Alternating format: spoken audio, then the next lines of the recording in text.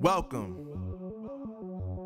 to the place where dreams come true, where everything you want can be yours, if and only if you're willing to work for them, you're willing to hurt for them, but most of all, you're willing to be first for them. Look, I'm going straight to the top. I don't know how I would stop, like it or not. I got some goals that I'm hitting. You hear what I'm spitting, it's hot. Look what I got, whole lot of passion and pain. The road to success is insane. Stay out my lane, cause I'm on a mission. I'm getting what stands in my way. Yeah, I'm a beast, I wouldn't play with me, baby. The way that I'm training is crazy and I do it daily. You wanna talk about drive? I got more drive than Mercedes. I've never been lazy. I'm in the room, it's a red alert. You wanna compete? Well, get better first. I got 10 toes in the dirt, push through the hurt just to show them my worth. I'm the best. Yeah, I'm the best. I never stress. I know what's next. I'm who they test, like we playing chess. But I'm unimpressed, so now let me flex. Yeah, I'ma work through the struggle and hurt, cause I know my worth, and I gotta be first. Yeah, I gotta be first. Look, I don't want anyone's sympathy. I understand what is meant for me.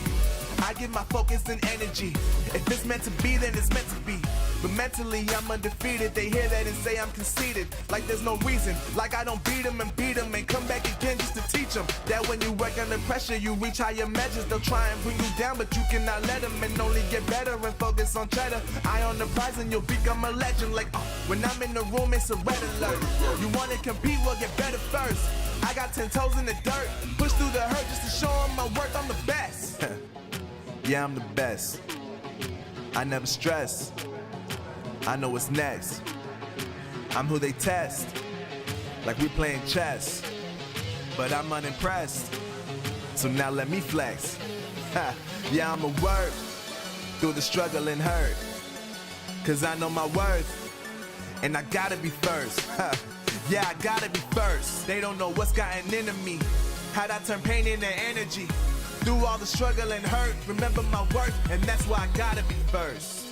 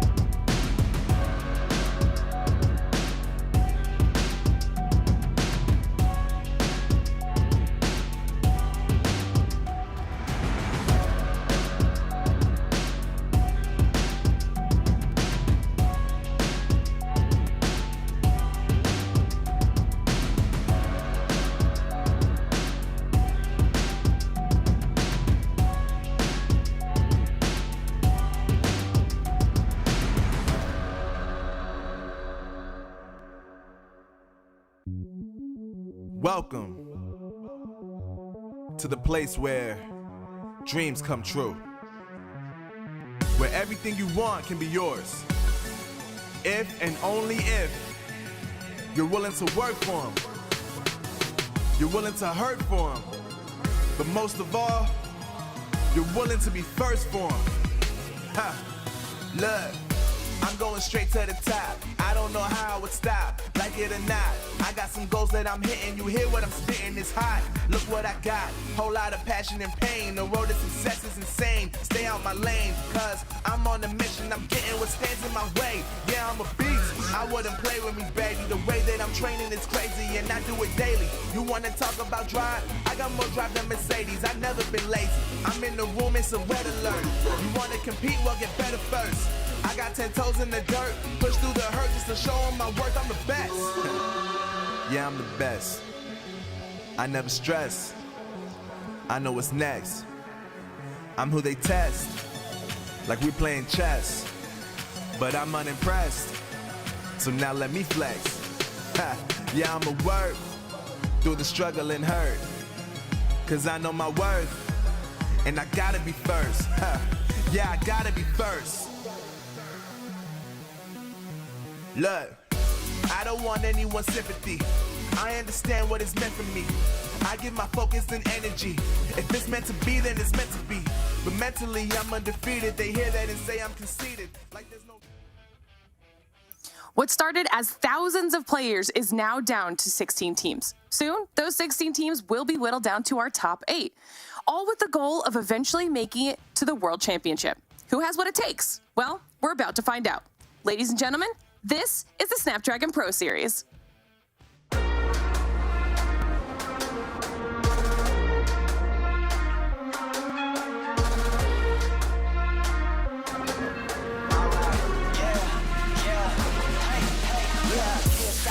Stop going till a player on top know it. Rooftop, penthouse suite. If you really want it, gotta own it. Fight through it, we was at the lowest. Blood, sweat, tears, the components. Riding all year, now's the moment. We are not friends, we are opponents. Yeah, I'm coming for mine. Yeah, I'm making a play, the game on the line. Yeah, I've been on the grind. Yeah, I jump in the spot, I made it my time. Yeah, look in the sky. Yeah, the stars align, no shade to shine. Can't stop it already. Emotional work and devotion. We put in this time. Look, you won't stop.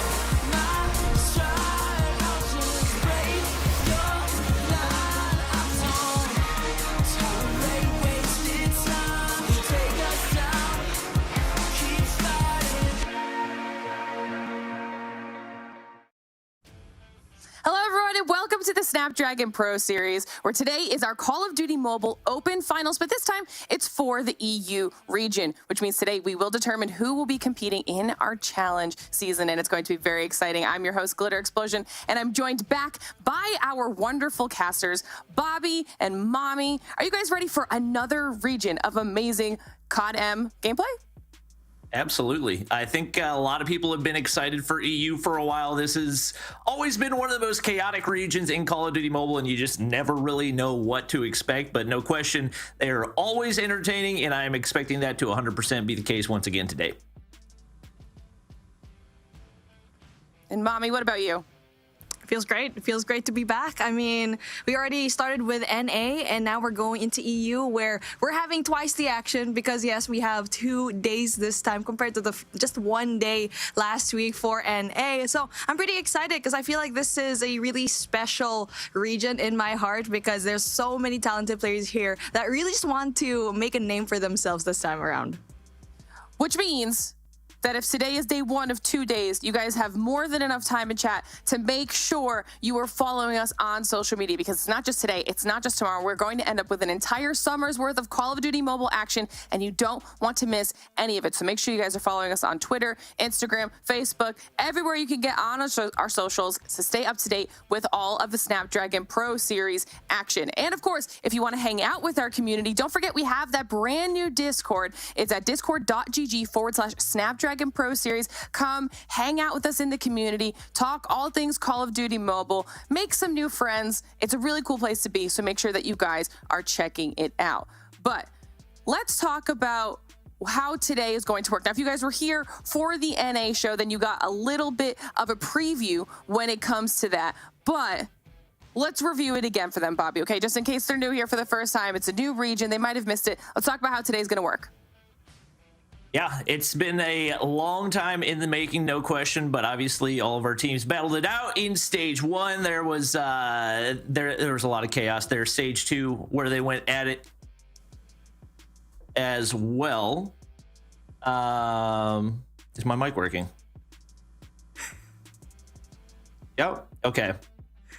All right. I was getting some other comments from other casters. Anyways, lot happening. I'm gonna pass it back to you, Blair. I'm a little yeah. Format bracket coming up. Stage 1. Chaos. Obviously, stage 3 is where we're at right now, and yeah, it's been 128 teams that whittled down all the way to 16. And those 16 are going to be battling it out today as we get ready to head into stage 4, which is where the prize money starts to get even bigger.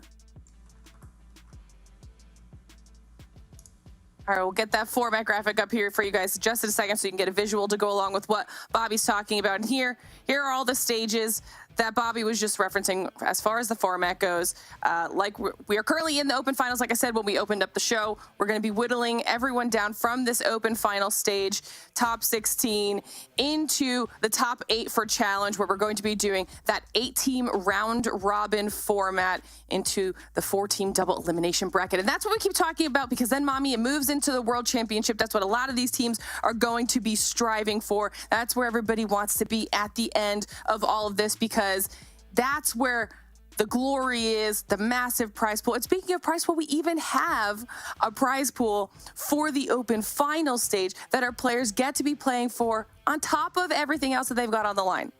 Yeah, I mean, it's the first time that we get to see a prize pool here in stage 3, so you're not going to be going home empty-handed. You can see over here, first all the way into 4th is $500, and even if you don't end up into that spot, you still have $150, but obviously you want to be into that top 4 spot. And honestly, for me, yes, the money's good, but also the experience that you have, because this is the most extensive stage 3 that we've ever had, with so much more matches compared to the past years here, Glitter. Yeah, and that's going to make a huge difference as they continue to progress through each stage of the competition, because it's only going to get more and more difficult in every single stage. But when we're looking at today, like I said, we've got our top 16.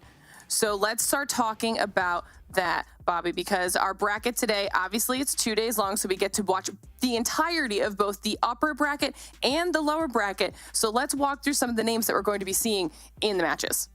Yeah, one of the beautiful things about EU is they've always had some of the most talent in COD Mobile. It's just been a question of whether or not that talent has found the right place where they really fit into a roster that's able to excel in the space that they're in. I think the one that has absolutely done that so far, and what a lot of people would consider the super team of EU, is Kings. No question, they are the favorites coming into this. But outside that, it is very much a toss-up for who the number 2 team is. There's a lot of talent. You look at 117, you look at Animus, you look at Exclusive, Zidium, 31, Panic, like even teams in the lower bracket like Team Mobility. Everybody is really putting up their talent and has a chance at making it into one of those top spots. So across the board, this is no question going to be one of the most entertaining regions. I am excited that we get to watch each individual match as well, so we'll be able to keep up on all of the action. And as this bracket progresses, chat, we'll make sure to be updating you on every single result. If you come in late to the stream and you miss something, don't worry. We'll be bringing the bracket up a lot so you can see how every single team is progressing and what those score lines were, because it's going to be a massively competitive day, and I'm excited for it. Let's see how the day is going to run, though. Schedule-wise, for day number 1 of the competition, we're going to be focusing on the upper bracket matches here today, Mommy. Ooh, upper brackets. This is a really spicy region, because like what Bobby already said, is everyone's looking at the top EU team right now, which is going to be the Kings. But again, there's still so much more potential in every single one of these teams. I'm looking at 117 right now because they weren't able to make it last year, unfortunately. And now it looks like they're making a really strong comeback, knowing very well that the last tournament that they played, they just came off second up against Kings. And I'm really excited to see how they're going to fare up against Animus. Going to be a really, really cool way to start off the day. And we'll be getting into those matches in just a little bit here while we let our players get set up. We have to remember that this is coming off the tail end of NA, and we had some really good gameplay there as well. Let's talk a little bit about what we saw in that region before and what we can expect out of EU, because I think we even have some highlights that we can run through here, Bobby. Yeah, it's obviously in North America, we had a lot of action to keep track of. You have a very top-heavy North American region where I think everything was fairly expected, and I don't think it's going to be that straightforward here in EU. Like I mentioned before, even some of these teams in the lower bracket have a very real chance of not only making it up into stage 4, but potentially being one of the top teams overall. You got Team Mobility, formerly Team Enigma. They have finished top 4 in EU before, and across the board, there's just been so many consistent roster and talent shuffles in Europe that coming into this, there's no way of knowing who to expect on top besides that King roster. And I think I think every single one of these teams outside of Kings has a lot to prove coming into this tournament. Mommy, what were some of the highlights from NA as we can continue watching these in the background here that had jumped out for you?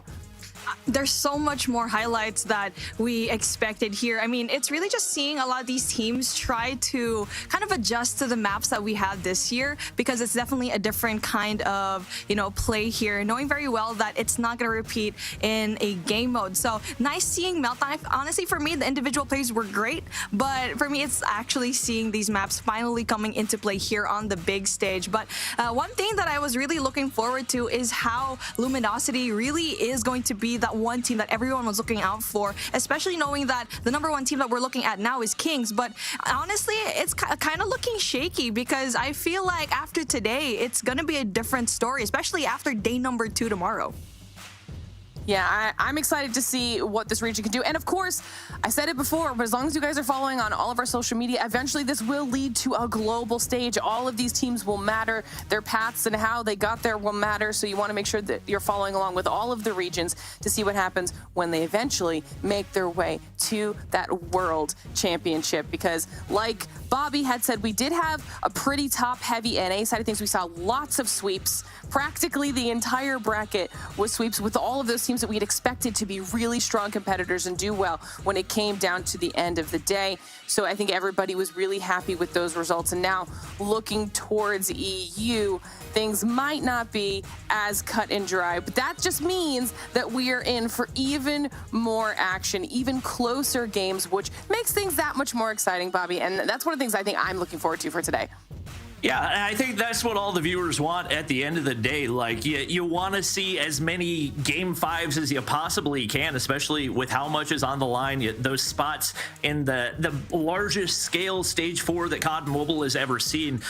Just that much more reason for the teams at the top to really want to prove themselves and kind of set the pace heading into that, because it's a much, much longer Stage 4 as compared to the 2 days that people have been used to from past years. So very much looking forward to the new format. I know the teams are as well. At the end of the day, they've all wanted more opportunity to get on screen and prove their worth, and they're going to have a chance to do that here in EU as well, with a lot more coverage for Stage 3 too.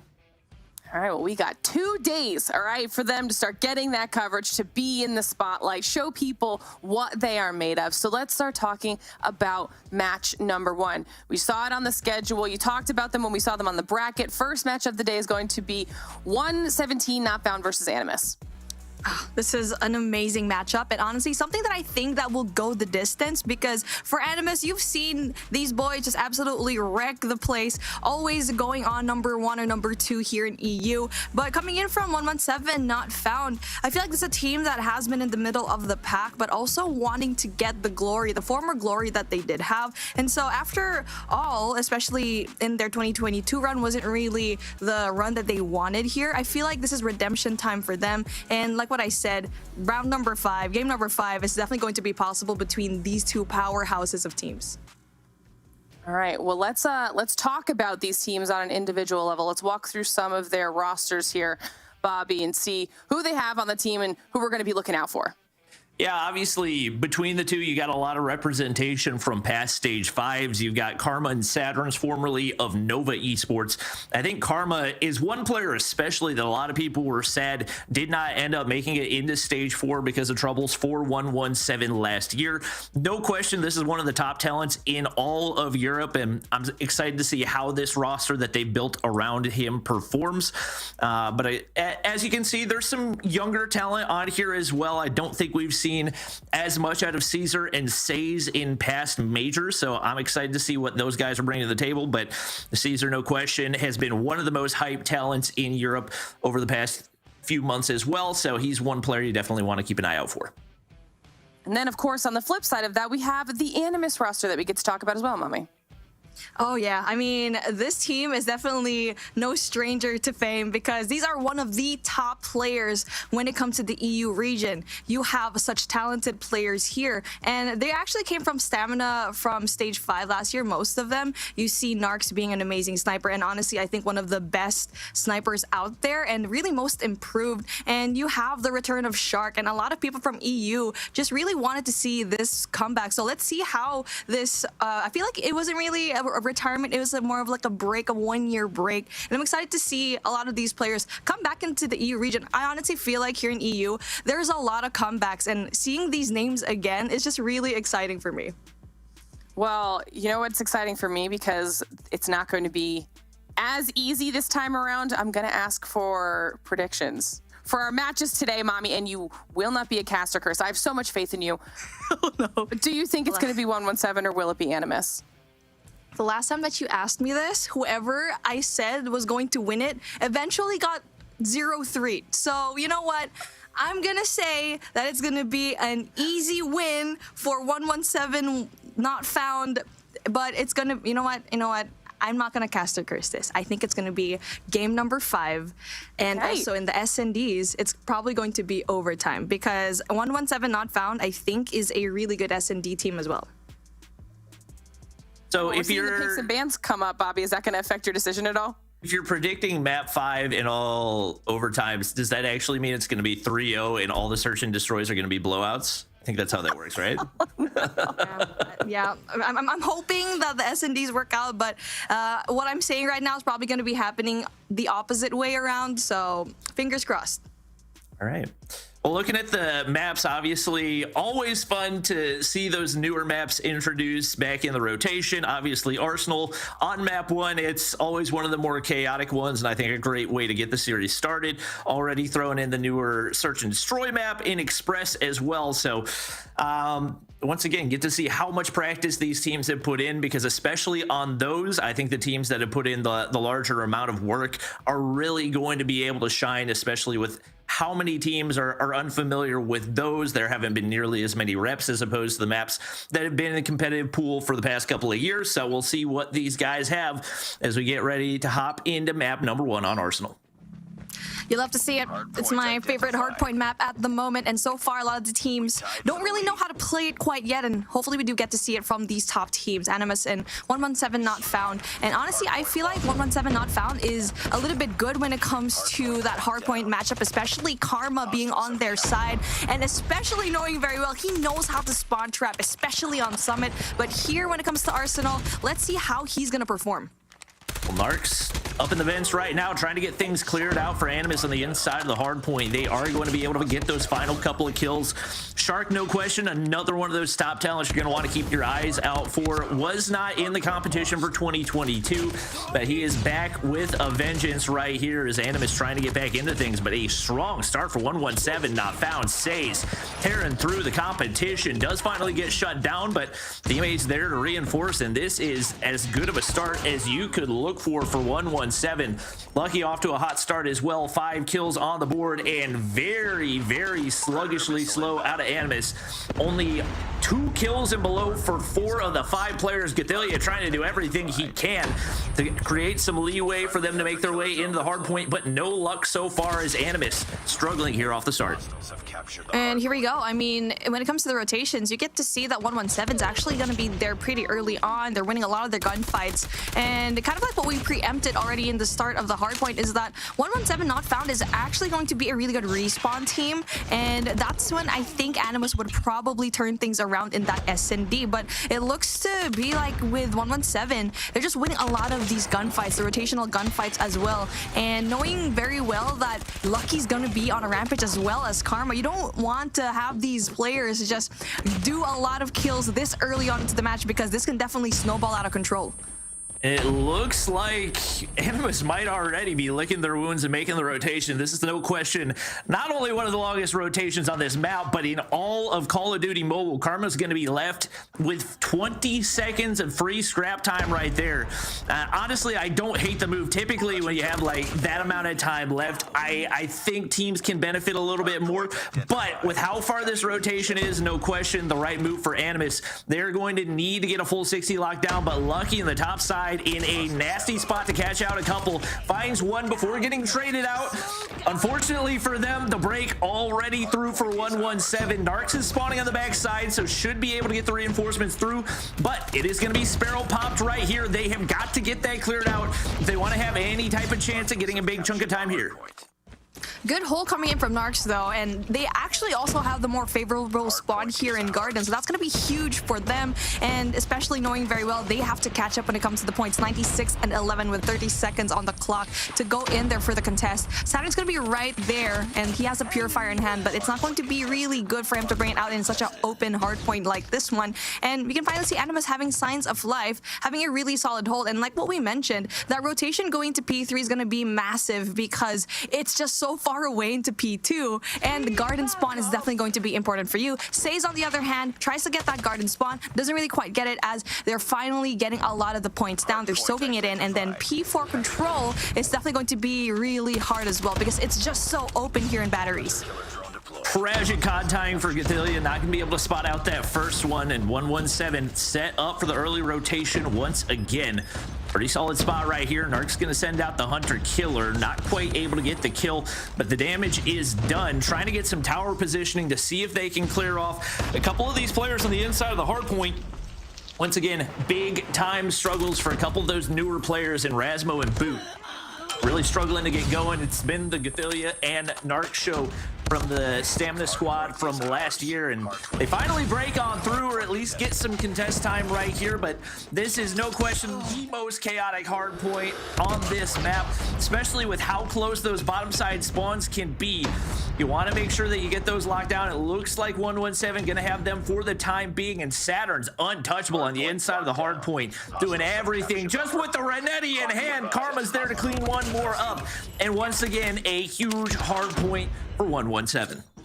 117 knows very well that Animus is going to be spawning off in both sides of the hardpoint, and they're just holding that anchored spot really, really well. So you can see over here, Saturn's going to be going in for that early rotation into P5 already, but you can see that most of the Animus gang is going to be right there. Rasmo going to be in a really good spot here in 2F here in Lounge, spots a lot more players, but decides to reposition himself, so that's going to be good. That's a huge claw for the defense, and as he loses that, he's going to be one of the only people that actually is there for that defense. Boot in a really bad situation, and as we see 1171 found finally going in there for the break, and even though Animus goes in there for that early rotation, they're not able to sustain the defense. Yeah, and they just get absolutely collapsed on from all sides possible. Spawn's not pushed out far enough, no map control, and it backfires on them quickly. Right now, if you're Animus, you're trying to close this gap, you need to get maximum value out of every single one of your operators. Narcs has a chance to do so, but he is the only player with an operator ready to go, and probably not going to be looking to invest it right here as the rest of this hard point time gone. Rotation starting to come through is not even enough time to get scrap time right there for Animus. Once again, just struggling. They've got that top window map control, but if you can't get anybody into the hard point, it's not going to do you a whole lot of good. Players coming through that air duct, but they are completely wiped. Every single gunfight loss, and once again, 117 locking in the hard point time here on P1. Well, it just really looks like that 117 is a little bit more prepared when it comes to Arsenal, and like what you mentioned, top blue is going to be an important anchor point for you, but you have to be inside of the hard point looking into batteries, because that's where everyone's spawning off to. And speaking of everyone spawning off to, a great smoke coming in from 117 not found, just blocking the sidelines, and that actually stops Boot in his tracks, and also going to be a really good time to soak in a lot of these points down. And this is just absolutely amazing performance coming in from 117 not found. 209 and 60 is going to be your scoreline with 12 seconds, the scrap points going into their favor. And you can see that Animus is actually going to be there for the rotation here in P2. They're going to be in a really good position, but Lucky's going to be there to stop that rotation, gets that spawn control as well. And I mean, that's still good for Animus to win that gunfight, to take down Lucky, actually. And the teamwork just across the board looking so much better for 117. Animus, who I think a lot of people consider top two, at least top three in Europe coming into this, has just looked completely lost. They hit the early rotation right here. But once again, Shark trying to hold things down from a lower angle is not going to be a sustainable strategy for you to lock in a full 60. It looks like they're going to get Narcs pushing out spawns on the top side. And finally, some chunks of hardpoint time locked in, but they need 2, maybe 3 straight full 60s if they want to have any type of a shot in this one. Saturn's nice pre-fire, but COD timing does not go his way. Shark gets the better end of that one, but the top side rotations coming through. Looks like not going to be enough to take down Animus, and 117 this time going to be the team that opts to rotate early. It looks like one player already pushed out in Shark for Animus, and right now he's got a chance to play spoiler if he can find some of these big kills. Oh, that's going to be huge. I already kind of expected that 117 would actually just give away the hill and go in for the early rotation. And now Gothilla tries to win the gunfight, but unfortunately for Saze, actually goes down. Shark in there, also pretty much stacked when it comes to those score streaks, and operators as well. Gets a 1 kill, and that's going to be essential for the rest of his team to go in there for the defense. And it's going to be super close right now because it's going to be a heavily contested spot. Lucky, though, brings out the claw. That's going to be huge for the defense, like what we mentioned. And they just want to end it in this hill. They're going to bring out every single one of their operators down here. Animus have the bottom side spawns, but they've got to get pushed up. The gunfights are just stronger on every front for 117. Nice little pre-fire out of Saturn's to cut off that doorway entry point. And it looks like this may be the end of the line for Hardpoint. 121 to 250. I was expecting a good map, and to be honest, we didn't really get it there, as 117 absolutely run away with it. So this is the hardpoint map that Animus was supposed to have a little bit more of an advantage of, because you do not want to see 117 not found on Summit. And unfortunately for game number 4, we're having that, because we've seen plays already where Karma was actually spawn trapping, especially in that P3 area. And it just looks like they're just more solid when it comes to the hardpoints, the rotations. They know where to position themselves, especially those anchoring points. And it's such a really good time for them to get that momentum up, especially knowing very well that they're also using their score streaks and operators so well. And now for Animus, kind of surprising that it was going to be this scoreline. I thought it was going to be closer than expected, but here we go. I mean, Animus needs to step it up when it comes to that search and destroy, knowing very well, again, it's going to be a map that is new here in this rotation. And once again, this is a newer map than typically is going to highlight the team that's put in more reps, no question. 117 looked like the better practice team on just about every single hard point. There maybe 2 hard points where Animus looked solid at best and got probably 40-45 seconds out of it, but across the board the gunfights looked cleaner. It seemed like the communication was better and the team pushes were stronger for 117, and that was as convincing a map 1 as I expect we are going to see here on the first night of EU action here in stage 3.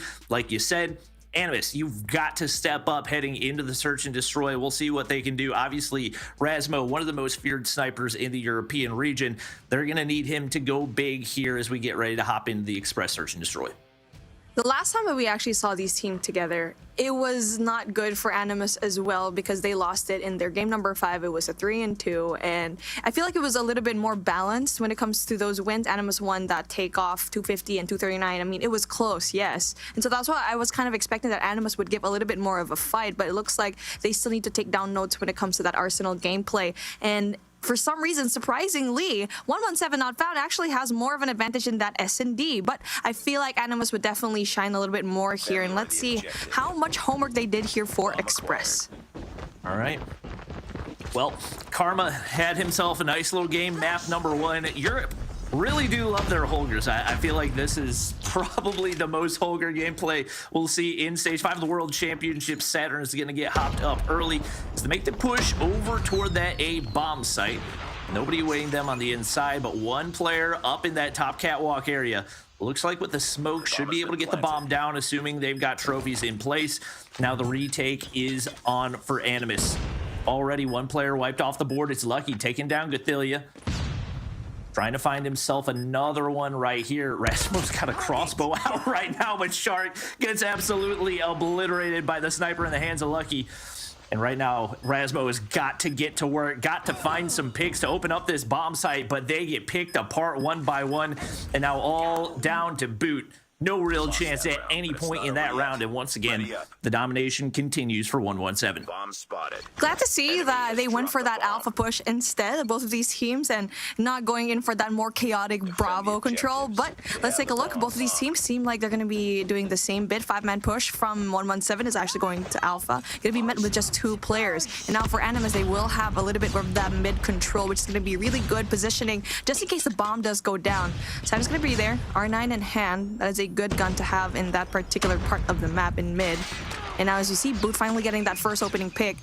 Beautiful play of the smoke here coming in from 117. It's going to be Narcs, make it Shark as well, picking up a couple right there. Bomb actually doesn't go down, and this is what Animus need to do. Find ways to adapt. Pretty predictable approach right there out of 117. The same smoke plant positioning, and right now, only one player left in Saturn to try to clutch up in the 1v4. It would be in total a 1v5, and right now he's getting collapsed on from every direction possible. Gathilia gonna be there to lock things down, and Animus bounce back in a much needed round 2. I think especially with the way the momentum was feeling coming off of that map 1 and the convincing round 1, definitely a much needed round. They bounce back and probably give themselves a little bit of a breath of fresh air. Great adjustment coming in from Animus, knowing very well that they wanted to go in for more of a mid-pressure. Saturn gets that first pick, KRM in hand, while we don't really get to see it that often. And now Stays gets that kill as well, so it's going to be a 5v3 situation. But fast as that is going to be one more kill. Caesar's going to be a huge player right now. I'm really excited to see how he's going to bring it to the table. But obviously, it's still very doable for Animus to try and clutch this up if they win it right. As you can see on the map, player number 1, that's going to be Narcs, and going to be in a really good position right now to possibly spot one player. That's going to be Saturn's, but they're going to take things slow. And a pretty interesting push coming in from 117. They want to go into alpha, getting that information down. And I feel like it's okay because there's only one more player using the numbers to their advantage. But Narcs gets that beautiful pick, brings it down to a 2v2. And now it's looking like that play coming in from 117 is not going to be that good because B was basically free. And that's the best kill you can possibly find, because not only does he even it up to a 2v2, but the bomb goes down. You get the information that Lucky picks it up right there, and now both Animus players know exactly where he is. You got Narcs on the outside, you got Gathilia on the inside trying to make the rotation through, and with the bomb going down, it looks like Narcs is just trying to play distraction, does it to perfection. That's going to allow Gathilia to pick up the 2-piece, and that right there was a big brain play. That was so good. And my goodness, you don't really get to see that kind of play often. And that is just trusting your teammate. And Narcs made so much noise there in mid. And everyone else from 117 was looking in that direction. And what beautiful confidence and also discipline coming in from Gathilia to not even throw any shots there. Beautiful trigger discipline. And now we get to see smokes go down here in Bravo. Going to be a fake here, as we get to see 117 trying to go in for that alpha plant again. And 2 in a row, it's not working out for you. And now you have to figure out, why do they keep going here in alpha, knowing very well that they're kind of struggling here in this bomb site? Yeah, you only got one player in the top of that mid building trying to gather information. Rasmo's still yet to get going for Animus, but in spite of that, they've been able to find themselves a lead. And Obviously, with the way the last couple rounds have gone, you expect to see a little bit more passive approach from 117, but you have Saturn's picking up that first blood onto Rasmo, and just like that, you feel a little more comfortable with your positioning around this A site. You still got to clear out Boot, and it doesn't seem like that nade's going to be in the right spot to find a pick or any type of information. You hear the shots whiz by, but the bomb goes down nonetheless. Boot's going to be there to try to find a pick on the push in. He's going to be able to get some damage. Not sure why Saturn's opted to keep running. Pretty easy kill, but Lucky fires back. Gothillia gonna drop right there now into the 3v2. Deagle shots for Lucky. Oh, it's not pretty, but he gets the kill, and now all down to Boot. 1v3, 22 seconds to work with, but he needs a defuse as well. Spots out one right here, but the reinforcements should be through, and that's gonna be enough for 117 to close up the round. Not over yet. Nice double peek, and they were almost singled out one by one, but that's a great adjustment coming in from 117. So now you're thinking about it, okay, A's not working for us. So there's something happening with Animus. They're kind of struggling now when it comes to that defense. Now we're going to be seeing a split right now, a 3 and 2, as Sirens gets that first opening pick. That's going to be huge for them. Create space for the rest of the team to possibly go in there for another A push, as they made a lot of noise here in Bravo. Yep.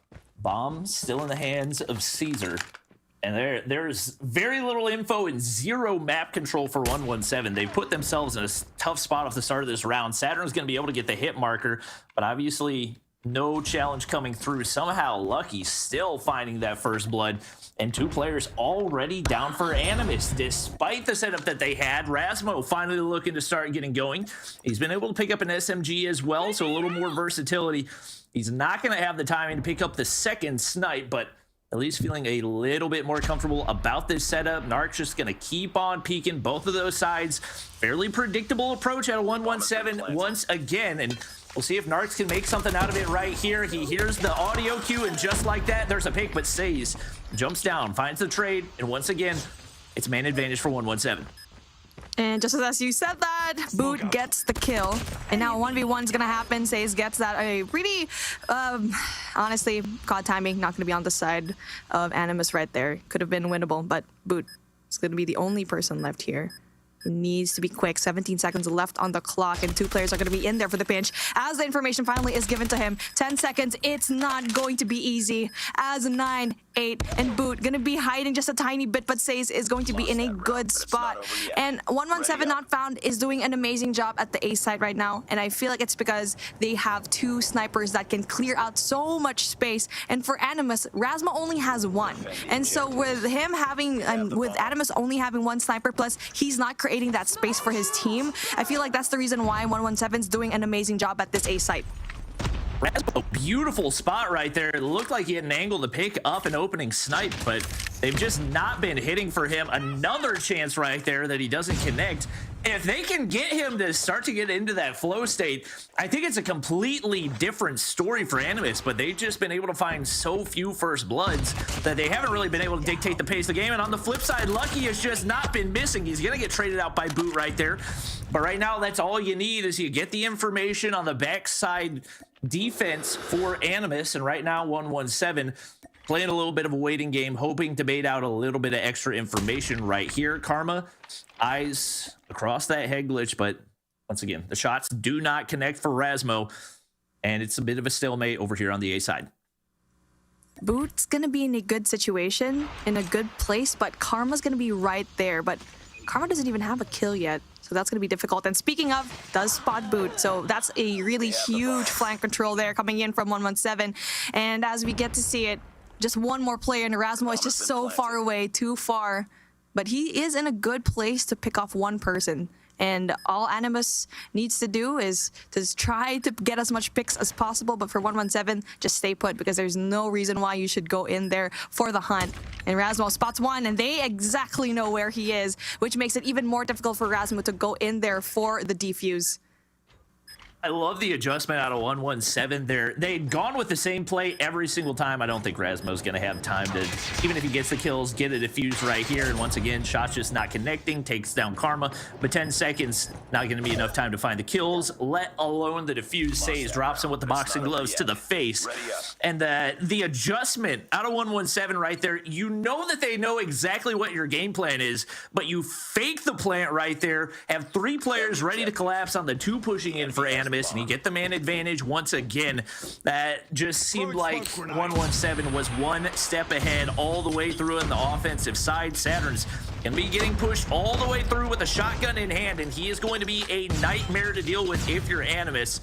Looks like he's in a spot to take down Gathilia. The bomb is down, and you've still got to find a way to clear him out, which is not going to be an easy task. 2 players coming in from the bottom side of the map, coming in from departures. But that's going to be player number 4. That's Rasmo. That's going to be a huge kill for him. And this is where you get to see Animus just take up so much space, and that's going to be huge for them. They're finally going to be evening things down. Narcs able to plant down the bomb. And this is where we finally get to see Animus have signs of life. They're just going to be holding things down for their team. And for 117, they're going to be having a difficult time as they don't have any util to play with. Lucky's got a nice flank spot right here, but getting pushed by 2 players. If you're Animus, you don't have any reason to take this gunfight. 2 players drop, and now it's all down to Shark. They get picked apart one by one, and just so many unnecessary chows right there. You gotta back up and play the information that you have. Challing a sniper on a head glitch for no reason. They just look lost right now. That should have been an incredibly winnable round, and 117 just made it look like light work right there. And you're only getting big contributions out of 3 of your players. Caesar and Karma have had almost no impact so far, but they just have not found a way to make it happen. Shark gonna find the big opener onto Karma, the aggressive push over onto A, and finally a couple players down for 117 off the start. An opportunity for Animus to capitalize here. That's going to be huge coming in from them. I mean, I feel like that round was so winnable for Animus. And now it seems like they're just having a difficult time going in there. 117 now is going to be the other side. They're having a difficult time here now.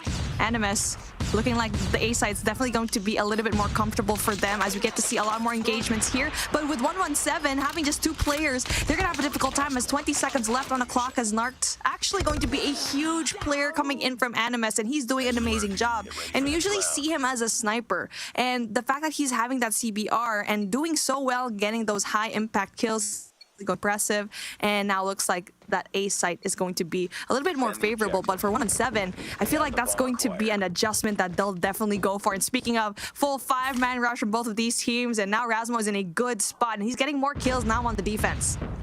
He's waiting for somebody to make a wrap through those mid tracks, but not going to happen right now. And 117, even with them losing that round, their nades across the board have looked so much more impactful. So many of those big kills. It is going to be that one opener, I believe, Rasmo taking down Lucky, and getting him going is going to be a big portion of the recipe if Animus is going to have a chance here. But Boot gets dropped by the Deagle in the hands of Saturn, and once again, it is going to be 117 in the driver's seat right here, is all the way back in spawn with no real map control. Seems like there's a chance 117, or rather Animus, may get forced over toward that B side. Bomb still on the inside of Train, and even maybe a little stuck as long as Saze is here getting this information. Not going to be able to connect on the first shot, but that info is going to be crucial. I mean, a lot of missed shots right now. I don't know if these guys are in their heads or what, but these are not shots that we're accustomed to seeing these players miss. Saze though having that 10. Majority of it coming in from the attacking side, and now on the defense, looking like he's just having a little bit of a difficult time. Gothilla gets spotted, only gets tagged though. Saturn gives that information that it's going to be a B plant rather. And now for Saze, he was in a really good position to try and rotate early enough into B, but he does just stay put.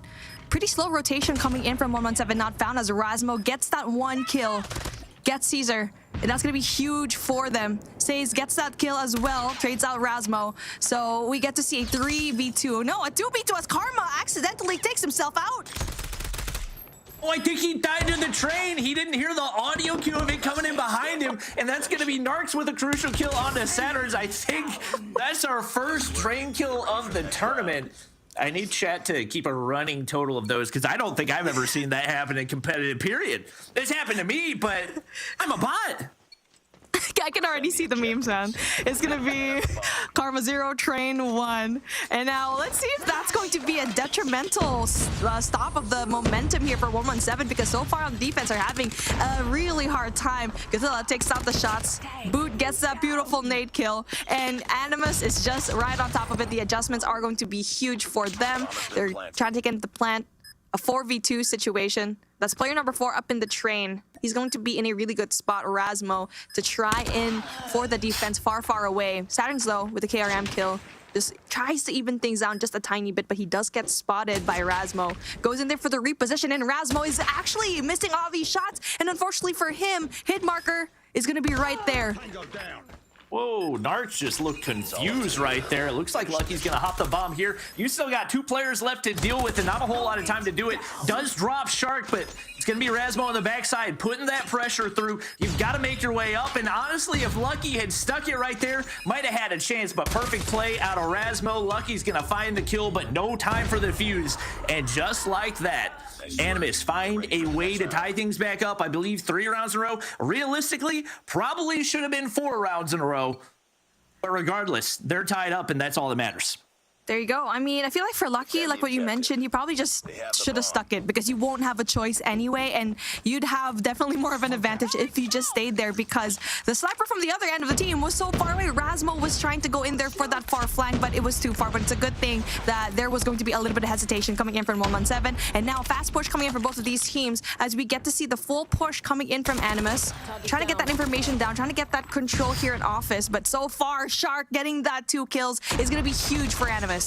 I mean, Shark has just been an absolute menace on the inside of the train on the offensive side. 117 has not had a single counter for him. They're finally able to drop him right there, but now all down to Lucky.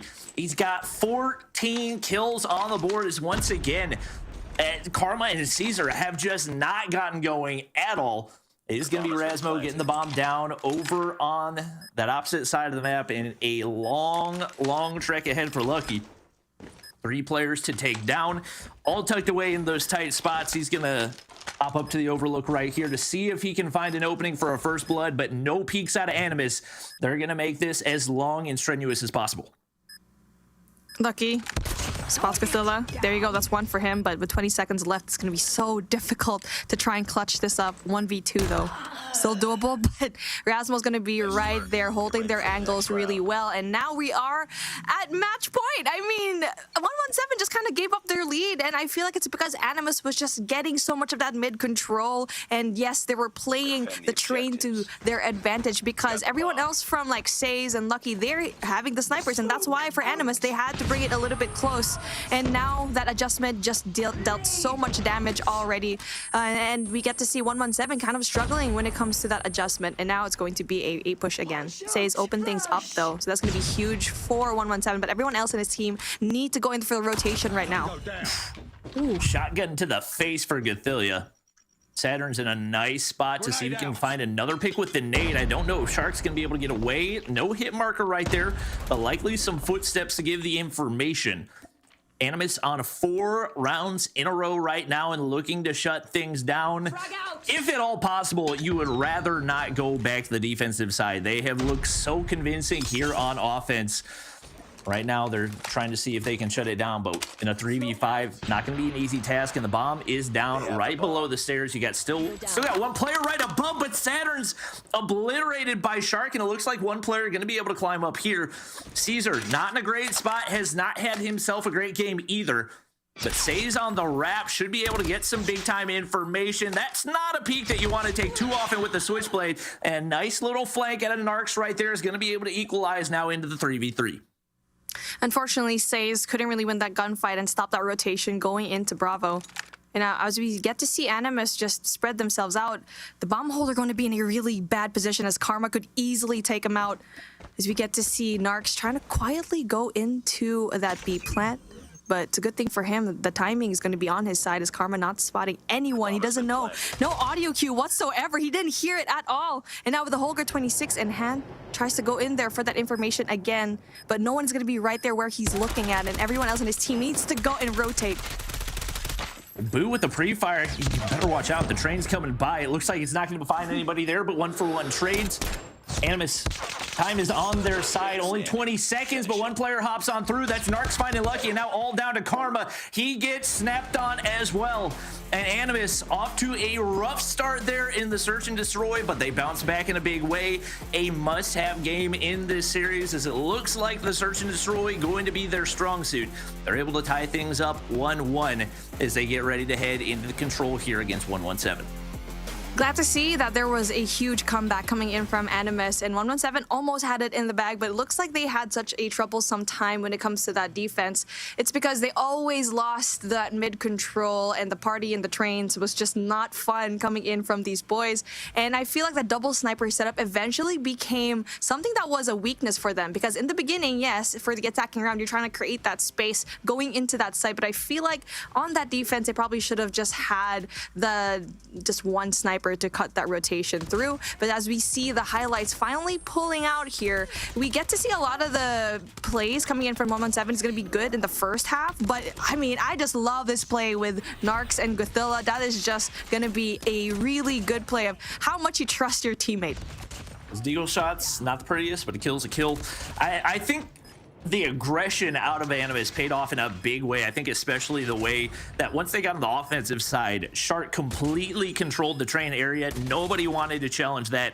And you take the snipers out of the equation and force them to kind of play in the close range. Absolutely crucial offensive plays out of Animus, and I think the best thing that they did is they managed to find a way to not go back on the defensive side. I think both teams were fairly predictable in the routes they were going to go, the plays they were going to make, and a couple smart plays out of 117, but definitely a dominant search and destroy. And realistically, that could have been a more dominant win. There are a couple rounds that I would say Animus kind of threw away right there, so if they can sharpen up their search and destroy on that express map, would definitely be a nice thing to have in their back pocket. But getting ready to hop back into the action, it is going to be control. Definitely looking like it will be the swing mode between these two teams. And with the way the respawns looked, I think you got to be leaning the direction of 117 heading into this one.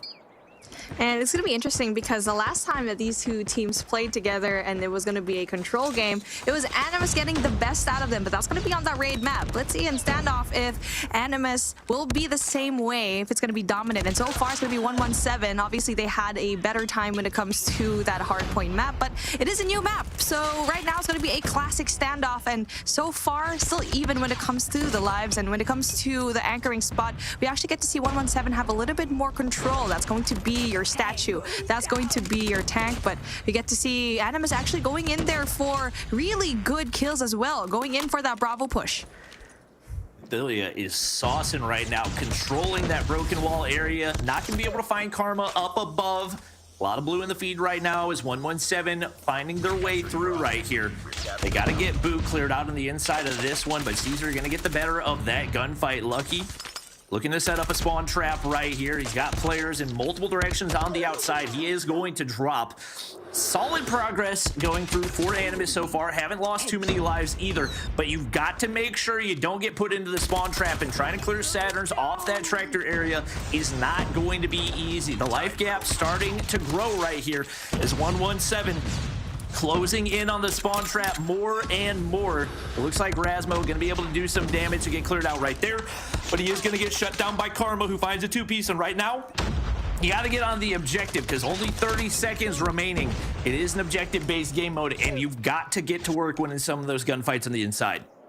They're just pushed up so far, and it's going to be that control in back alley coming in from 117. They just keep pushing, and they really wanted that spawn trap, and so far it's actually working out for them. 13 seconds left, and so far it's just one tick of progress each here for each flag.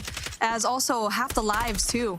And as we get to see Karma trying to win this gunfight, it's not going to be enough. Rasmo gets that kill and the bleeding stops just for a second. And speaking of a second, it's not going to be enough as we do get to see Animus fall down here in the attacking round. And that's kind of something that you kind of expect here when it comes to standoff and control. But let's see how 117 is gonna play when it comes to the attacking round. I feel like it's going to be a heavy push coming into back alley.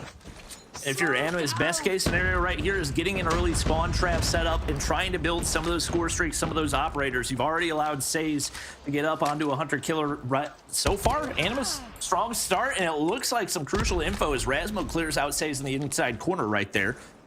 One player on the inside of Delhi, not going to opt to peek quite yet, but Animus is getting set up into position. If you get Rasmo up on top of this tractor, if he can hit some snipes, could see those lives dwindle quickly. They're already up 3 right here.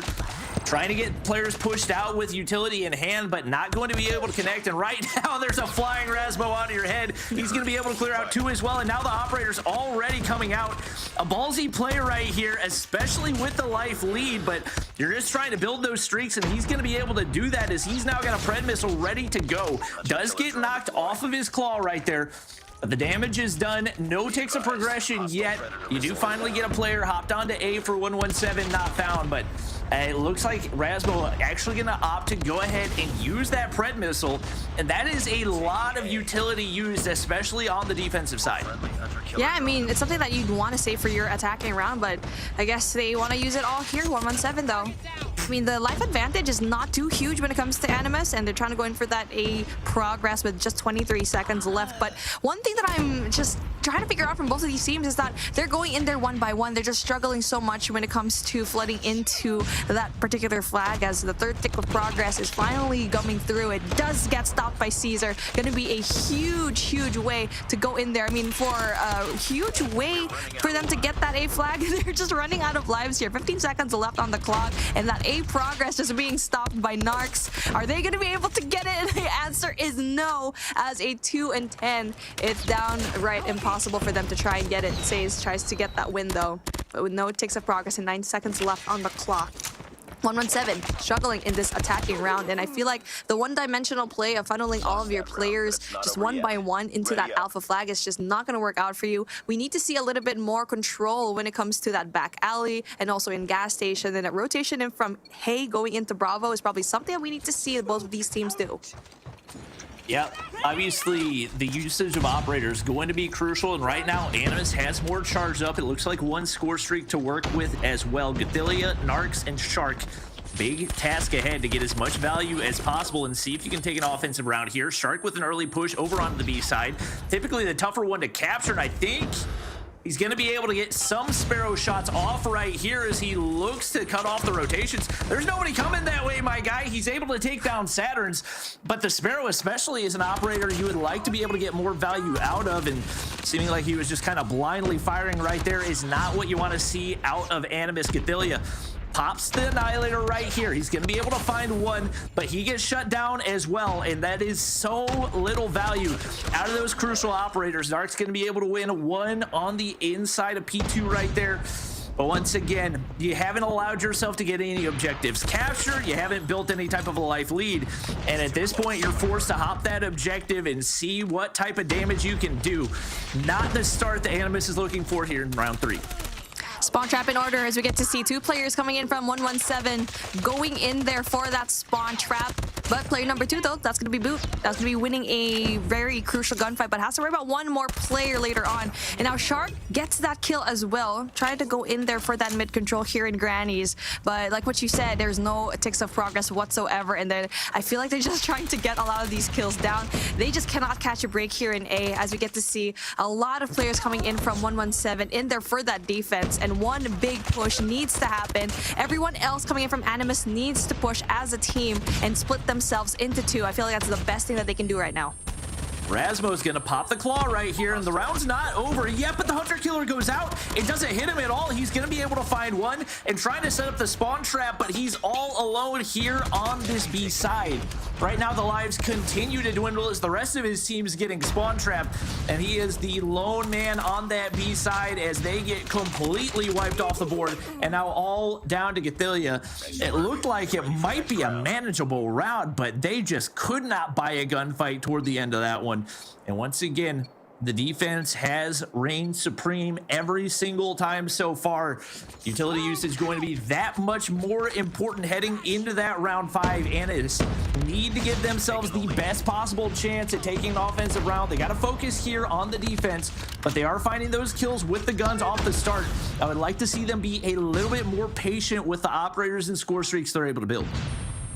And there you go. We get to see everyone else from 117 actually just wait for their team to go and rotate. We get to see a big gunfight being won here, coming in from Saturn's, but unfortunately he does get traded out. And so far, Animus going in there for that early spawn trap is definitely going to be huge for them, as that life lead is slowly just going up and up.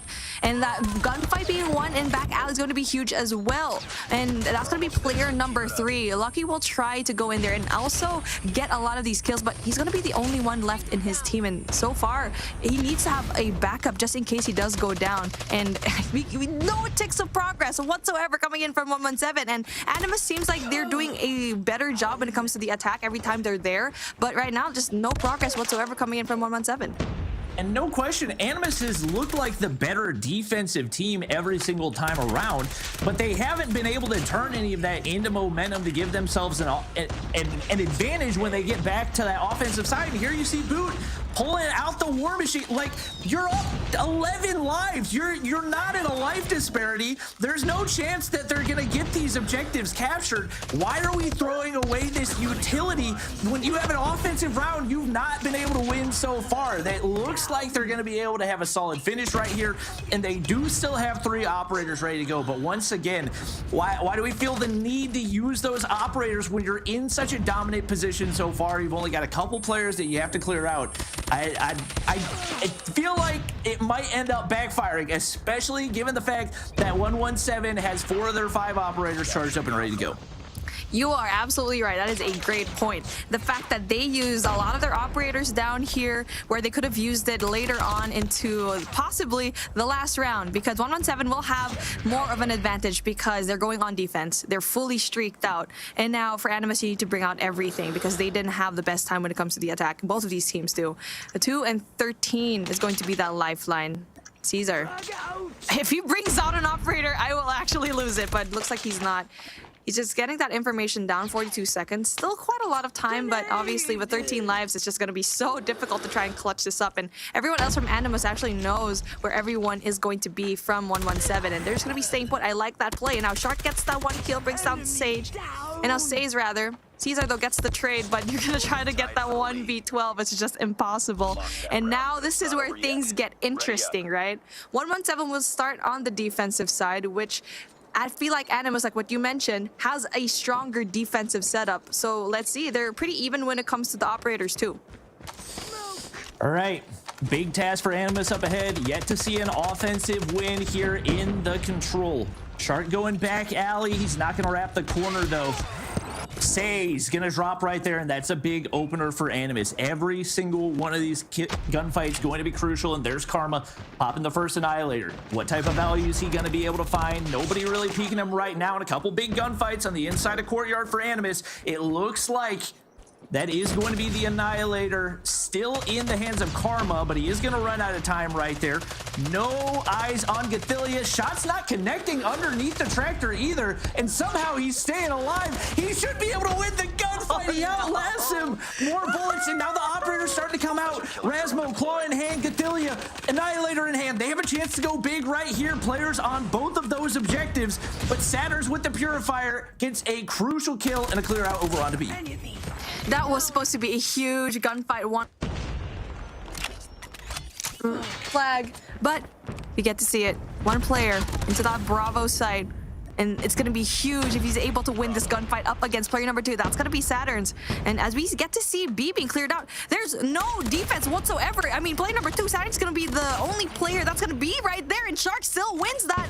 Able to get the second tick of progress almost. But Caesar actually brings out a really beautiful Sparrow kill. Stops the push and also cleans up that second tick of progress. Well, right now, that is the only operator in play. Narc's the last remaining one for Animus. See if he can make anything of it. Shark's going to win a big gunfight right there, and they're at the very least keeping the lives even, but you have got to get one of these objectives captured. You got to get that extra minute on the clock, and with a Sparrow right here, I don't know why that's the place you're opting to push. A big gunfight win once again, but they're down in lives and continue to be so as Caesar wins a crucial one, and now with a 6-life lead and no objectives captured for Animus, they get absolutely picked apart. Boot, Narcs, it's now or never. If you're going to use those operators, what are you waiting on? Boot gets obliterated without a chance to use it, as does Narcs. Why? What are you saving it for? This is the last round. Pull it out. Give your team a chance. It's going to be 117, taking yet another respawn here on map 3. It just looks like when it comes to Animus, it's questionable their usage of their operators. They don't bring it out when they need to, and they bring it out when they still have a fighting chance in the next round. It looks like, again, back to the drawing board when it comes to raid right now. I mean, raid control, because there were so many moments that Animus could have actually won that offensive side, but unfortunately for them, it's just the operator usage. The score streaks were just not there. And 117, I mean, it wasn't a perfect game either for them, but still, the fact that they ended things on the defensive side, that was the only reason for me. That's why they won. I mean, I think there's a lot of work to do for both teams. There didn't really seem to be any type of definitive offensive strategy. It was just hope that you can win more of the opening gunfights, and if you don't, then it's chalk, move on to the next round. 0 offensive round wins. And fortunately for 117, they were the team that ended on the defensive side. But if that's not the case the next time around, I think you need to put in that work on the control side of things to try to figure out a way to give yourself an advantage on the offensive side. Definitely. And now we're moving into, again, 117 territory, because we're obviously getting a game number 4, and that's going to be Summit Hardpoint. And we absolutely know that 117 is so good in this map. It's pretty good in this mode. And for Animus, we've seen them come back. But when it comes to that slow pace S&D, and yes, they picked it up when it comes to the aggressive side, they need to bring out all the stops. They need to be 2 steps ahead when it comes to that rotation, especially in P2 into P3. And that's when we'll know if they'll be able to get this Summit Hardpoint, because this is not going to be easy, especially you're dealing with Karma here that can spawn trap you. Yeah, right now, if you're Animus, at least it's a little bit more of a familiar hardpoint map. Obviously, still going to be very much rotation-oriented, with P3 being that crucial money hill where you want to be able to get the majority of the time. It is a lot of that opening gunfight portion going the way of 117, but Cathilia fires back.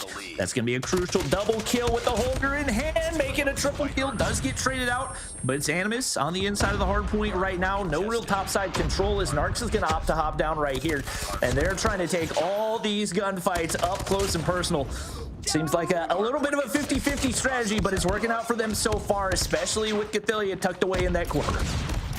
That's going to be huge. Gunfights being won by Animus, still applying that pressure, but obviously you need to get that top control, because you will have sights down for the people trying to enter in for that special forces base, and also get sights in here in P1 as well. Cathilia wins that beautiful gunfight, gets 5 in a row. I mean, more 4 actually, but I was gonna preempt it with Lucky, but it's a good thing that Lucky was lucky with his life.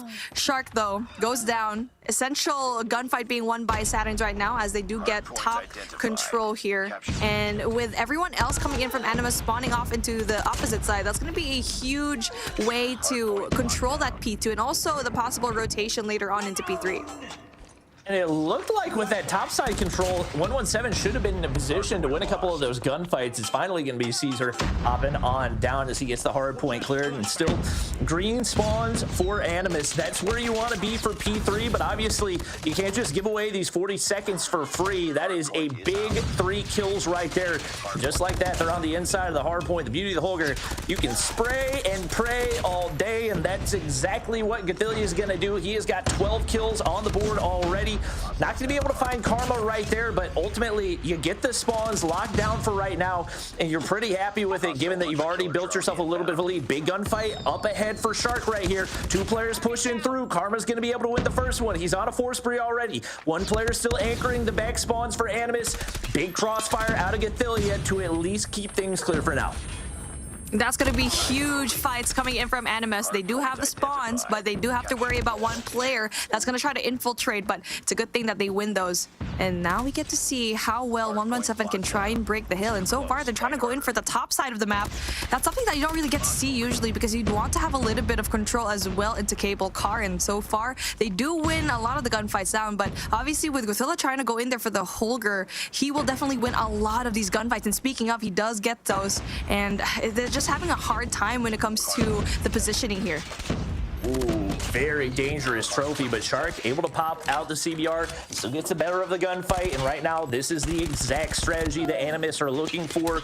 Like we talked about before, P3 spawns are the most important on this entire map, and if I had to guess, 117 probably going to opt to rotate early right here.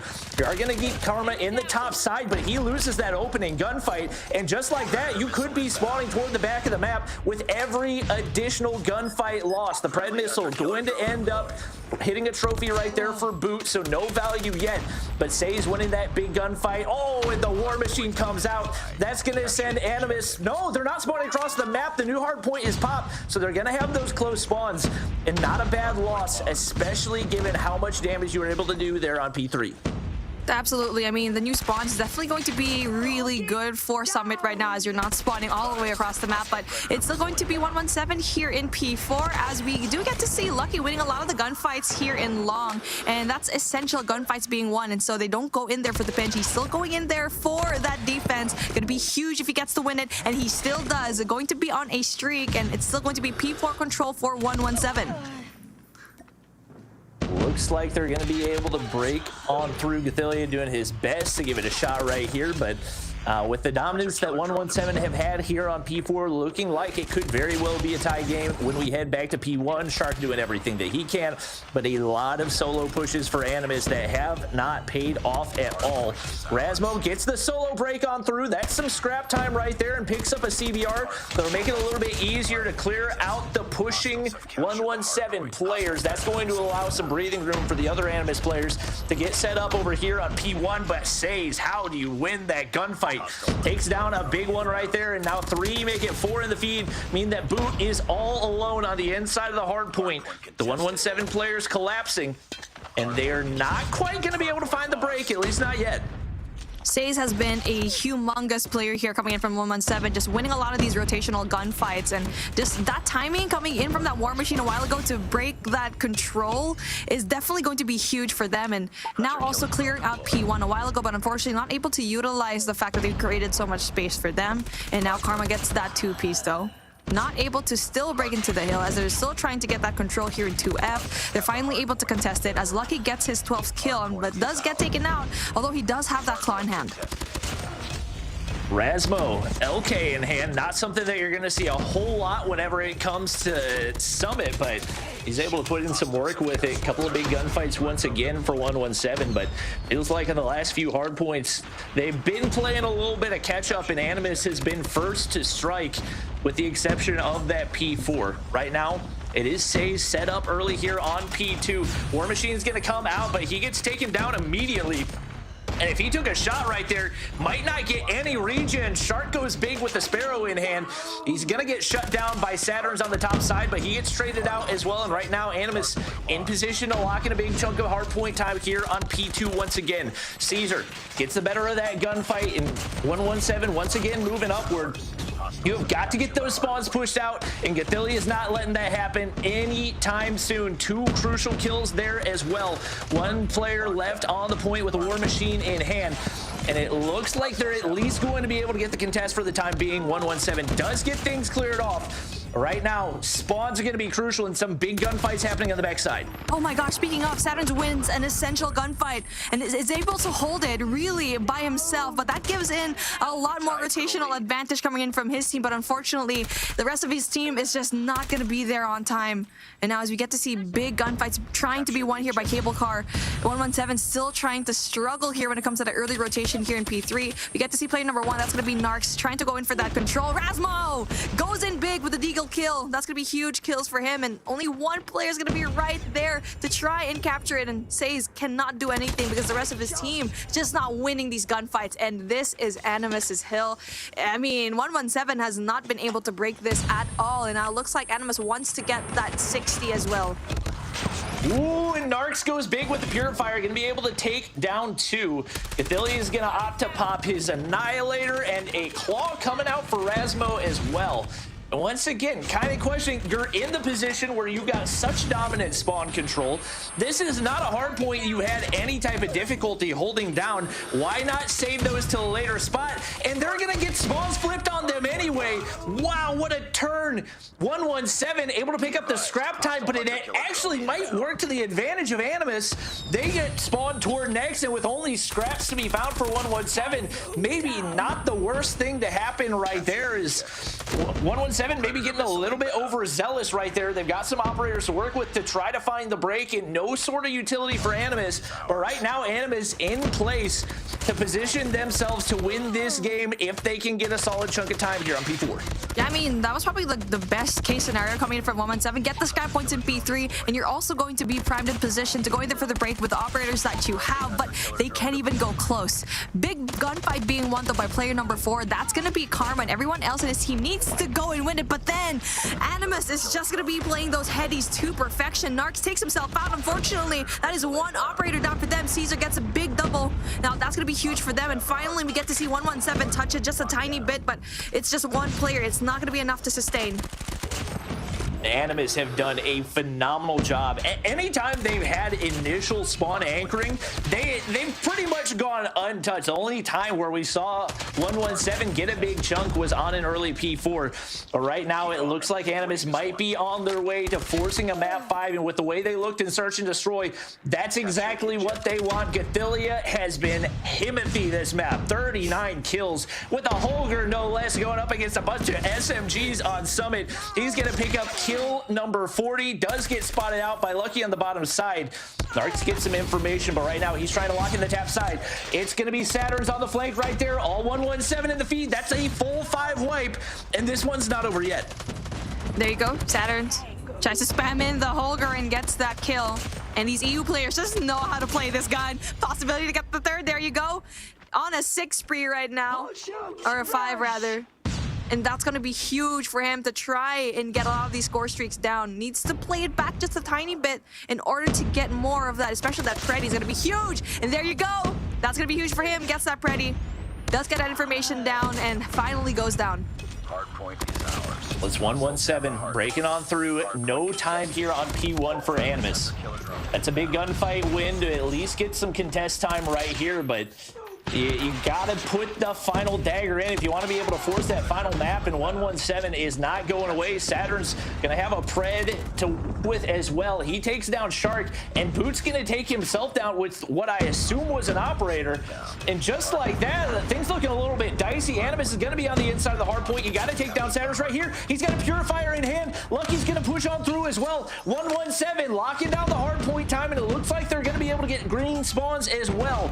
If you're Animus, you have got to find some contest time, and things are falling apart quickly. Sparrow goes big, but he's gonna take himself out as well. The Claw's gonna pop. Lucky's gonna drop as well, and Animus only need 8 more seconds. They're hopping on in, but it's pure chaos here on P2. They have got to get one final clear, and that might be what they needed to shut this down and force them at 5. One more kill goes through, and Animus avoid disaster to take map 4. There you go. I mean, we already said that when it comes to these two teams, it's down to the wire. It's close. And for Animus, the only reason, honestly for me, the reason that they won is because they always go in early when it comes to that control in P3. They locked it down. They had 120 seconds in that hill. It's actually like 110 because they gave 10 seconds away to 117. But still, that is such a great matchup here in Summit. And when we hyped up, especially for me, I thought 117 was going to be having this down the bag, but it seems like they're having such a difficult time when it comes to those rotations where we were kind of expecting them to be at. So I feel like they just didn't expect that Godzilla's going to be right there shredding with a Hulker in such great angles for them.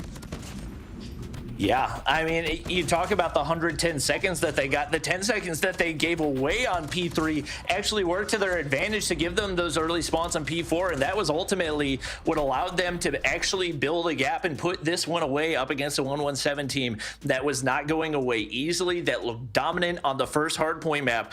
And Animus bouncing back in a big way. You got to think that's a momentum builder. And you even look back to the control, like on the defensive side, they never looked bad. Really, since that P1, they've looked pretty strong across all of the maps so far.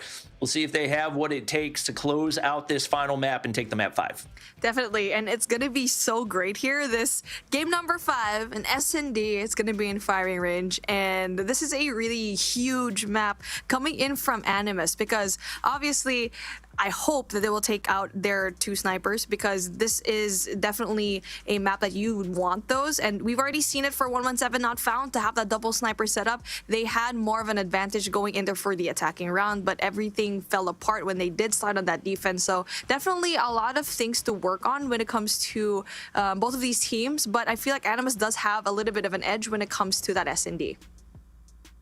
Yeah, their adjustments were really solid. On the offensive side, they look, for the most part, untouchable. And obviously, this is a map that they're going to be a lot more comfortable in. That could also potentially give a little bit more edge over toward 117.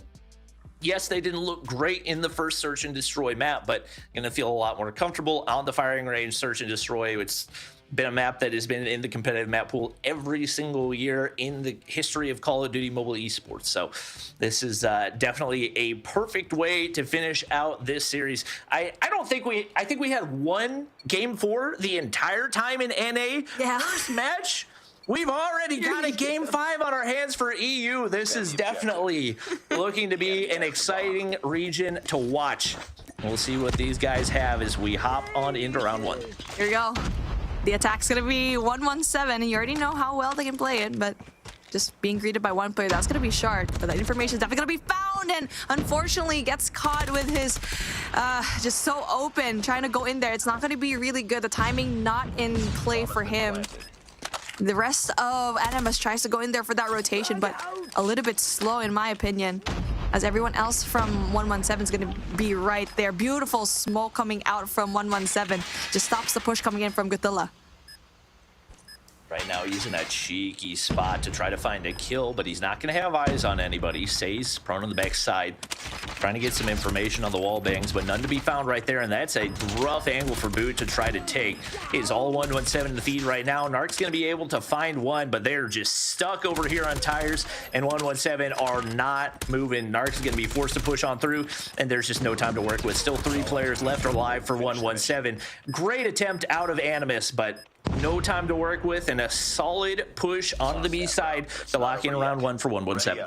It's just so difficult because Animus was trying to push down into tunnel where everyone else from 117 is actually going to be on jungle side. And I feel like if Animus brought at least one person into jungle going in there for that flank, maybe it could have been a different situation. But well played coming in from 117, doing an amazing job when it comes to the attack. As we get to see Caesar gonna be able to get that huge kill. Saturns as well gets a pick. And now one sniper down coming in from Animus.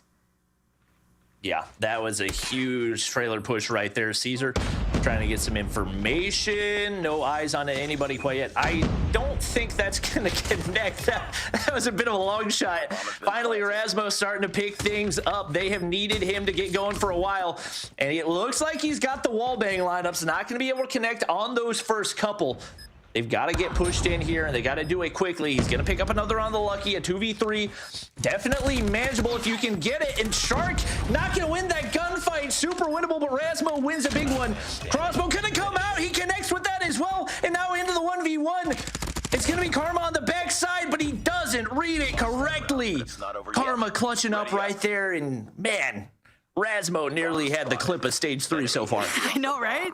That was just a fast situation coming in from this guy. I mean, he needed to step it up in that first S&D round, but now he definitely stepped it up. Razmo having that 4 to his name, but Karma's just so good at stopping that flank, and he was able to win an essential gunfight now. And let's see, another break coming in from Bravo, but it's going to be a heavier setup coming in from 117. I mean, from Animus, rather.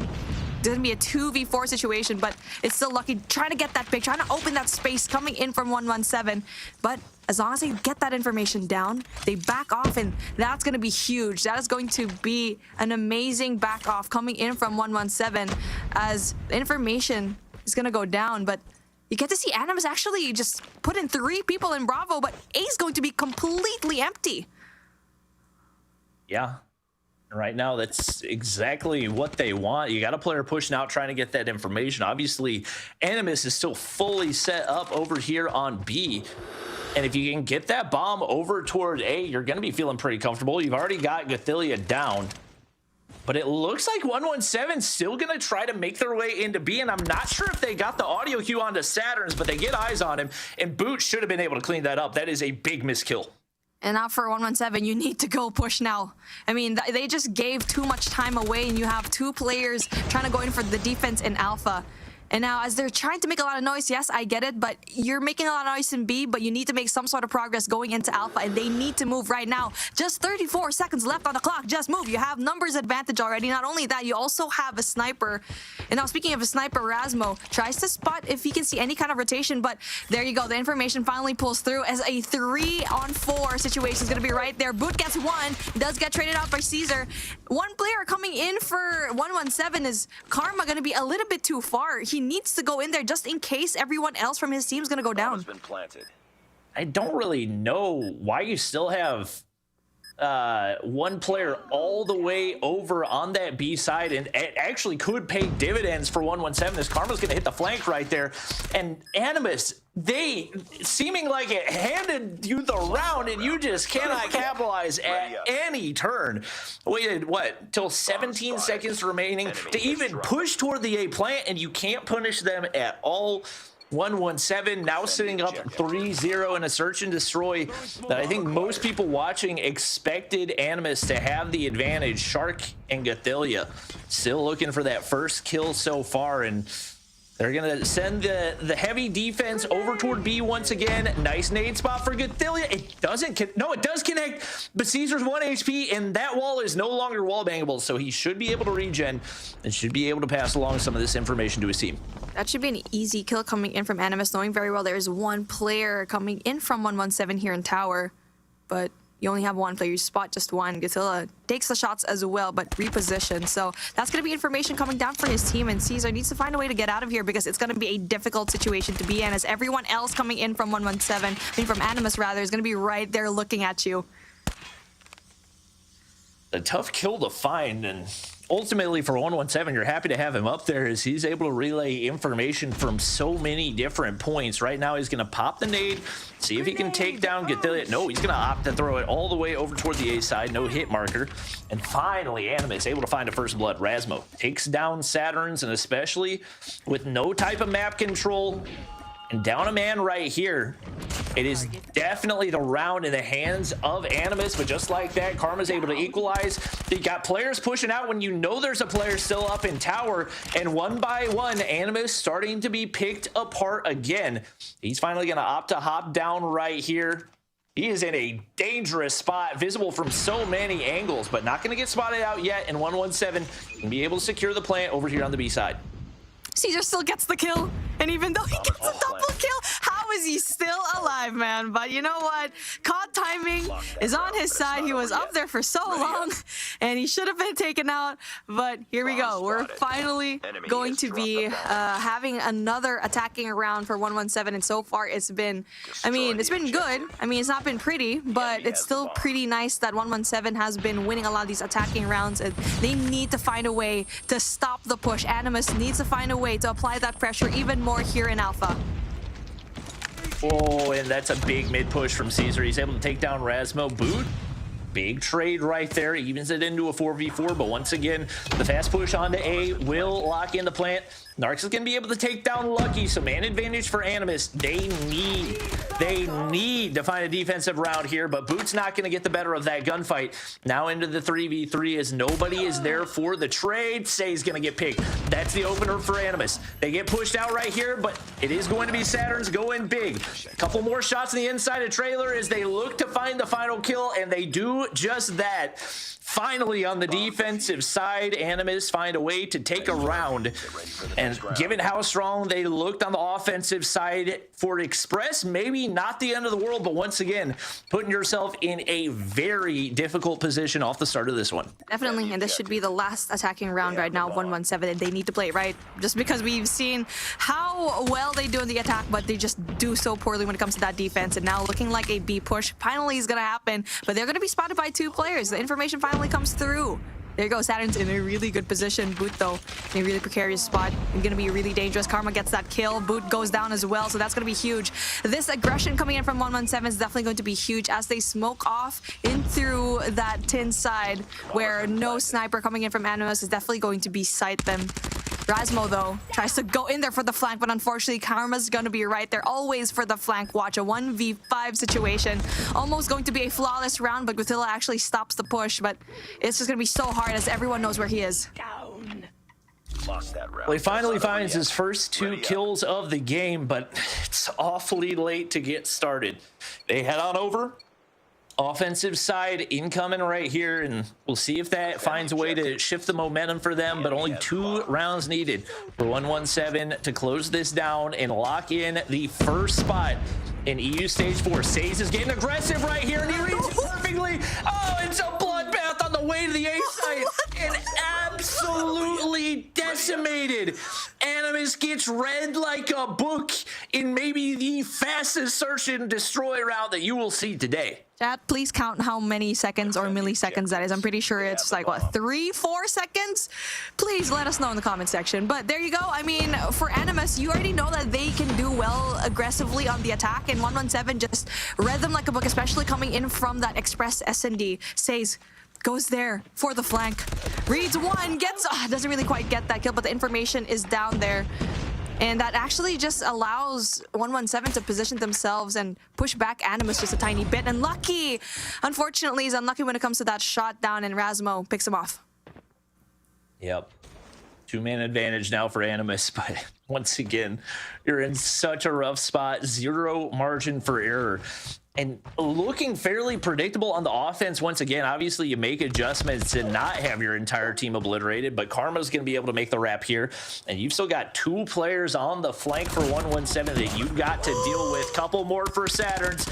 Now only 2 Animus players remain. Karma picks up another, and all down to Shark. Animus have not been up to the task here in the firing range. Search and destroy. Caesar takes him down, and that's going to be 117 taking the dominant search and destroy win to advance to stage 4. Where were they looking? They were both looking in separate direction, and it was such an easy 2-piece. I mean, even if they did win that round, they were still down by a lot. But wow, what a great effort coming in from 117 not found. And again, history repeats itself. And the last time they met each other, it was going to be a 3-2.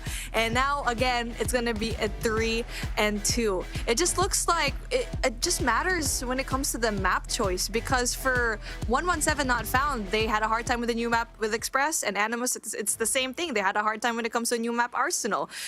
Glitter, this was such a long round and something that we really didn't see in NA. Yeah, I mean, you guys called how close it was going to be, because even in each individual mode up until that final S&D, it was back and forth the entire time. I mean, first it was 117 who was up, then it was Animus, then the pendulum just kept swinging back and forth. It was incredibly good competition to watch between these 2 teams, but then in the end, 117 just, I mean, where did that come from, Bobby? They just wiped the floor with them in the final round. I think one of the biggest things that EU has always struggled with when it comes to their search and destroy is making adjustments. They have one seemingly game plan strategy that they know how to run, but if the other team finds a way to counter it, they just have a really tough time working those other bomb sites, finding a way to push out the map control, whatever it would be, finding those opening picks, and especially if you're snipers and not finding first bloods every single time around, oh, you see an absolute bloodbath like we had on the backside of A right there. And that, once again, when you play predictable up against a team that knows your play style, that knows your go-to strategies, it can get ugly quickly. Well, I mean, that was enjoyable. I hope the rest of the day is like that, because we're in for some exciting matches if that's the case. We'll take a look back at the bracket. Like I said, we'll keep you guys updated on everything that's happening. Obviously, the match that we just watched will be updated with 117 moving their way through, coming out on top in the 3-2 fashion. But we also have an update for the lower bracket as well. You see down there at the bottom, it was Big coming out on top. That will move their way through on the bottom. And then you also see Animus will drop down, and Animus will be going up against Vive Gracia. So there's going to be some more intense matchups coming up right around the corner, but that means it's time for a short break for us while we let our players get ready for the next one. When we return, the second matchup of the day will be with Mont and Kings. That one is coming right up, so don't go anywhere, guys. You're watching the Snapdragon Pro Series.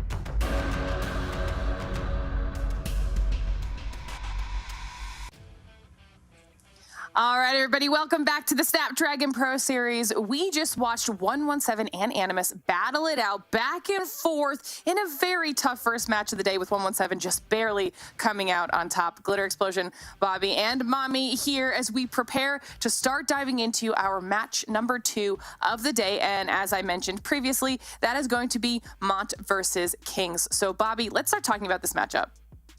Yeah, this is one where I would say probably the most clear-sighted favorite whenever it comes to the European region. Obviously, Kings, not only a good team, but probably most people that have watched Europe would say the best team, especially with them picking up some of the top players from Animus over the past couple of months. They have looked pretty close to unstoppable in the majority of the big matches they played in, and they are going to be a tall task for anybody, especially a Mont team that's still looking to get some reps in this competition. Ooh. All right, I like it. We'll talk about their rosters a little bit. We'll break down some of these players as we can talk about Kings first here, Mommy. Who really stands out to you?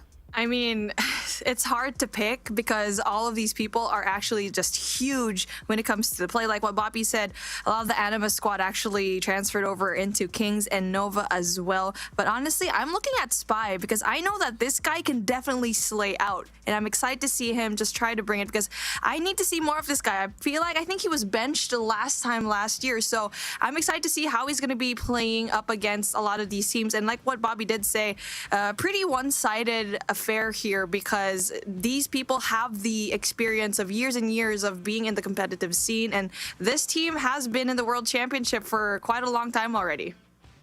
Yeah, and we've talked about how important that experience is, Bobby, but let's also highlight them on roster.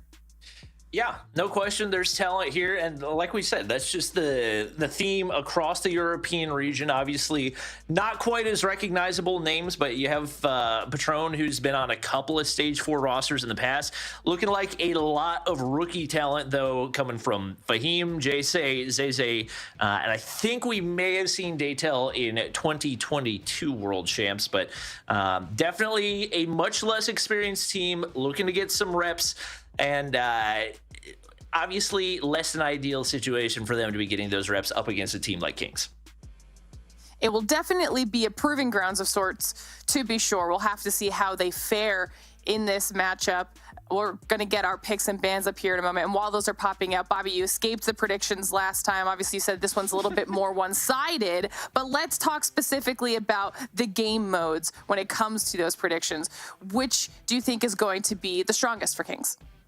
Well, I think no question the respawns are going to be their strong suit. I think you look at a guy like Grizz that is just an absolute slayer, and he can do it on any map, he can do it in any mode, but especially when it comes to the respawns, he's one of the toughest players to stop in Europe. You got a rookie like Raid who's looking to prove himself. The fact that somebody without any major experience, major referring to the World Championships, coming in to a team like this, the fact that they think he's talented enough to be able to compete with players that have been in World Championships, that have been in playoffs, that have been playing for top spots in those World Championships. I think his presence right here says a lot about how talented he is and what Kings think he's capable of. I like it. And Mommy, we won't even ask you for predictions this time around because I mean, I got it honestly, right the first time. No, you were right this time. I was gonna say you're on a roll now. So do we even break the streak? I don't even think that we do. Now you just go out We're gonna keep on going. top. You want to keep going? We're gonna keep going. I think it's gonna be a 3-0. Okay.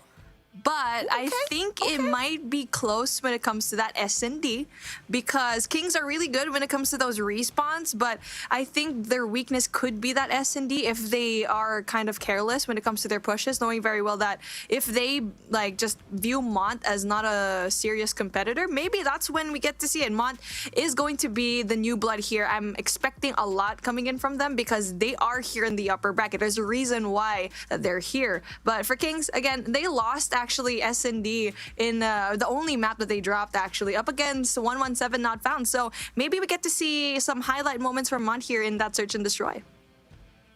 Ooh, okay. And we've got those picks and bans up. Bobby, do you agree? For the most part, I agree. I think it will be a 3-0, but I do not think any of the maps will be close. If I'm being honest, I gotta be honest. Bobby. There's so much talent. You've got Spy, who is the best player on Nova last year. You've got Inferno, who's been one of the top players, just across Europe, every team that he's gone to. You got young talent like Raid. It's going to be a tough team to stop. I really do hope the Search and Destroy can be close. I think Europe's definitely got some work to do on their S&D, so maybe Kings gonna look a little bit shaky right there, but I'm not anticipating that'll be the case. All right, well, the game is about to get loaded up, so it's time for me to pass it off to you two. Let's get into it. All right. Looks like we are good to go. Take off map 1. And this is definitely one that's grown on me over the last couple of years, and one that I think coached by Zim are going to feel especially strong on, which is yet another reason to expect good things out of Kings on this map. They get players on the hard point early on. Fahim not going to be able to find that crucial kill, and Spy locking down the hard point time early on right here. Inferno trying to cut off those rotations and absolutely picking apart this Mont roster. They have only combined for 3 kills off the start of this one. Spy, you don't have any reinforcements to the hard point. Maybe hop back on right here. He'll continue to pick up time. And the high ground control going to be absolutely crucial. King's going to be able to maintain that still. You get LMGs set up in both top sides as Mont try to get pushed in, but Inferno picks them apart like flies. They're dropping, and Spy pushing back on in to make sure that contest time is there as they're once again picking up the hard point time. And now they're picking up a lot of the points. They're soaking it down. And coming in for Mont, they need to go in there for that early rotation here into P2. But unfortunately, the King is going to be right there. Grizz already on that 5 spree, not dropping any kind of life whatsoever. He's going to be a really an essential piece of the puzzle here coming in from Kings and looking like a really strong team so far. But a good break coming in from Mont, though. They're able to get a lot of these kills down, flushing out the King players here. And not just that, they're also getting the more preferred spawn as well. Yep, right now Inferno trying to cut off those rotations in through the one doorway you got access to. And the beauty of the Holger, you can spray and pray all day, and he continues to absolutely cook right now. Oh my goodness. It's just going to be huge coming in from Grizz. Again, winning that gunfight. But as we get to see a little bit of an open hard point right now, Mont still gets a lot of the points down, and still very doable for Mont to try and get the scrap points down, but they do need to go in there for that rotation already. Player number 5, that's going to be Daytel, trying to go in there for that early rotation, but no one's going to be contesting the point whatsoever, as we do get to see Kings just soak up a lot of the scrap points down, and so far, Spy getting that 8 is definitely going to be huge for them as well. He's going to be a type of person that will try to get those slays outside of the hard point. Yep. Right now it is going to be Grizz pushing on through. Mont rotated out early, but a Purifier's not going to be easy to shut down. But Fahim finds the big opener right there. Unfortunately, Spy is there for the trades. Patron left all alone, and the operators come on out. That is going to be a full clear right here as Marvel's still locking down those backside spawns as well. Right now, Kings or Grizz in the top side going to be able to shut down yet another. It has been them in the driver's seat the whole way through. Raid now popping the Sparrow. He's going to be able to find a couple more. Inferno does finally get shut down. He's been pesky on the backside, but Marvel has already got an EMP system and 15 kills. Obviously one of those super experienced players that has been at the top of Europe for a long time. And Kings continue to pick up the scrap time right here. Mont finally push on through, but it's Kings set up for next. And it's just definitely going to be that rotation that Kings just won here in P4. And also that control in general is going to be huge as well. And Mont's going to be split into 2 right now. It's definitely going to be difficult if they don't have enough players go in right there. Their only sign of life is going to be that player number 5, and it's Daytel. Unfortunately for him, he does go down. And the firepower coming in from the Kings is definitely going to be a little bit hard coming in for Mont, because they also know their power position so well here in Takeoff. Yep, right now Kings continue to move upward. It's Zay trying to get the clear out, but not going to be able to find the final shots to connect. Mont does find a way to break on through, and if they can set up a spawn trap right here, might be able to do some damage, but the comms are not there. That's going to allow Marvel to continue his spree. He's now sitting on 6 as a Pred missile and a Hunter Killer locked in and ready to go, and so once again, going to be Kings moving upward right here as he's now finds himself working on an EMP system once again. Doesn't even feel the need to use those score streaks, just sitting there with them in his pocket and ready to clear out that rotation back to P1. Raid probably could have won that gunfight, would have been a nice one to have, but regardless, you find yourselves up by 100 points heading back into P1, and that's not something you can really complain about. And this is where Mont needs to just pick up the pace because 144 and 38 is a scoreline that you don't really want to see. And now for Mont, they do have 2 operators to play with, especially when you're going to be rotating here into P2, which they'll definitely have a good time. I mean, they were able to get most of their points actually there in P2, as you get to see Jay able to get that big kill. But I mean, it's just Kings all over again, trying to get those power positions down. They're not stepping on the point really fast as they're trying to get those anchor spots first before they actually enter into the site. And now Mont tries to step on it, but Inferno's going to be in a really good position to get those kills down. And Ray tries to get those glove kills, but unfortunately he does get taken down by Zay. And the kill disparity is looking pretty steep right now. 2 players still in double digits for Mont. You look over at King and everybody's cooking. You got Marble on 26, Inferno on 23, Raid continuing to slay out on the backside right there. And obviously the communication on point as well as they get that information relayed. And they know they got those gunfights to take on the backside of the stairs. Daytel sitting on a 3 spree. Once again, trying to help Mont climb out of this gap that they've seen form. But it's quite a steep valley ahead. And they're going to be able to lock in some of this early hardpoint time over here on P2, but Patron shut down once again. 3 operators ready to go, and Kings in position to find the break here. And now they're trying to go in there for the wraparound here in Launch Center, and unfortunately, they actually go lose that. And now they're trying to get out the Gravity Vortex, and Spy goes in there, tries to stop the push. And unfortunately, Gravity Vortex does go down. He's going to be here all alone. The rest of his teammates need to go and rotate as well, but he does get away with his life. That is such a good read coming in from him. And yes, he goes down now, but he was able to contest the spot for such a long time all by himself. And now that actually gives them enough time, and the spots are going to be in their favor, going in there for that P3 hill. And they're just going to give it away for free because they can. They're up by so much that they can definitely go in there for that defense instead here in P3. Nice little setup for Inferno in the mid-map as well. Capture the objective. It looks like he's going to find the opener, but does get traded out. So Mont on their way over to P3, but the early setup looking pretty solid for Kings. They're going to have that high ground control as always. Raid just moving and grooving right now. They have not been able to touch him, and he has been so elusive on these gunfights. Picks up his 3rd in a row. Inferno does get shut down, but Spy's there for the reinforcements. And once again, Kings continuing to trend upward. No operators for either team, and when it comes to a face-to-face gunfight with no type of real advantage, especially if it's Kings rotated out early, I don't anticipate that that's going to change anytime soon. Right now, up to 200 points, trying to put Mont in the 100-point club. And Spy is just cooking right now. He's trying to set up the spawn trap as well. They make their way over to that right side, but they still can't touch him. Can't find the final kill, but my gosh, he is tearing them apart. I mean, that's the reason why we were hyping him up, and he can definitely just shred it. And especially knowing very well that he can also play that objective, which is going to be huge.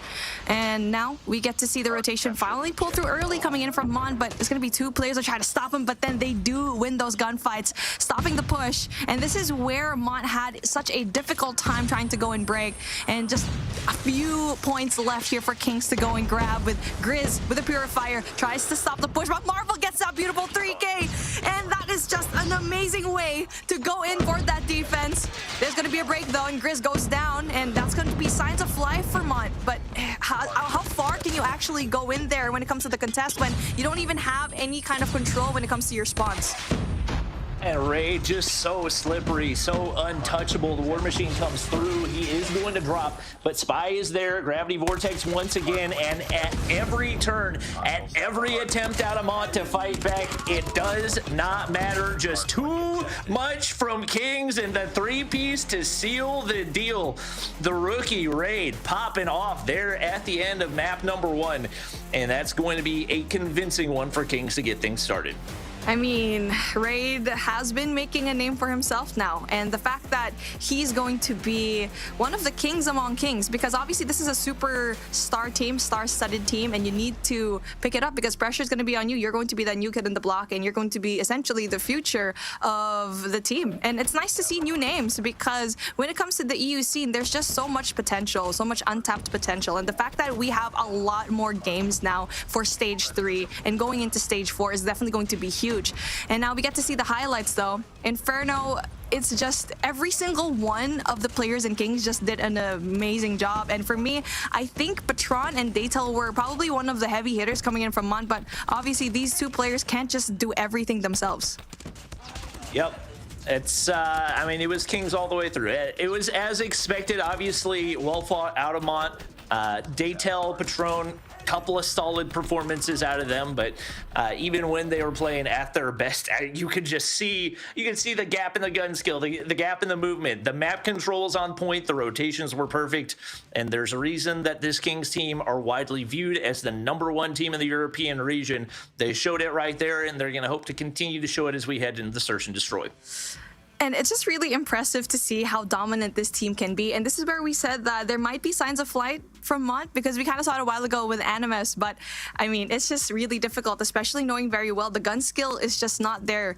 And hopefully they do get to play their angles correctly as we do head into that search. But we are going in for a different approach here, as we get to see the maps are going to be quite different, because yes, Express is going to be right there. But if we do get into map number 5, Tunisia is going to be played. So let's see how Mont actually plays this, especially since they're going to be on the defensive side, where we get to see some of the teams actually kind of struggle to be in.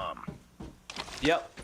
It's snipers coming out once again. Marvel, one of the most storied snipers in the European region. I think many would argue the greatest European sniper of all time. I know that Verdict would make that argument. It's going to be Inferno finding the first blood, and there, my gosh, snipers everywhere right now. Definitely a much slower approach off the start of this one, but it is as expected. Kings taking the advantage off the start once again, and Zay looking to find the first kill for his team. He's going to actually find 2 right there, but it's a 1v5 in total and not a manageable one.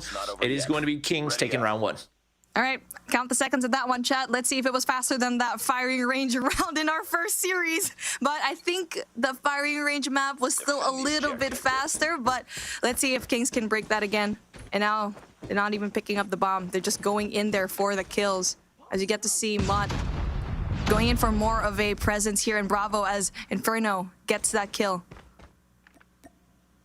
Right now, Patron on the flank, trying to find a big one. He does just that onto Inferno. And looking a little bit more steady off the start for Mont here. Typically, the search and destroy, if you're the underdog, going to be your best chance. A nice little reset after every individual round. Spy, what was that nade? I don't know how he got away right there, but he does. He's going to be able to make his way back to the head glitch to reposition. Big shots by Raid, and as expected, comes out on top right there. His gun skill, no question, one of his biggest assets in Kings with the man advantage once again. Minute passed, plant yet to go through, but everybody from Mont over on the opposite side of the map. If Kings want the plant, they can certainly get it.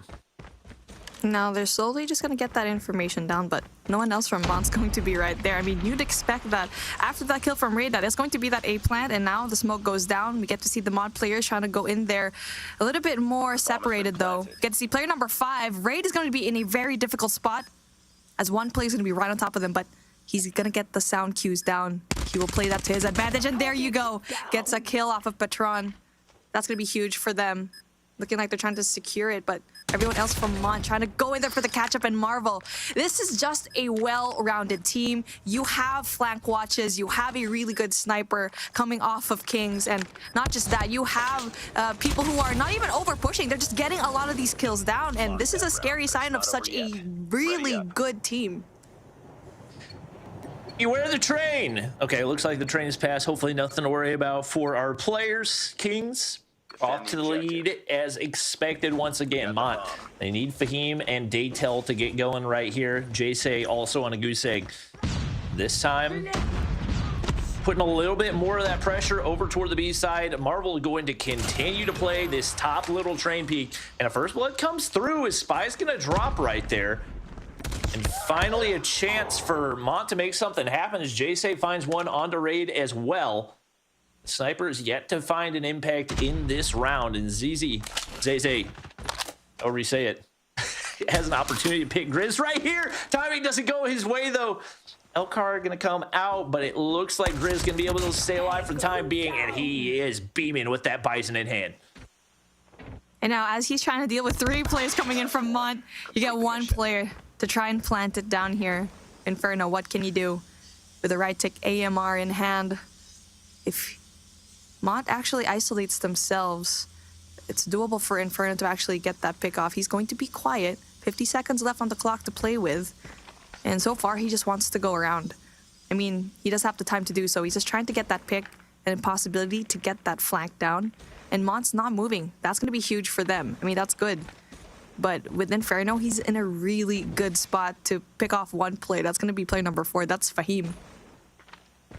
A lot of sliding, a lot of noise. Fahim should have the audio cues to find the pick right here, but he doesn't read it properly. Hit marker, though, from Marvel. Oh, he can't convert. What looked like an easy shot gets shut down, and Mont able to bounce back, and they do find around here in the search and destroy. Keeping things close, moves things to 2-1. Defend the objective. Maybe some adjustments incoming for King, and the train coming through once again. But find another victim looks like it's not meant to be, but this is as free of an A site as you're going to find if you're King. That mid control coming in from Mont in the previous round was what won them the round, and now they need to do the same thing, but they need to worry about player number 3. That's going to be Inferno with a sniper. He's going to have such a good sight line right there. And for Kings, you're seeing them to be a little bit more cautious here, and that's going to be huge for them. Plant goes down. Everyone else in Mont probably already knows that it's going to be that A plant. They need to move right now. The rotation needs to be fast. Crucial 1v1 is going to be right there. Inferno versus Patron. And that's going to be absolutely huge if Patron actually wins that.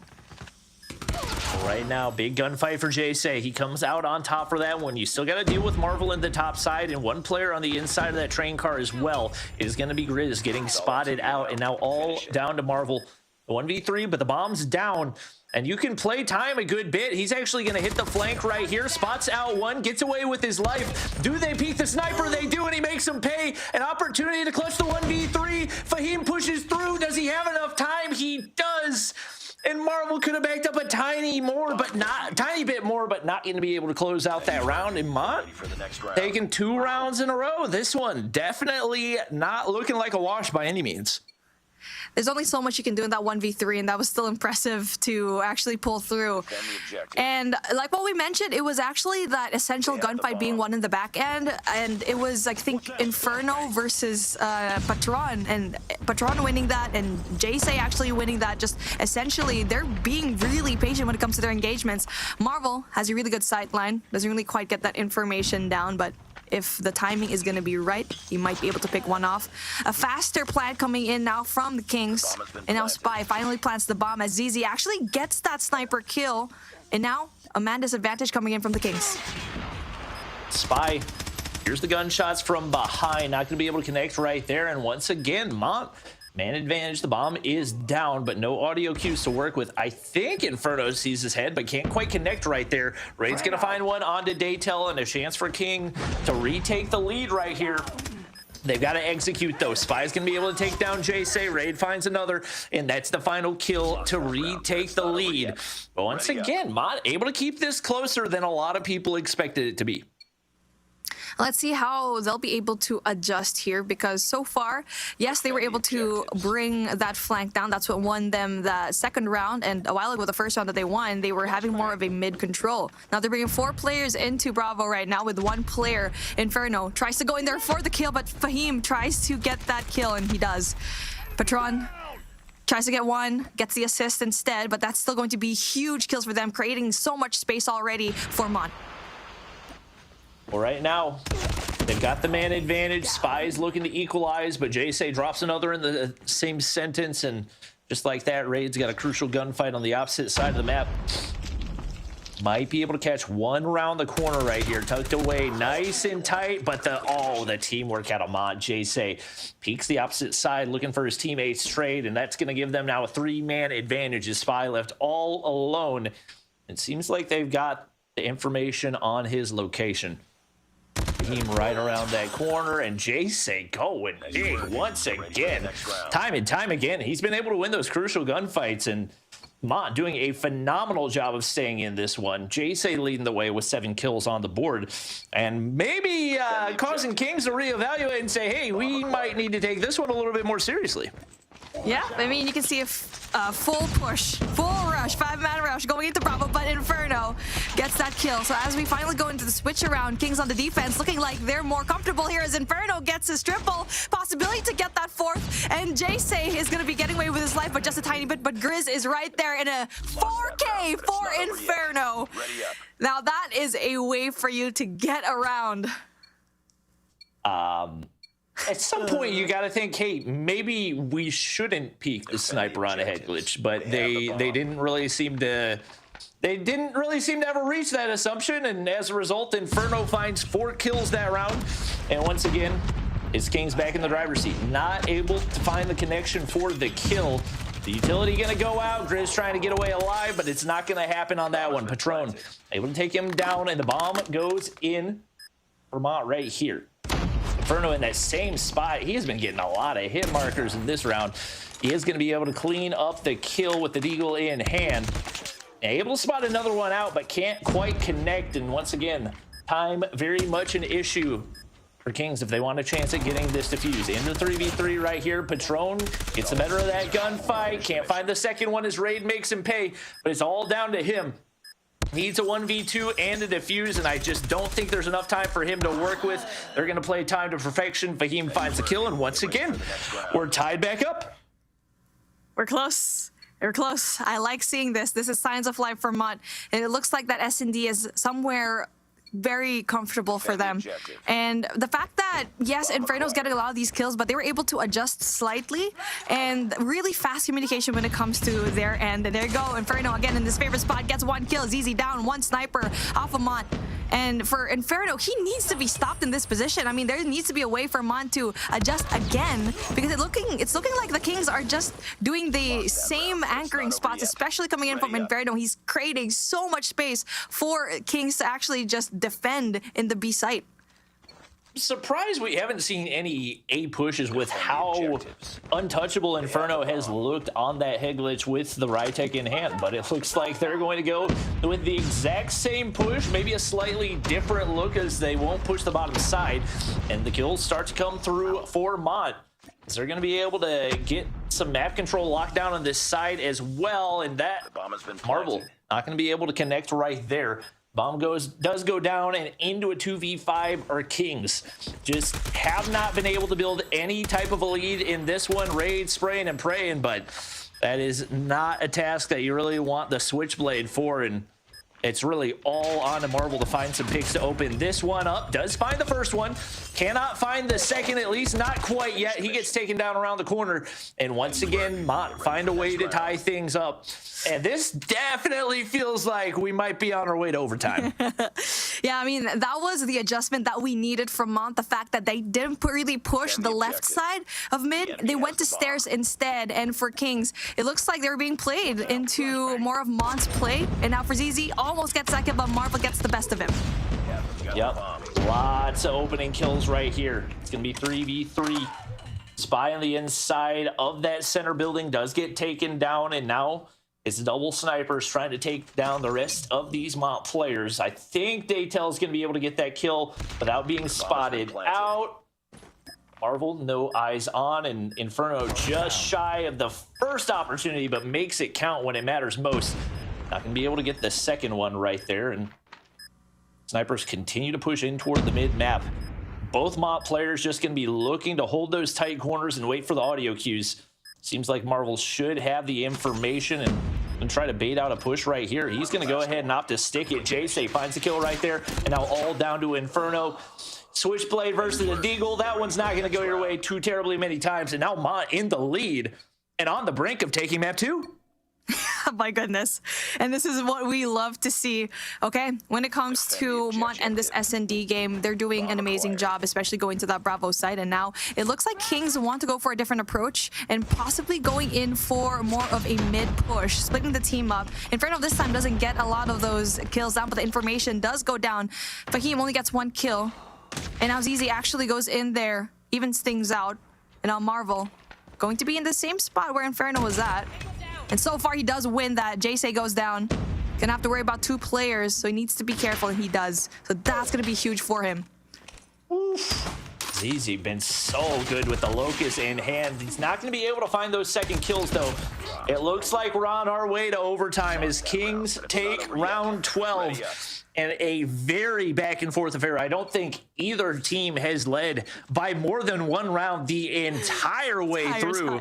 Yeah. And at this point, I have no idea what to expect because it just seems like a 50-50 every single round.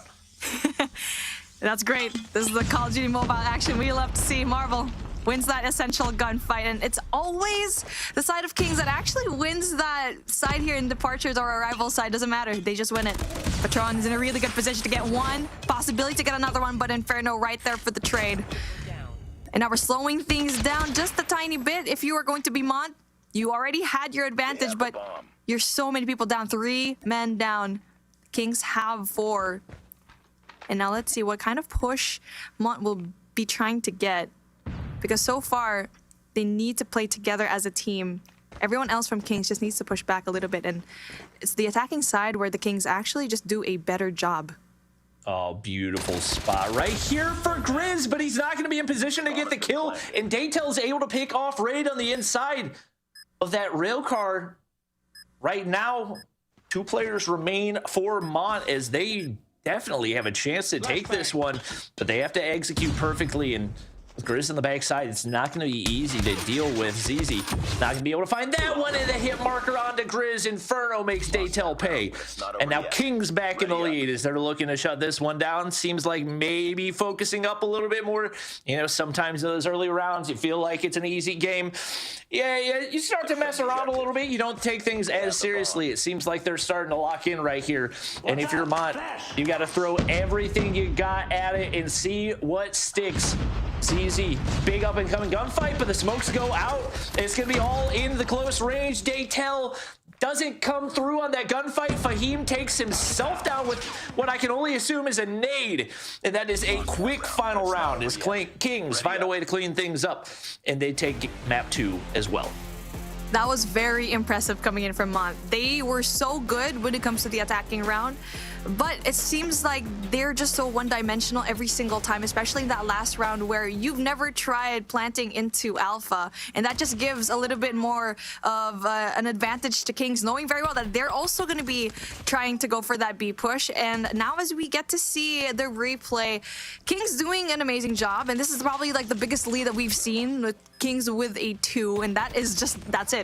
Every single round, like what you mentioned, Bobby, it's just been 1. Beautiful shots at a Marvel. Nearly had the 1v3 right there, but the snipers definitely own the map for Kings. Inferno coming through big, and we've not seen him, at least in past champs, in that sniper role a whole lot, but obviously with the band of the SKS switching up roles a little bit and definitely playing a big one. 12 kills through that one. Is we do have Kings coming out on top in map number 2 and heading into map 3. Obviously, the side that you pick going to play a big role, but with the way the first respawns went, do you anticipate we're going to see any type of a different result? Well, I feel like when it comes to that control game, it will matter if you are going to be starting when it comes to that defense, because we've seen already in that first game whoever was on the defense, and right now for raid control, yes, we have better spawns now, but what we've seen in Hardpoint was a masterclass coming in from the Kings. But we did see that Mont, especially with the guidance of their snipers in the long range, which you can definitely use here in raid, is going to be a huge play. And now it's a matter of, will we see any kind of util usage from Mont? Because so far in S&D, we didn't really see much of that. The smokes were just not there. Inferno just kept on getting the same shots in the same spot. No util or smoke whatsoever coming in from Mont, and they need to bring out all of the stops here. They need to gas it up. They need to go on 100 here on this control and not be 3-0'd by Kings. Well, it looks like Mont are going to have the defensive side to start. That's going to give them some type of advantage, but Marvel reads both of those initial pushes to perfection. Make it 3. Can he make it 4 right here? He has not had anybody to contest so far. A couple kills do finally come through, and Mont in position to contest over here on the A side. Patron trying to keep the mid-map cleared. He's going to find at least one right there, but does get traded out by Inferno as, man, He and Marvel have just been absolutely nightmares to deal with the Rytech in hand. This is something we've seen a good bit in Garena, is pulling out the Rytech just because of the combination of the rate of fire, the ADS speed, the amount of damage that it does, and it's definitely paid off so far for Kings as they find themselves up 6 lives. And definitely going to be an important, gun for those respawns. We've seen the likes of Almighty actually use this gun a lot. And so it's nice to see different regions also adapt the same thing. And so for Mont, you are down when it comes to the lives and you're on the defensive side. It's just Kings is just overwhelming them so much. It really is those snipers that are making the huge difference because they're creating space by getting those kills. But they also have those follow-ups in the form of Grizz, in the form of Raid that will just go in there, guns ablazing into the flag. Well, we do see the A capture come through for Kings. Now working on B. Have not been able to get the outer side of ring cleared out, but Spy, big gunfight win, and with the smokes through, not many angles for Mont to work with right here. Is if you're Kings, you got to clear out J-Say. That's a nasty head glitch to work with, and he gets the better of the gunfight, but the lives continue to dwindle, and you've got to get Spy cleared out of this objective. The Rytechs continue to deal that damage, continue to clear off the lives, and definitely a very passive Rytech build as well, I'm assuming, for flinch control or whatever it is. But a couple big kills come through for Mont right here. Is definitely not over. They've got some solid control over here on the B side. If you're Kings, all you got to do, slow things down, try to hit more of a flank right here, as these Mont players are super grouped up. And they're trying to get that top laundry control, which is definitely going to be an essential spot to have. But with 5 to 11, it's still very doable for Mont to try and pick off, but they do need help when it comes to those snipes. And it's just going to be that one person that'll try to go in there for the long-range shots. But unfortunately for them, it's just the snipers are a little bit too overwhelming. No one from Mont actually has that sniper down, and so far they're just struggling when it comes to the gunfights. And they're supposed to have a little bit more of an advantage, but obviously at a map like this, I feel like it's a little bit more even when it comes to the attacking and the defensive sides. Yep. And we've already got 3 operators charged up and ready to go for Kings. I mean, you've already taken the offense, so I don't see any reason to feel the need to try to save those for the next round, especially if you're able to get them charged up that quick. We do see the life advantage going the way of Kings once again. Daytel on the inside of the point, able to clear off 1, but does get traded out. Mont keeping things fairly even right here. We're starting to see some of those different spawns here on the raid control, as well as some of those additional spawn points have been added, especially when you are on the defensive side. And Raid's going to be able to get things cleared out here on the inside of the B side. He's waiting for the Mont players to make a push right here. They're not going to spot him out on the opposite side, but he's so elusive, so slippery. They can't find a way to spot him out. Finally, J-Say takes him down, but it's Inferno pushed all the way into spawn of Mont, trying to dwindle that life lead as quickly as possible. Yep, and it's just so difficult for Mont. It's just they can't really have 2 steps forward when Kings are always there every single angle. It's just like they're vermins, just trying to get a lot of kills as fast as possible. And for Mont, they don't know where to look because everyone else from Kings are in such a good position right now. And as what we saw a while ago, I feel like for Mont, they're just good at a slow-paced game. But for the Kings, they're just so momentum-based. They know how to perform under that pressure. And as we get to see 19 and 5 with 32 seconds on the clock, and for Mont, they need to make a way into at least one of the sides, but they're just being pushed right now at spawn. Hey, there's just no map control right now. They're not able to win the gunfights. They're down 15 lives, and they've got no objectives captured. This is the Kings show all the way through.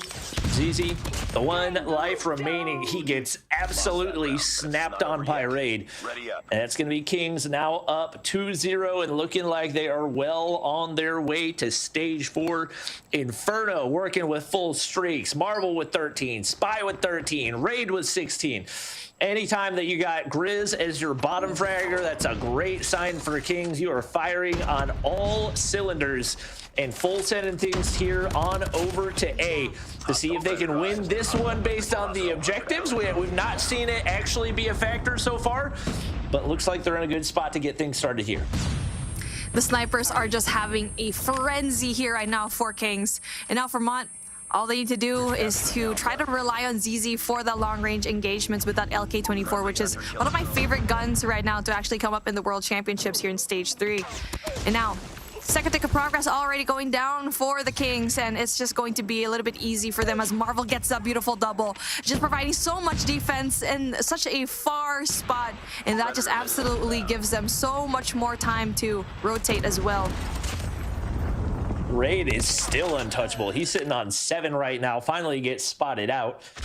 It is going to be Kings hopping both objectives right here, getting some progress onto B. Not as much of a life lead as they had in the past ones, but once again, the offensive side, not quite as easy to build those anyway. J-Say finds one before getting traded out. And Sprizz on the objective once again. Inferno there to reinforce, and the Rytex just continue to be a nightmare for Mont. Trying to get Marvel cleared out of this top side, not going to be able to convert on the first one. And Daytel pre-firing away, but takes a Bison to the side, and once again, Kings back in the driver's seat.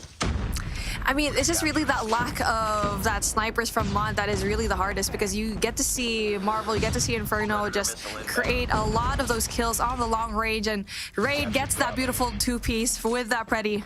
And that's going to be huge for them, and they're just one tick of progress away here in A with so much of time left and so much life as well.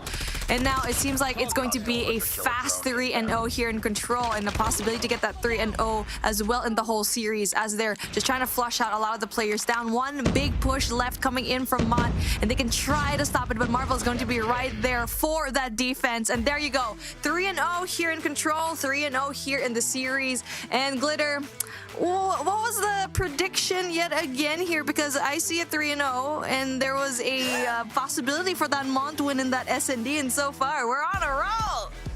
Listen, they had a moment, okay, where they looked really good, like you said, but you are crushing it today. You just needed a little bit of a warm-up on the predictions, got the score lines down, getting the winners predicted the right way. We're gonna have to see if you can continue that now for the last 2 matches of the day.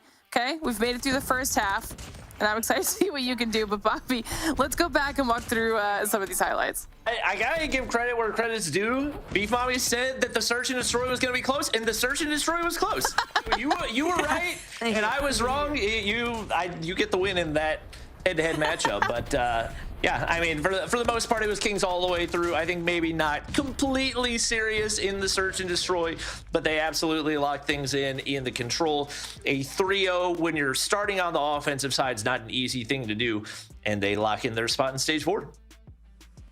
They didn't want to leave anything to chance, which means that so far on the day, we have 2 of our teams that have secured their spot all the way through to our challenge season. So we'll take a look at the brackets so you guys can see that reflected up top. First match of the day, in case you missed it, it was 117 that made their way through. And now after match number 2, it is Kings in that 3-0 fashion making their way through, which means Mont still has an opportunity here. They will drop down to that lower bracket, and we'll see them going up against Team Mobility GG sometime tomorrow. Okay, so that'll be a match that we can focus on tomorrow. But also a second update for that lower bracket. I had mistakenly said that it was Big that made it through. It's actually Venturion that made their way through on that lower bracket, waiting to see who will drop down and face them tomorrow, as well as Lethal Esports waiting for that as well. And those will be the losers of our next 2 matches. But if match number 2 is done, that means it's time for another quick break for us. When we come back, it'll be our 3rd matchup of the upper bracket of the day. So don't go anywhere. You're watching the Snapdragon Pro Series.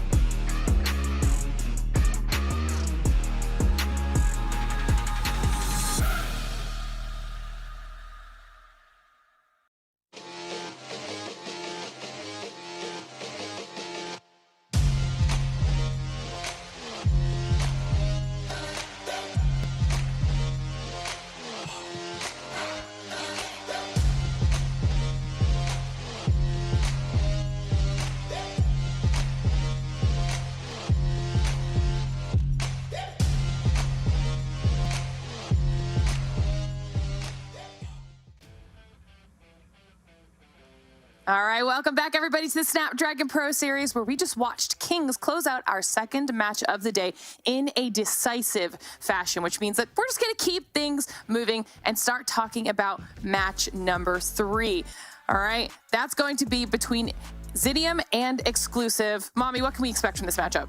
Oh, I mean, I feel like it could be close. I mean, for me, I think it's going to be Exclusive that might have a little bit of an upper hand. By a little bit, maybe a lot of bit, because you get to see Veer, Creed, and all of these names, Nova already, Animus as well. So you get to see really talented players here in Exclusive, and they were one of the top teams to actually have here in the EU region. So I'm excited because, you know, Zidium also going to be impressive, but how far they've gone into the competition, we'll see in this matchup. I feel like the underdogs right now actually have a good storyline. We've seen teams like Mont try to battle it out up against the Kings and kind of give them a hard time when it comes to the S&D. So I'm looking, I think, a 3-1 here. Oh, okay, a 3-1, 3-1. Bobby, let's start talking about the rosters. We'll start with Exclusive. Tell us about these players. I mean, this is a team that is definitely very newly formed, but a lot of talent across the board and a lot of players that I think actually all players that have seen stage 5 at one point or another. Obviously, look at Balance, who is on that stamina roster from last year. You got Neil from Nova, Creed and Veer performances, I believe, in stage 5 with the Navi roster in 2021. So across the board, a lot of experience, definitely very talented. And like Beef Mommy said, I would probably give them an edge in this one. I do think this is going to be another close one. I think the series will be somewhat similar to what we saw between Animus and 117. And I would not be surprised if we saw them at 5. Okay, all right. Well, that means it's going to be close either way. We'll talk about Zidium's roster next, Mommy. Let's take a look at some of these players.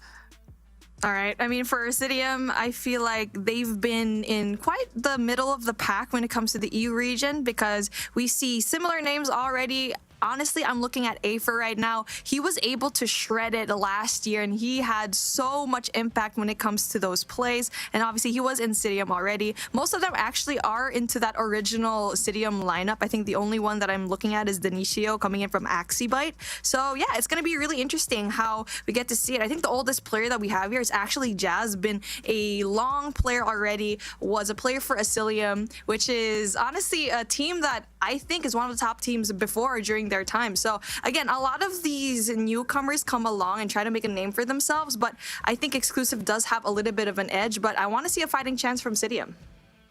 All right, well, we'll get those picks and bans up on the screen here in just a moment, and we'll get an opportunity to talk through and see if you're right about the S&D or if it will be a full 5 maps. I mean, we got a little bit of a break from the long match in the last one, but if this is going to be another close one, Bobby, how close is the real question? Will it be that same type of pendulum swing that we saw where in the very first match of the day, where it just back and forth between both teams until the very last moment?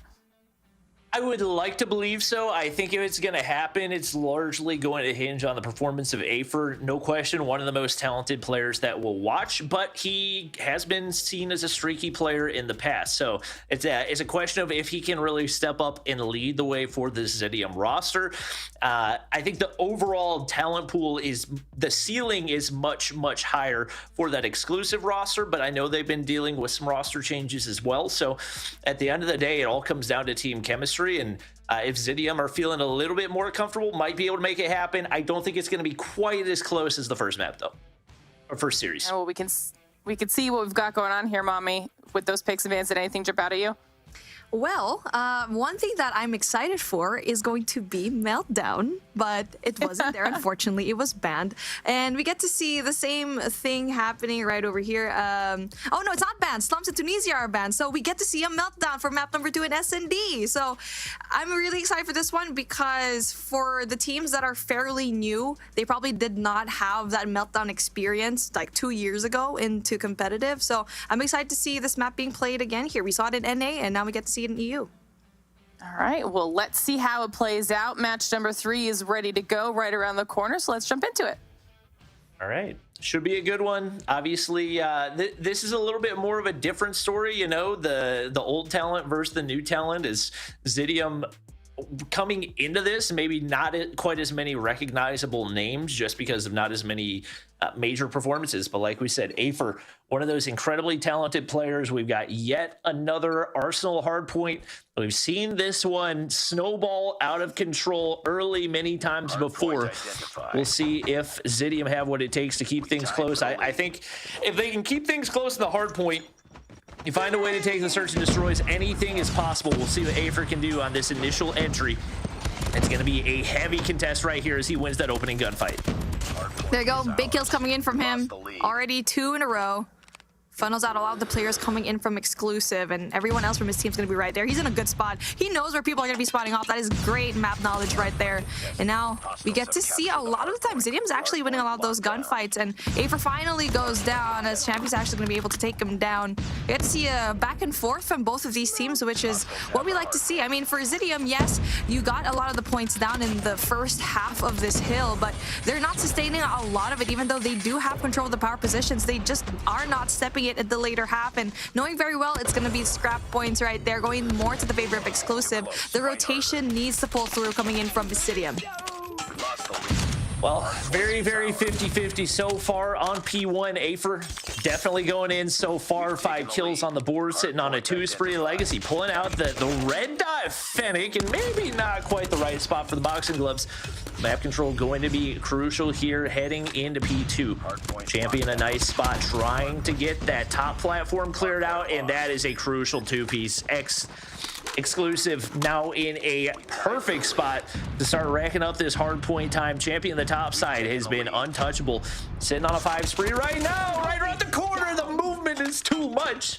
Afer did not know what to do with that, and he is beaming left and right, sitting on an 8 spree, making a 9 spree. Don't let him get too close. But you can't try to take those far gunfights either, and right now they are trying to get him knocked off these streaks, but it doesn't seem like they've got much of a shot with the way that he's beaming right now.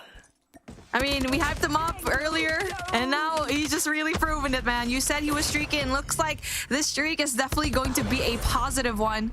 And now he's getting a lot of these kills down. Not just that, he's trying to farm those score streaks and operators as well. And so far, I mean, exclusive is still winning a lot of the gunfights. So even though Afer is actually creating a lot of that space, they're not utilizing it very much. And exclusive already is into that next hard point. And now for Zidium, they're just trying to play that catch up. And especially with that Preddy coming in from Champion, it's just going to be stopping the push right now of Zidium, and with Veer going in there, unfortunately not able to utilize that Sparrow really well.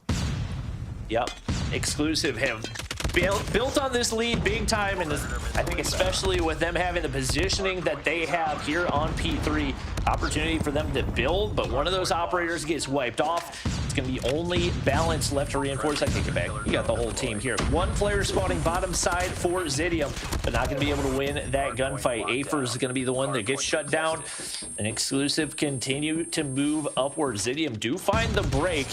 Obviously, early rotations once again for both of these teams as they head toward P4. Champion the window side should be able to get some crucial information. That's a gunfight that you've got to win. Fortunately for him, Reed is there to clean things up. And right now, Zidium getting a bigger chunk of that scrap time than I really expected them to. Afer's going to get spotted out by Champy as well. And he has been the man on this map so far with 17 kills on the board. And he's in a really good spot to get a lot of these kills down. And for Zidium, though, they do have the operators to try and go and break this hill, and everyone else from exclusive is actually going to be running dry when it comes to those operators. So that's going to be huge on them, but it doesn't really matter because Neil's going to be holding it down. Fortunately, Denisho's asking you going to get that 2-piece. That's going to be huge for them, but still no break whatsoever coming in from Zidium. It's like they're getting these gunfights, but they're not able to sustain it enough for them to actually get a lot of these points down into the hard point. Well, the contest comes through for Zidium right here. Lots of smokes, lots of chaos, and it's exclusive taking control for the time being, but continues to be a back and forth affair as Jazz going to get shut down on that ladder climb. And exclusive now up to a 75-point lead. Flashbang is too much for Jazz to handle. LK continues to beam. It is going to be Afer shutting down Creed right there. Across the board, just way more consistency for this exclusive roster. Afer having a solid performance, but 3 players still in still in single digits for Zidium. and it is just a little bit too much to deal with on the exclusive side, especially with Champy popping off the way that he is. We see some of those operators coming out. Zidium looking to find their first full 60. They got control for right now. They got to get Creed cleared out the backside, and that's a big sparrow for Creed. Finds a three-piece and trying to see if he can find a few more. Should be ready for those rotations, but it looks like he's going to get shut down by Veer. Now an opportunity for exclusive to contest once again. Oh, that's going to be huge coming in from exclusive. I mean, they're doing such an amazing job at just getting all of these gunfights down. The rotation is going to be key as well, but also anchoring down those really essential spots. And again, coming in from Zidium, you only have 2 players going in there for those big gunfights. Afer obviously going to be such an impact, and to be honest, that's going to be something that we saw last year. He was usually making the plays, but for now, it just seems like it's being the same thing. Everyone else in his team needs to step it up and needs to get those really big engagements. Kree, on the other hand, also is going to be one of those playmakers for his team, but I feel like they need to find a way to step on it. Yep. Right now, Neil in the backside just trying to stay alive. Afer with the claw, not able to connect, and doesn't know that Champy's in that window behind him. Once again, an opportunity for exclusive to get big value. He's been so difficult to kill so far. Balance stepping up in a big way as well. He's a player that hasn't been as consistent as I think a lot of people would like for him to be in the past, but sitting on 21 and continuing to build here for exclusive. This is a nasty dynamic duo as Champy continues to beam, and they just do not have an answer for him. Afer doing everything he can. He's on 23, but he gets shut down on the inside of the hard point as well. Zidium do find a way to get a big chunk of scrap time right here, and a big gunfight on the top side for Creed. Should have information for the audio cues, but Afer shuts him down, doesn't get traded out either. And if they can get this top side control, we may see their first full 60 come through. One player on the bottom side in Neil that you got to clear out. But outside that, Zidium in a good spot here on P2. Yeah, I mean, they do have that control here in batteries. You do have that upper hand, but you still have exclusive stepping on the spot. So you get to see Zidium actually get a lot of these kills from afar, but not enough to actually go and step on, contest the hard point. And now exclusive still getting a bunch of these kills, and the spawns are going to be flipped as we do get to see exclusive get that battery control. They do have the upper hand of getting more of the height down, the verticality when it comes to batteries, and just getting 29 seconds left here. And Zidium tries to go in there for the contest, but exclusive is just a little bit too good when it comes to anchoring those spots, as Champy is still on a rampage. Gosh, he's on 35 right now. He has just been on a different level. And poor Afer and Creed just have not had the help that they've needed so far. Jazz, Legacy, Denisio struggling behind significantly, and especially when you're dealing with a player like Champy who's double positive right now, getting some hard point time as well. You look at Neil, not only 16 kills, but he has so much hard point time to his name that you can't really knock him for it at all. And especially with the big kill that he had from the bottom side of P2 to start flipping those spawns for exclusive. His role in this one is likely going to get overlooked just because of how hard his teammates have been slaying out. Looks like exclusive going to look to flood through that mid entryway right there. They get shut down in the first couple, but Balance comes out on top with a big one, and Champy finds another. Looks like exclusive another chance to clear things out and find a break. And there you go. When it comes to getting the points down, Zidium was able to finally catch it, but obviously with exclusive, they do have the more favorable spawn right now. That's going to be Garden Control, but we do get to finally see Zidium try to get those scrap points, but just as I said that, we get to see Neil try to go in there for that kill as well. It's going to be one more player. That's going to be one more kill. Balance with a 27, Champy with a 41. Everyone is doing a phenomenal job on the side of exclusive when it comes to those kills, but slowly but surely, Afer's going on a rampage. He has that 3K down. Not only that, let's see if the rotation is going to be right there too. They do have that control on the left side of batteries. They only have to worry about one more player. And also Creed is going to be right there for that window control, but he is going to be smoked out, which is huge. This is where we get to see Zidium try to catch up. Zidium desperately need a full 60 right here. They've got the players set up on the inside. They're spawning close as well. And Champy takes himself down with, I believe, either a Sparrow or a War Machine. And with the way that he's playing so far, it's a little bit surprising to see, but it doesn't even matter. His teammates still going to find a way to break back in, and Neil, just like that, back in the hard point, he's already got 3 minutes in the hill. Champy's going to get pushed back in. They re-secure those spawns on the close side. Jazz trying to push on through with the Purifier in hand. Veer wins an initial gunfight, but it is going to be Zidium breaking back in here, at least prolonging this back to a P1. Right now, exclusive, only in need of 11 more points to find a way to win this one. I take it back, not a P1. It's going to be a P5. I'm still learning to count these. It's a little new to me, but right now, exclusive set up nicely to go ahead and end this one, and it's going to take a miracle push out of Zidium to stop it. And looking like Zidium's actually going to be spawning off here in Gorilla Base, but Exclusive knows very well where to position themselves because the power position is here into F. You got that one down just in case they spawn off into P3 as well. But there you go. Exclusive doing a really good job at knowing where the spawn points are. The rotation is going to be key. They're winning a lot of the gunfights, but you see Kree and Afer just try to carry their team when it comes to the gunfights. And yes, they're creating that space to go in, but no one's going in. I mean, they're having so much hard time trying to contest the hard points. I think people underestimate how much of a team game Call of Duty Mobile is. Like, there's only so much that one player can do. If you got those objective players, but they're not winning their gunfights on the inside of the hard point, then it's not going to matter at the end of the day. And across the board, Exclusive just looked like a more well-rounded team. Like, obviously, you had Champy popping off in a big way, ended up with 45 plus, but Neil didn't have a ton of kills, but he was winning the gunfights when it mattered and picking up some of those tougher kills to find on the inside of the hard point. He had well over 3 minutes on the inside of that hard point and played a huge role in the way that Exclusive were able to dominate that map. We love an OBJ King, and honestly, OBJ players are my favorite because, yes, they don't get a lot of those kills down, but they get the high-impact kills, and they worry about the rotation, all of that, the anchors.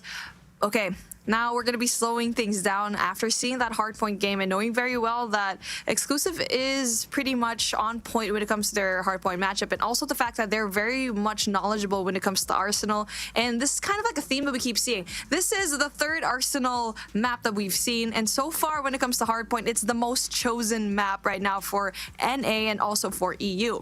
And so now you need to find a way to learn that map, because here in stage 3, you already knew from months ahead that Arsenal's going to be played. So looking like for Exclusive, they're more prepared. But for now, we're going in for that Search and Destroy, which again is still going to be in a more unorthodox map that a lot of people haven't really played yet in competitive, which is going to be Meltdown.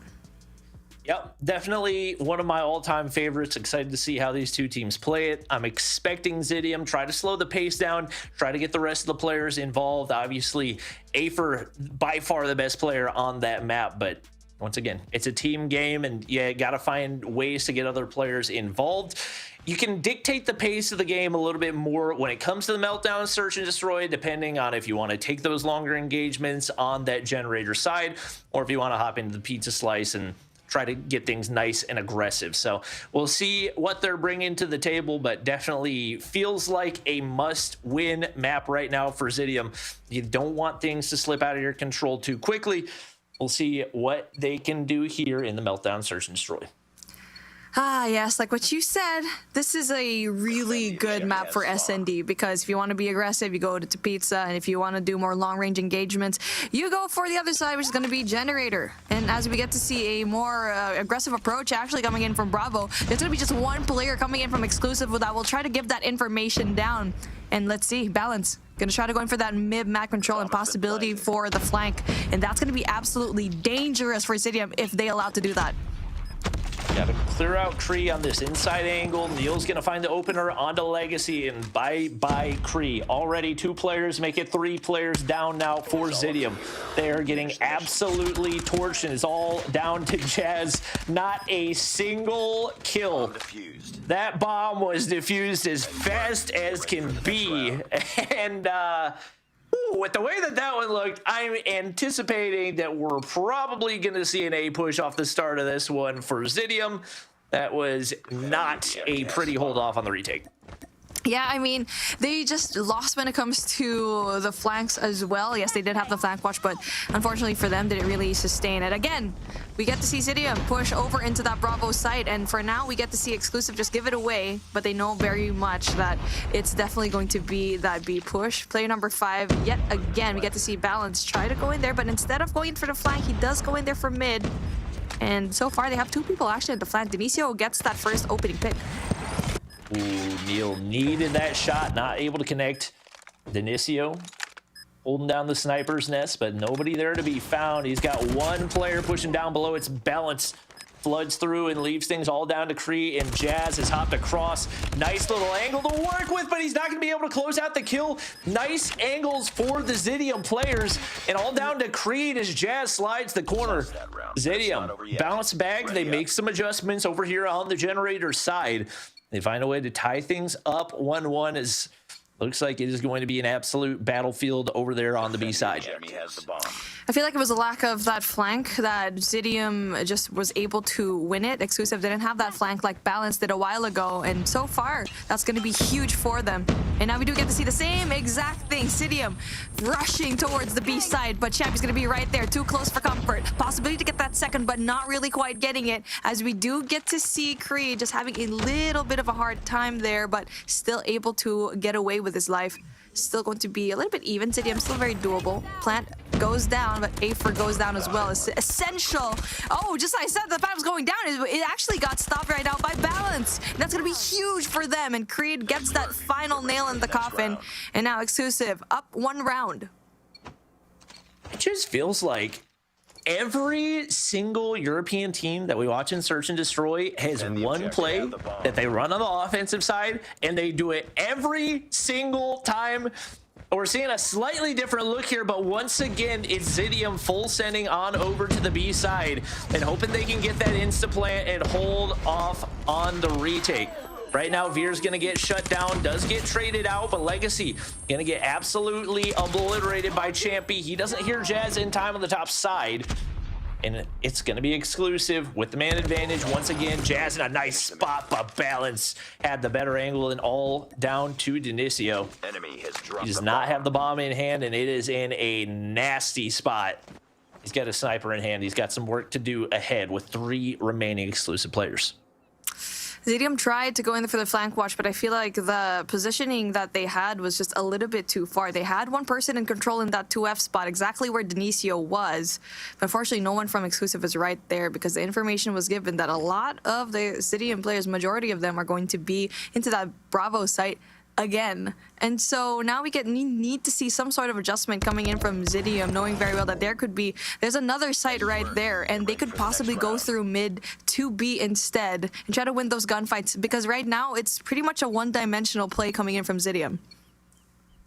Yeah, I would like to see them slow things down a little bit, play a little bit more passive, throw a look toward A, whatever you need to do to stop being as predictable as you are, because Exclusive has absolutely found a way to counter 3 out of the 4 times, and that's exactly what they're going to do. Sit back, see if your snipers can find some picks. You don't really have any presence on the inside of this A site.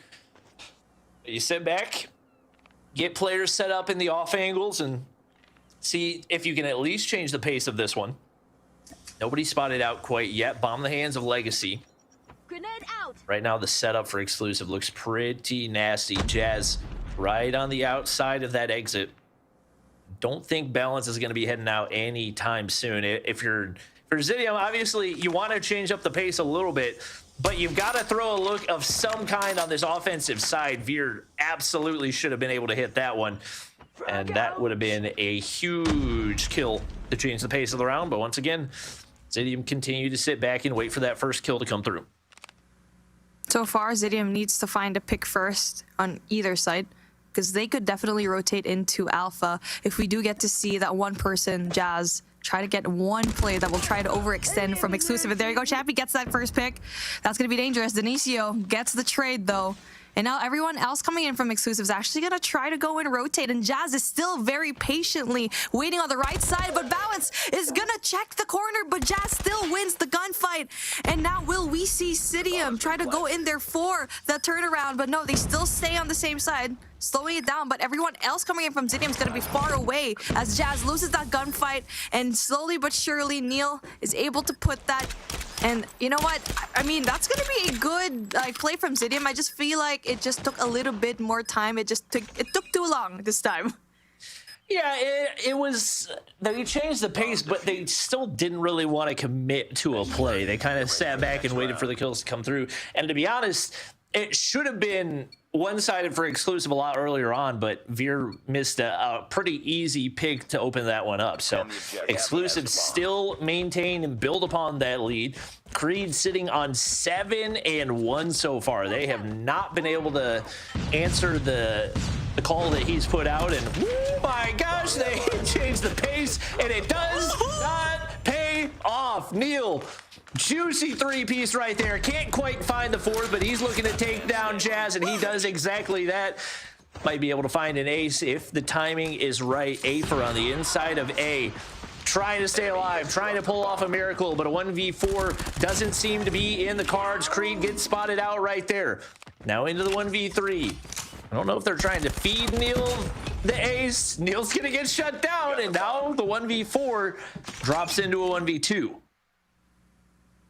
If it's going to be one last play from Zidium, it would be Afer, but he does get spotted.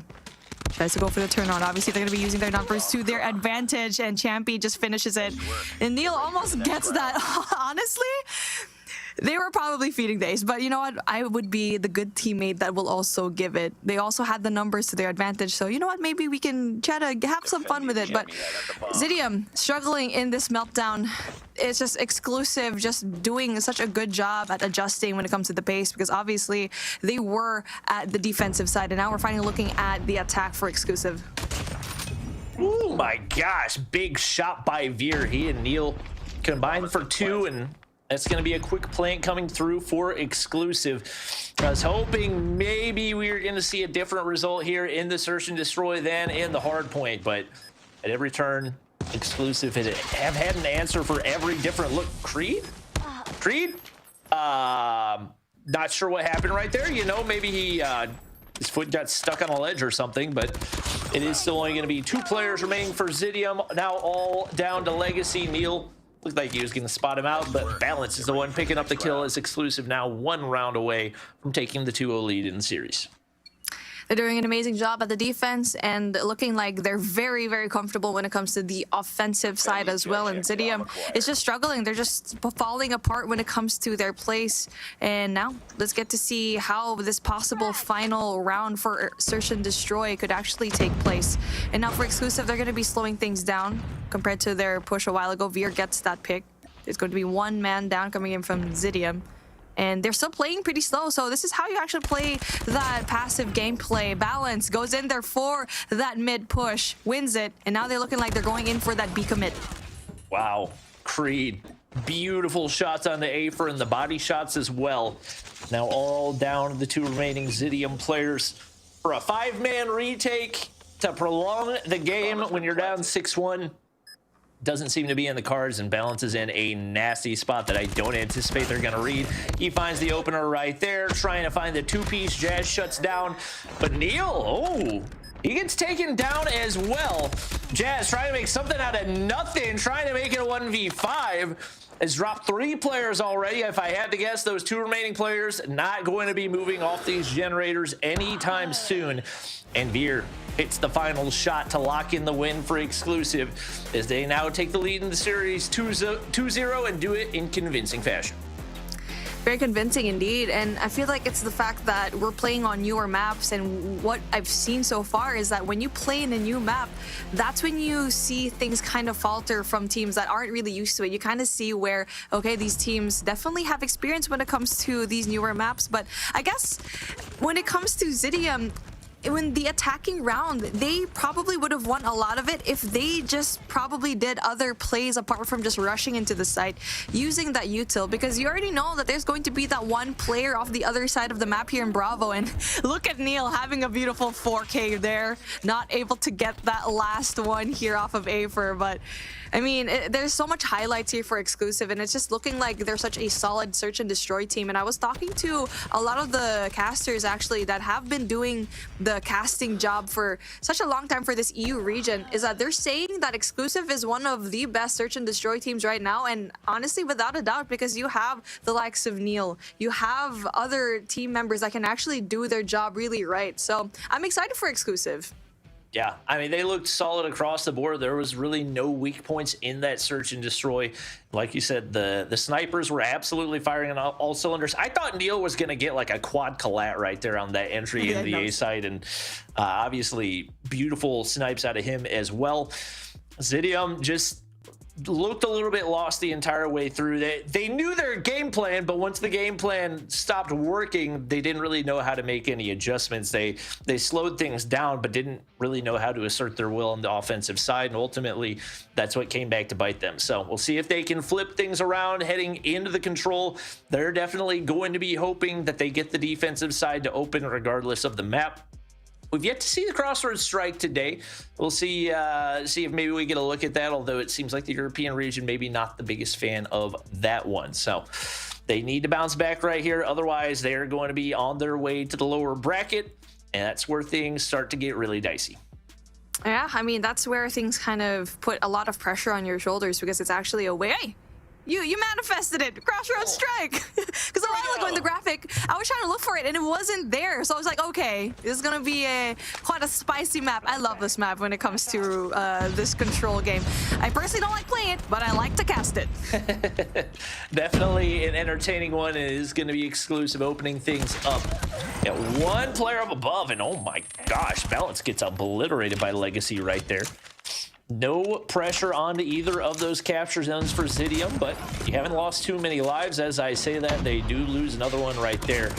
And obviously the AR is going to play a crucial role. Neil, juicy double in the spawn trap, looking to get set up. Early spawn protection, maybe saving a big chunk of lives there for Zidium off the start of this one, but you have got to get broken out soon. This is a side that you do not want to be on when the spawn trap starts to execute, and right now they have zero map control. Neil gonna get cleared on out. Champy can't get the better of that gunfight, and wow, Exclusive do not find any way to capitalize on what should have been a big time life lead. Zidium break their way on out, but they got to get players on the objective. Balance able to get things cleared off right here, finds a two-piece, and just like that, would basically hit a full reset. Zidium have got to find some map control to get their players some time locked in over on the A side.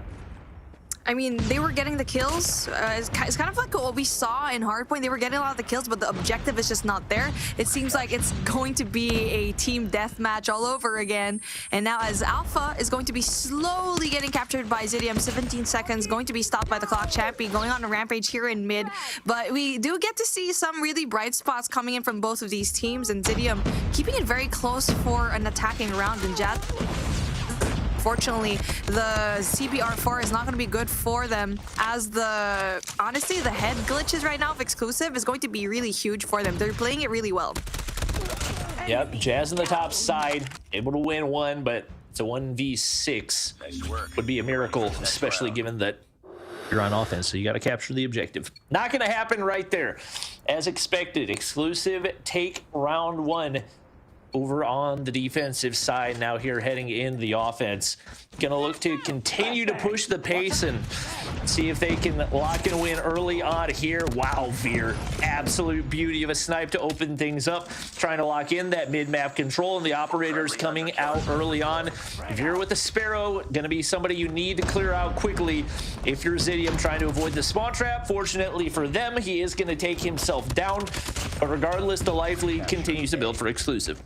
You know, this one gun that a lot of players are actually just beaming here in this map is going to be the LK24, and I believe that this gun is just made for this map. If you want to go in for the mid-range engagements, you have the LK24. You need to go for those long range. It's the most stable gun that you can have right now, and there you go. Creed just knows what angles to actually take, as we can see the highest life lead that we've seen here so far, and they're supposed to be having a harder time because they're on the offense. So Exclusive very much comfortable at the attack, and we can see here as you look at the map, we do get to see a little bit of a spawn trap right now by Balance, but he's not going to be over pushing himself. Player number 4, though, on the other hand, from Exclusive as well, is going to be losing that gunfight. That's Champy with just 6 kills, so that's going to be surprising, but everyone else in his team is actually going to be stepping up here.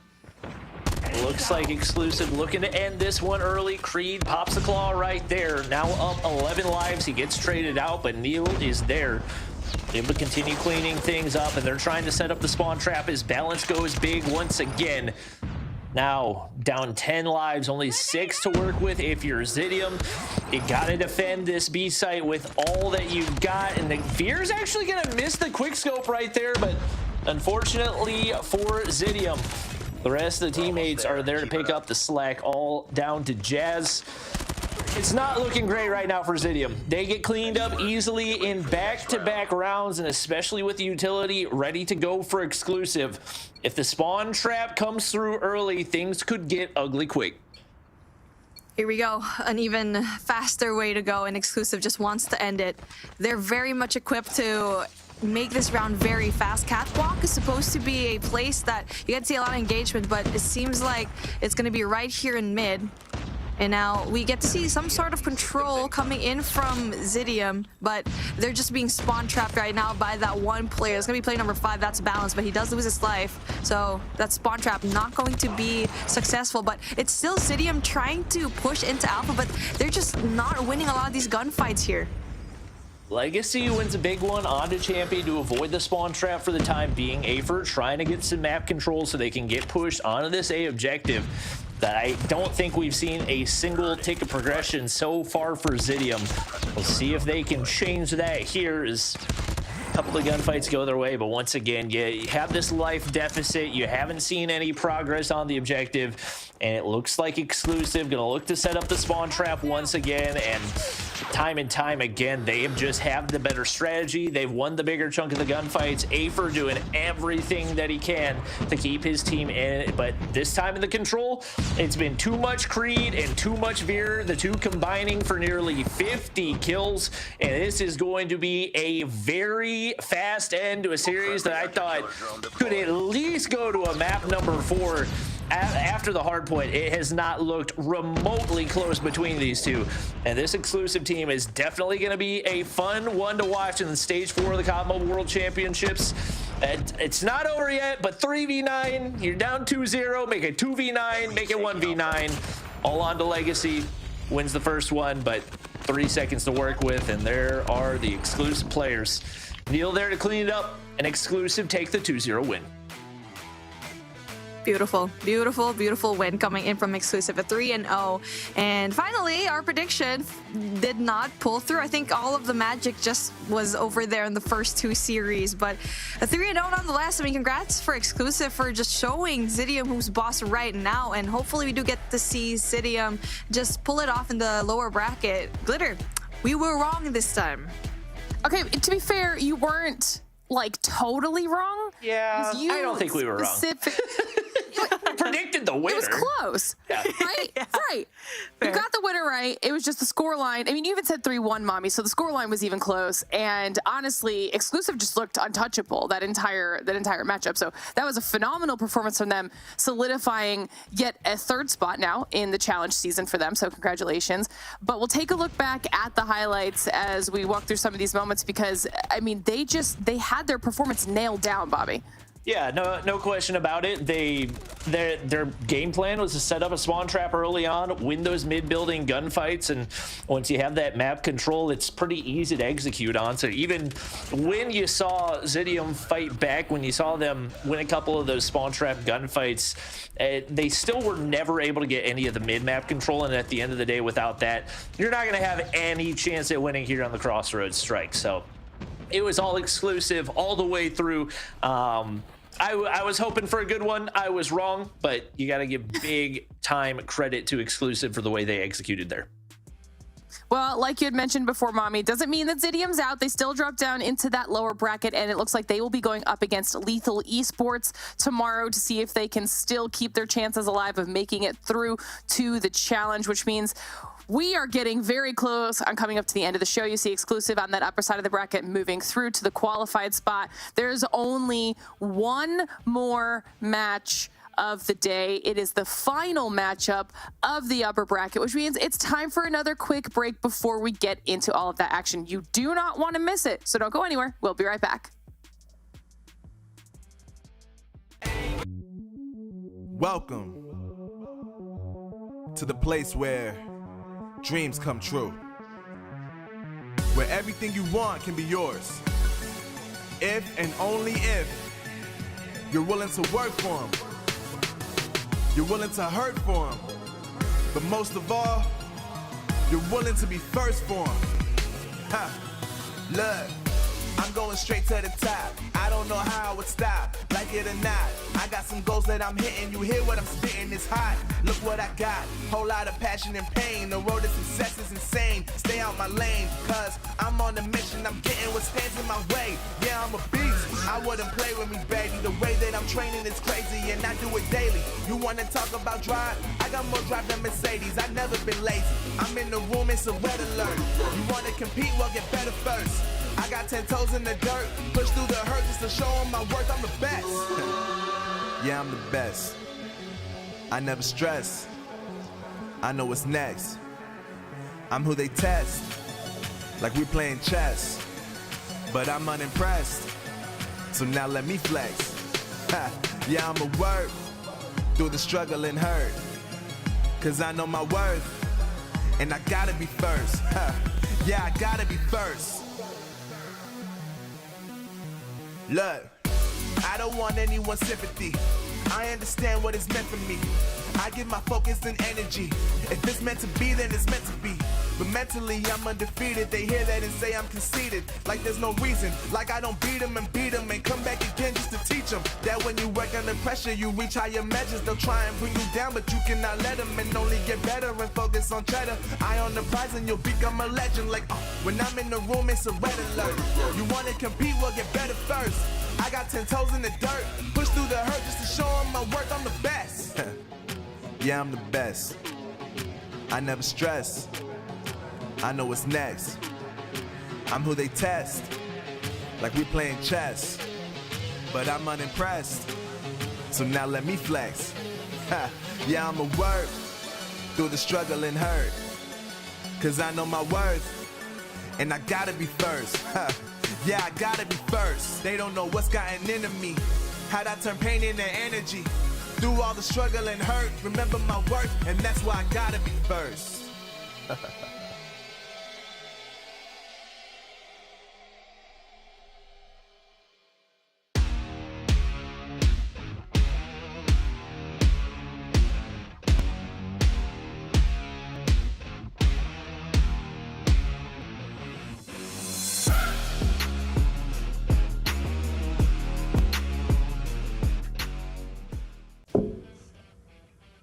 All right, welcome back, everybody, to the Snapdragon Pro Series. Match number 3 is done and dusted with exclusive looking very strong and a clean 3-0, claiming that third available spot in the challenge.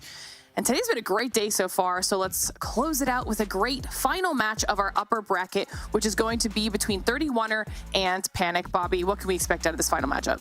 I anticipate this is probably going to be another close one. Whether or not either of these two teams are going to be really big contenders for the top 2 in Europe is a different question, but I think both of them definitely up-and-coming rosters that are looking to prove themselves, and I think an opportunity to lock in one of those final stage 4 spots early on could be big for either one of these teams. So I'm expecting this one to be fairly evenly matched, but definitely a lot to be proven for both of these rosters. All right, well, you mentioned the roster, so let's talk about them. Mommy, we'll start with 31er. Talk to me about these players. Definitely same sentiment when it comes to Bobby, because these teams, they've been shuffling around the entire time that Call of Duty Mobile has been existing here, and the one player that I'm really looking at is going to be Lydiags, because she has been a phenomenal player. She's really good, and everyone actually knows her to be a really well-balanced player. So they've been in pretty well-known franchises also, Orgs and Axibi, Prometheus, Illuminati. So these are the type of orgs that you see in the middle of the pack. So they're still trying to get that name out, but obviously Panic going to be a little bit of a hard opponent to beat. All right, well, speaking of Panic, we'll take a look at Panic's roster as well. And Bobby, you can walk us through some of these names. Yeah, obviously there's a lot to be recognized here. I think the pickup of Yaya has been huge for Panic and definitely going to give them an edge in this one. You've got Onur, who definitely proved himself as a solid player last year as well. So those are the two to watch on this one, no question. I'd say Bouchon, Capranx, Bison, I think all fairly new players whenever it comes to major tournaments in the European region. So those two will definitely expect to lead the way with the amount of experience that they've got. I think Onur especially is one that has improved significantly over the past few months, and we'll see. I'm probably going to lean the direction of Panic heading into this one, but excited to see what 31er brings to the table. Okay, all right. Well, we'll get those picks and bans up on the screen here in just a second. And if Bobby's got his leaning direction out there. Are you on the same side of things, Mommy, or are you on the other side? I'm leaning towards the same direction because I'm leaning right now. I'm gonna go back to my theory of this possibly could be a 3-1. The only reason why is because of Onur. He's been a streaky player before, but if he's on, he can definitely shred. Something that we saw a while ago in Zidium and Afer, I feel like Onur can be that if it's going to be a really good day. And obviously with the addition of Yaya as well, obviously he was going to be a Nova player, which has a lot of experience in the back end. So again, I want it to be close, but I feel like it is going to be a 3-1, but I think I'll know once I see that S&D. All right, well, we can see what those picks and bans were now on there. You can see what that S&D is going to be. Anything jumping out, Bobby? Hacienda Hardpoint is always a chaotic one, always a fun one to watch, so that should be a good one. This is the first time we're going to see Slum Search and Destroy today as well. That's one that typically, if it's going to go one direction, gets out of hand quickly. So we'll see who gets the defensive side, as that's typically the easier one to control. But if you get some aggressive SMGs to push through for the mid-map control, could have potential for the offense, but we'll have to wait and see. Like Mommy said, the S&D is going to be more than likely the big opportunity for that 31er roster to prove themselves.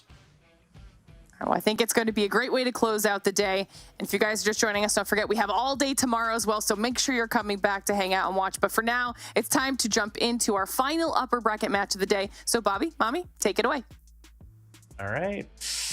Well, getting things started with the Hacienda Hardpoint is always, like we said, a chaotic one, and this is one that can go on for a really long time, and especially between two teams that are well matched up. So we'll see what these guys are bringing to the table right here, but naturally the two players to watch, Yaya and Onur, heading into this one. We'll see what type of damage they can do as we head into P1. Here we go. I love this map. Absolutely adore it. And now we get to see, you need to have top control here in 2F because definitely is going to be an anchoring spot. And so far we do get to see Panic have a hold of that just a little bit. But we do get to see the players from 31 are actually just winning a lot of these gunfights. But Onur just wins those beautiful gunfights here in 2F. But it's still going to be 31er going to be into the hardpoint. So with Panic, they're winning a lot of those individual gunfights. But 31er is actually going to be really well versed when it comes to the spots and where to be at. Solid start for Lydia. She's got 4 on the board. The HVK in hand. Weapon that we don't see used a ton in competitive just because of its lack of magazine size, but especially with the upcoming buff that it's receiving, might start to see a little bit more. Gore on the top side and be able to win another one of those crucial gunfights, and a strong start for 31 right here, largely led by Lydia and Gore. Combined for 10 kills so far. And a solid setup over here on P2. Typically a money hill whenever it comes to the Hacienda Hardpoint. If they can lock in a big chunk of time right here, might be able to do some damage. But Yaya pushing in, gonna find one to open things up. Brixta there for the trade. Another big time player for 31er. And Lydia just absolutely beaming off the start of this one. Yeah, I was looking for Brixta's name a while ago in the lineup, but I didn't see her. I was just like, wait, is she not playing anymore? Because she's real. I mean, I will now change my answer. I feel like S&D, they might have more of an advantage now because Brixta is a cracked sniper. And now we get to see, like, everyone's doing a really good job at getting those kills down. Panic, though, tries to go in there for the break, but unfortunately, every single one of the 31ers is just right there. More of the favorable spawn that they actually have. And something that I'm really curious to see is that they're already rotating 2 of them, and they're actually solo holding this hill really well. But I'm kind of surprised that they let go of this hill pretty early on. on, as you actually saw like 3-4 players going in through mid and going in for the next rotation. So they're giving away those the hill points for free to Panic, but they do have 3 players on the rotate as well. Hardpoint identified. Yeah, a couple crucial gunfights on the top side. Sees one coming up the stairs and gets the better of Gore. Still need to get players on the inside of the objective, but for the time being, you're happy with the spot that you're in. But it's going to be Brixta absolutely beaming from the bottom side. As I say that, all IQ in the feed. 31 are still locking in the time. Is Zed there with the Holger, and he's just going to unload that entire 100-round magazine and makes the most of it as he takes down Yaya. Couple of trades coming through. IQ looking like they're going to be able to find the break here, but a claw in the hands of Brixta. She's trying to take back control of the hard point, and Zed still beaming with the Holger in hand, one of the favorite weapons of the European region. And right now, they're at least going to be able to keep things contested. This is a big reason why these Hacienda hardpoint maps tend to be some of the longest in the game. Just so many different contest points, so many close spawns, and excited for the chaos as we head over to P4. Again, it's going to be scrap points in the favor of Panic and early rotation for 31er. So I always like that early rotation, especially in a huge map like this.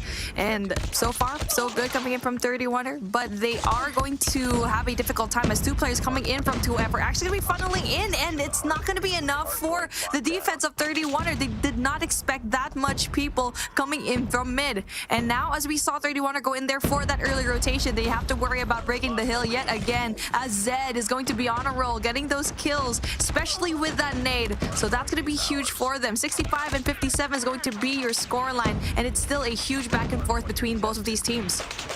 Definitely expect a lot of contest time over on P4, but Yaya goes big. Purifier in hand, able to take down 3. And should be able to regen as well, as Zed looking for the information, does not have the timing to do so. Brunk's able to back up with the UL in hand. Looking for some information, but beams across the board as Panic finally find their first big chunk of hardpoint time. And this is really the first solid amount that either team has been able to find on this one. Yaya leading the way along with Onur, the two now combining for 30 kills. We expected that they would play a big role, and they're absolutely doing that as Yaya picks up another 2. Heading back to P1, topside control going to be crucial. Brixta gets shut down. It seems like that control that 31er had early on starting to dwindle. Swindling down, they're letting it go just a tiny bit, and it's going to be crucial. As we saw a while ago, P1 is going to be contested a lot for both these teams, and 31 are actually getting most of the points in P1 a while ago, and now it seems like it's going to be the other way around, Panic getting a lot of it.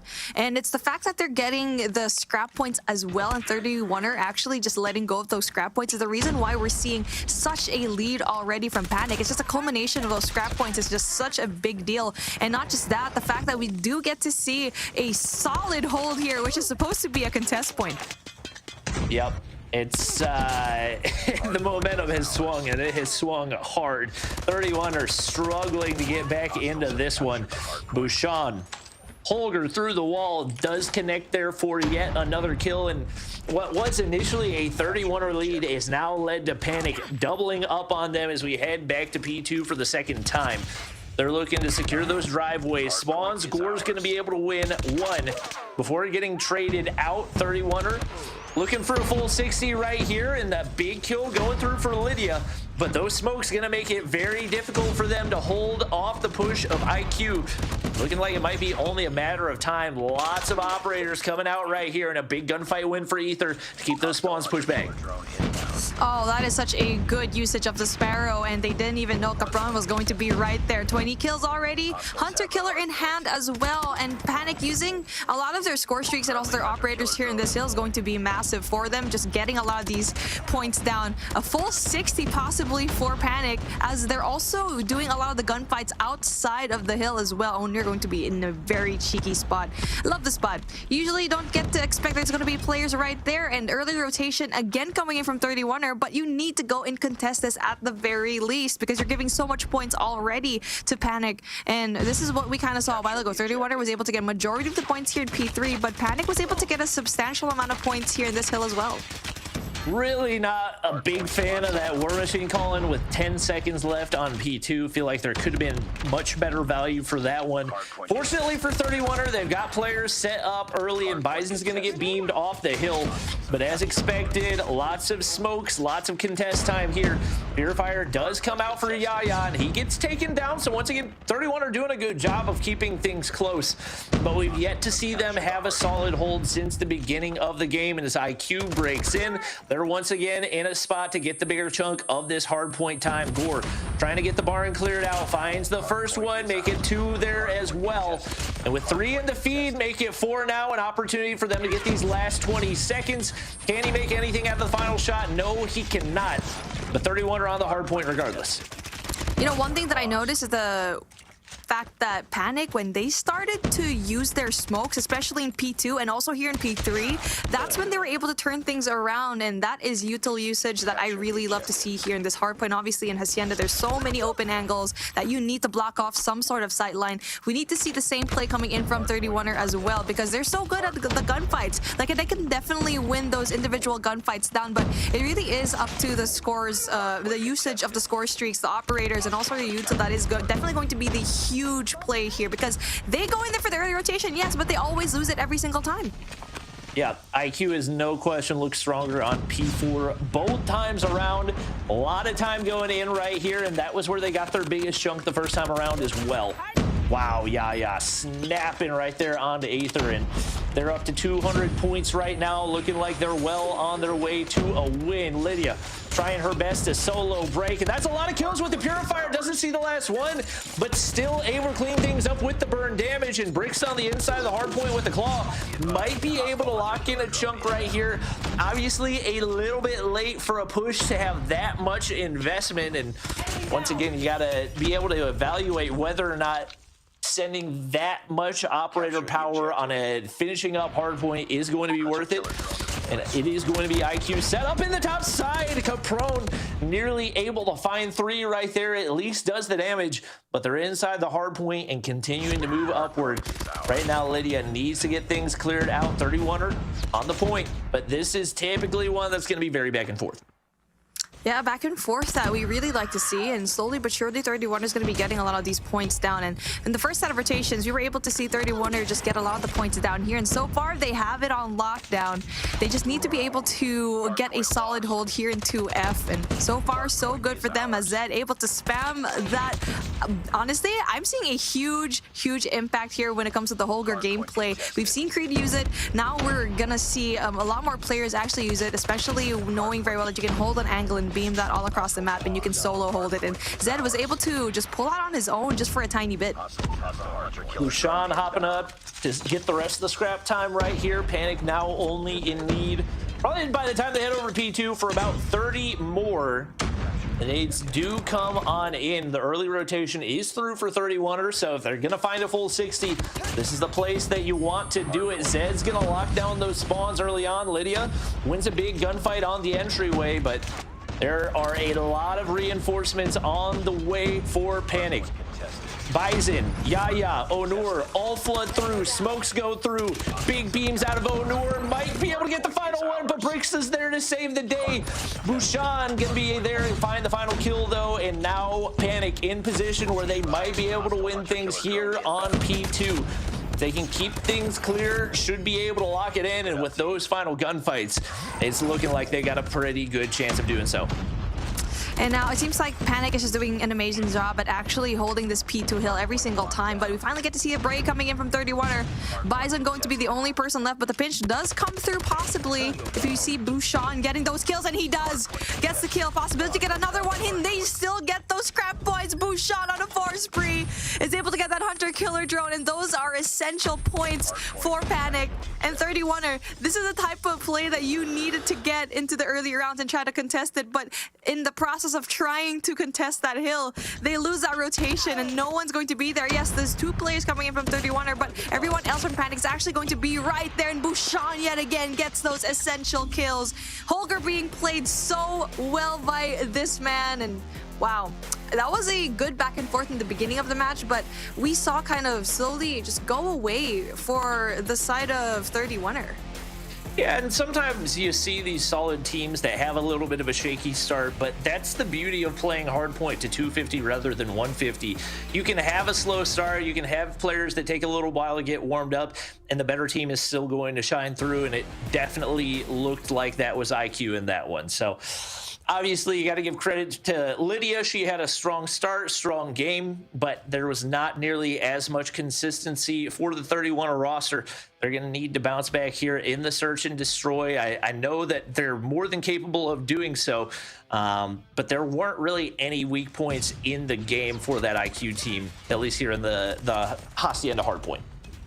Definitely. I mean, when it comes to the rotations here in Hacienda, it's definitely going to be key. 31er tried to always go in for those early rotations, but in the process, they actually gave up a lot of those scrap points, which accumulated towards the favor of Panic. And honestly, when it comes to the second set of rotations, they just had a hard time when it comes to even rotating as well. And Panic, it was just, it's a rhythm-based game, and Panic was able to find their rhythm at the very end of it.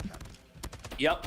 They took a little while to find their groove, but that's what the good teams always find a way to do. And obviously, you got to give credit to Bouchon, not a player that I've really seen a whole lot in the European competitive scene, but he stepped up in a big way, and especially to be moving the way that he was with the Holger. Pretty impressive performance out of him. We'll see if 31er can bounce back here in the search and destroy. We are going to be... Where are we going to be? Oh, Search and Destroy, we're going to be in Slums.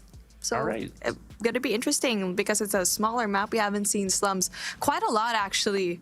I don't think we've seen it. Maybe an NA just once. But yeah, I'm excited to see how these two teams just played, because I do feel like 31er might have just a tiny bit of an advantage, especially knowing that if Brix is going to be using that sniper, I'm hoping that they do it, because a while ago when we saw Narcs not pull out the sniper, I was pretty surprised that he actually did that, and we're used to seeing him just pull out that snipe. So let's see what actually happens. So for Search and Destroy, it's going to be Slums, and if we're going to be bringing it all the way, Express is going to be right there for that S&D too, if we bring it to a game number 5. All right. Should be a fun map too, like you mentioned. Brixa pulling out the sniper is always a fun one to watch. And over on the flip side, I think Onur is typically in that role for the IQ squad. So just waiting on our players to ready up, and we should be good to go. This is the 4th matchup of the day, and we're actually going to have a day 2 of action for Europe. So for those of you who didn't know, we'll be playing out the rest of the lower bracket on broadcast tomorrow to lock in those final 4 spots. We got 3 locked in already, and lots of stage 4 action ahead of us throughout the summer. Oh, definitely. We still have LATAM, we have India, we got Japan, and Japan right now is doing their own thing, but it's nice breeding ground, honestly. It's like every year, actually, we get to have more Call of Duty Mobile action, and this is what a lot of people have been waiting for, especially EU. When I go on Twitter, everyone's just like, we need to have more of a competitive scene here, and this is what you get. And we see stars just being born, new names, kind of like Bouchon, and a while ago, we've seen like new players just come up. So I'm excited to see like what's in store for us here in Stage 3 for EU. Yeah, I know there's a lot of talent that we're going to see in that lower bracket as well. Obviously, Team Mobility, one that sticks out. I was very worried that we were going to have a Team Mobility versus Zidium matchup in the lower bracket, and one of those teams was going to get knocked out. Fortunately, that was not the case, but Zidium do find themselves back in the lower bracket, and there's definitely going to be some spicy matchups whenever we hop into that one tomorrow. So once again, just waiting on our teams. Hopefully going to be ready pretty quick right here, but you know, you can't have any broadcast go completely smoothly all the way through. So yeah. we're just waiting on everybody to get things locked in, and it looks like there might be a couple things being looked into to extend the broadcast a little bit longer for you guys. So congratulations, more, yeah. You get to stare at us for longer. I mean, honestly, I'm pretty impressed with the amount of people watching. A while ago when we started the broadcast, it was 3,000 people. Yeah, I was looking at the YouTube chat. And so, like I just want to follow up with your lower bracket. it's so interesting to see teams that I thought would actually do well not do well. I feel like it would be so entertaining to see the lower bracket because honestly for me the biggest letdown was Big not making it because they have Zidium players, they have the Nova player, and for Venturion they have Killian right there from Pegasus, but it's just interesting how these new faces, these new names just come up and just absolutely win it. It was a 3-0. It was quite literally big. Who's Pegasus?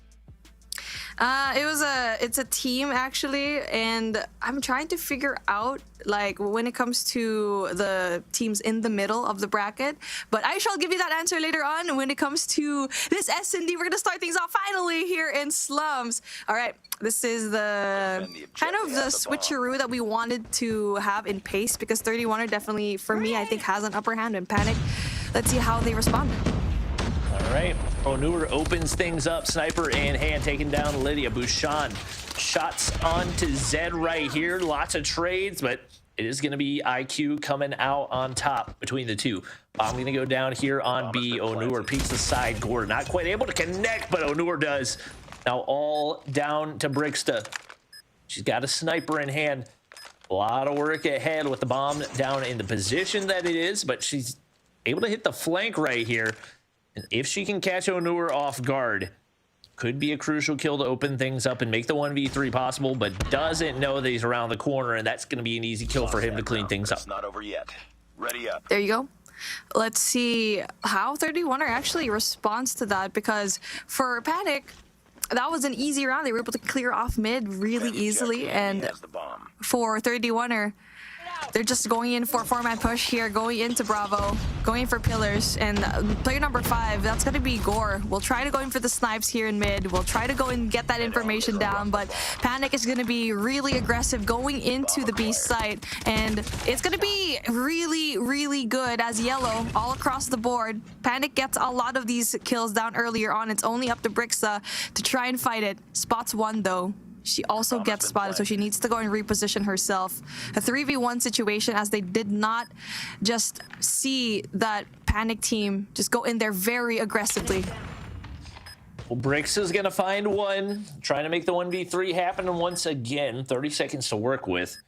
Has not gotten a whole lot of help out of the squad so far, and looks like those two remaining players going to stay tucked away on the inside of the B site.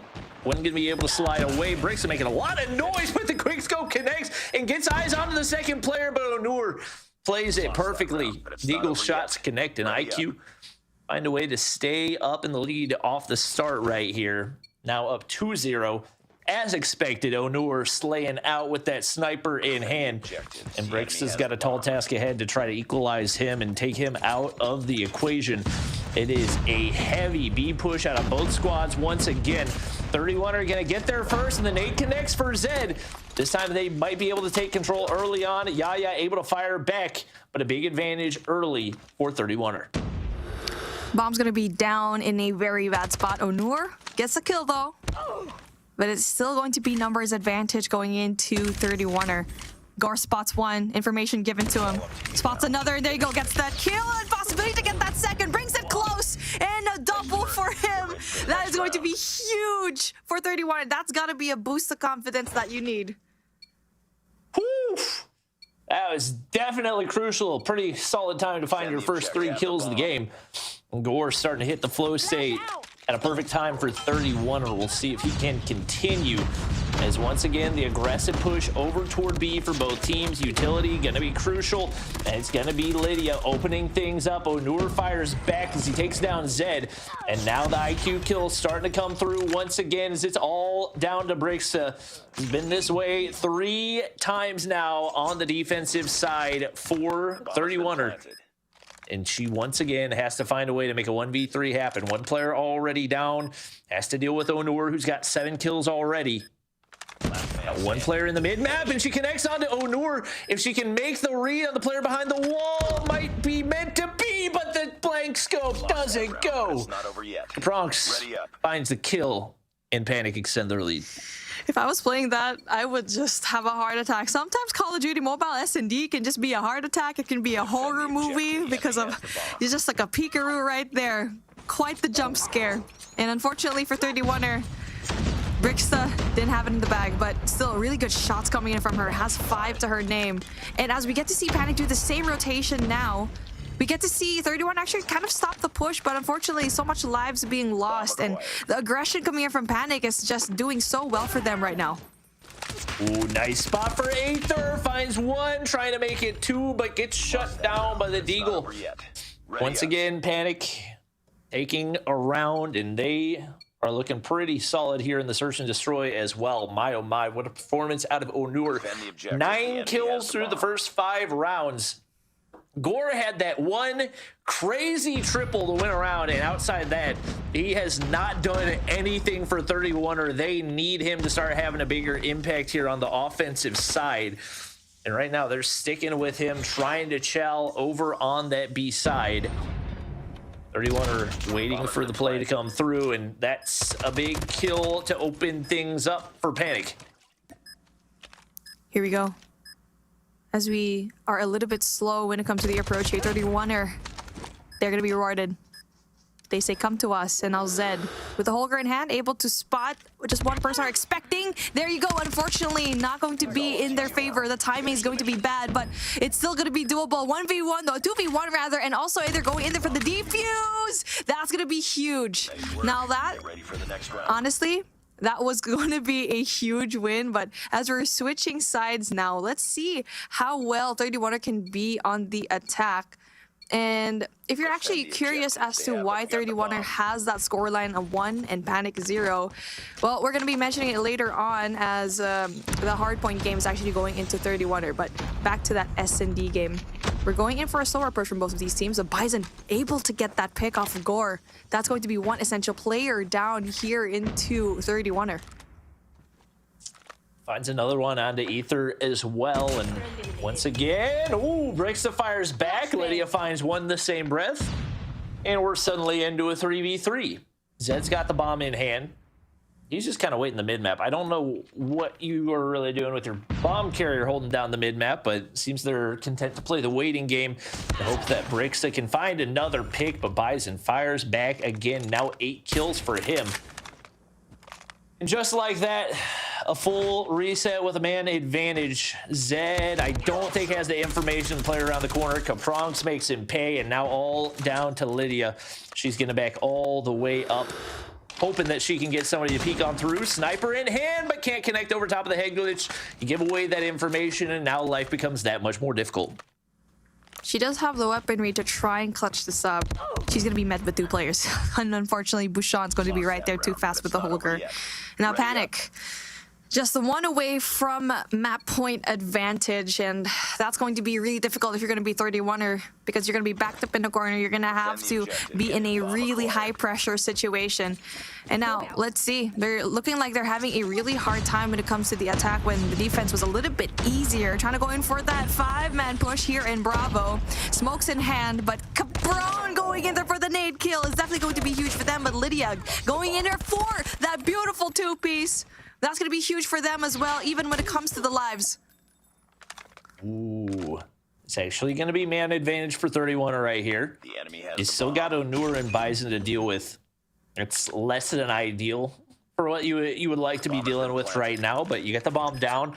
You get your players in position on the retake, and Bison going to look for the wall bang, but it's not meant to be.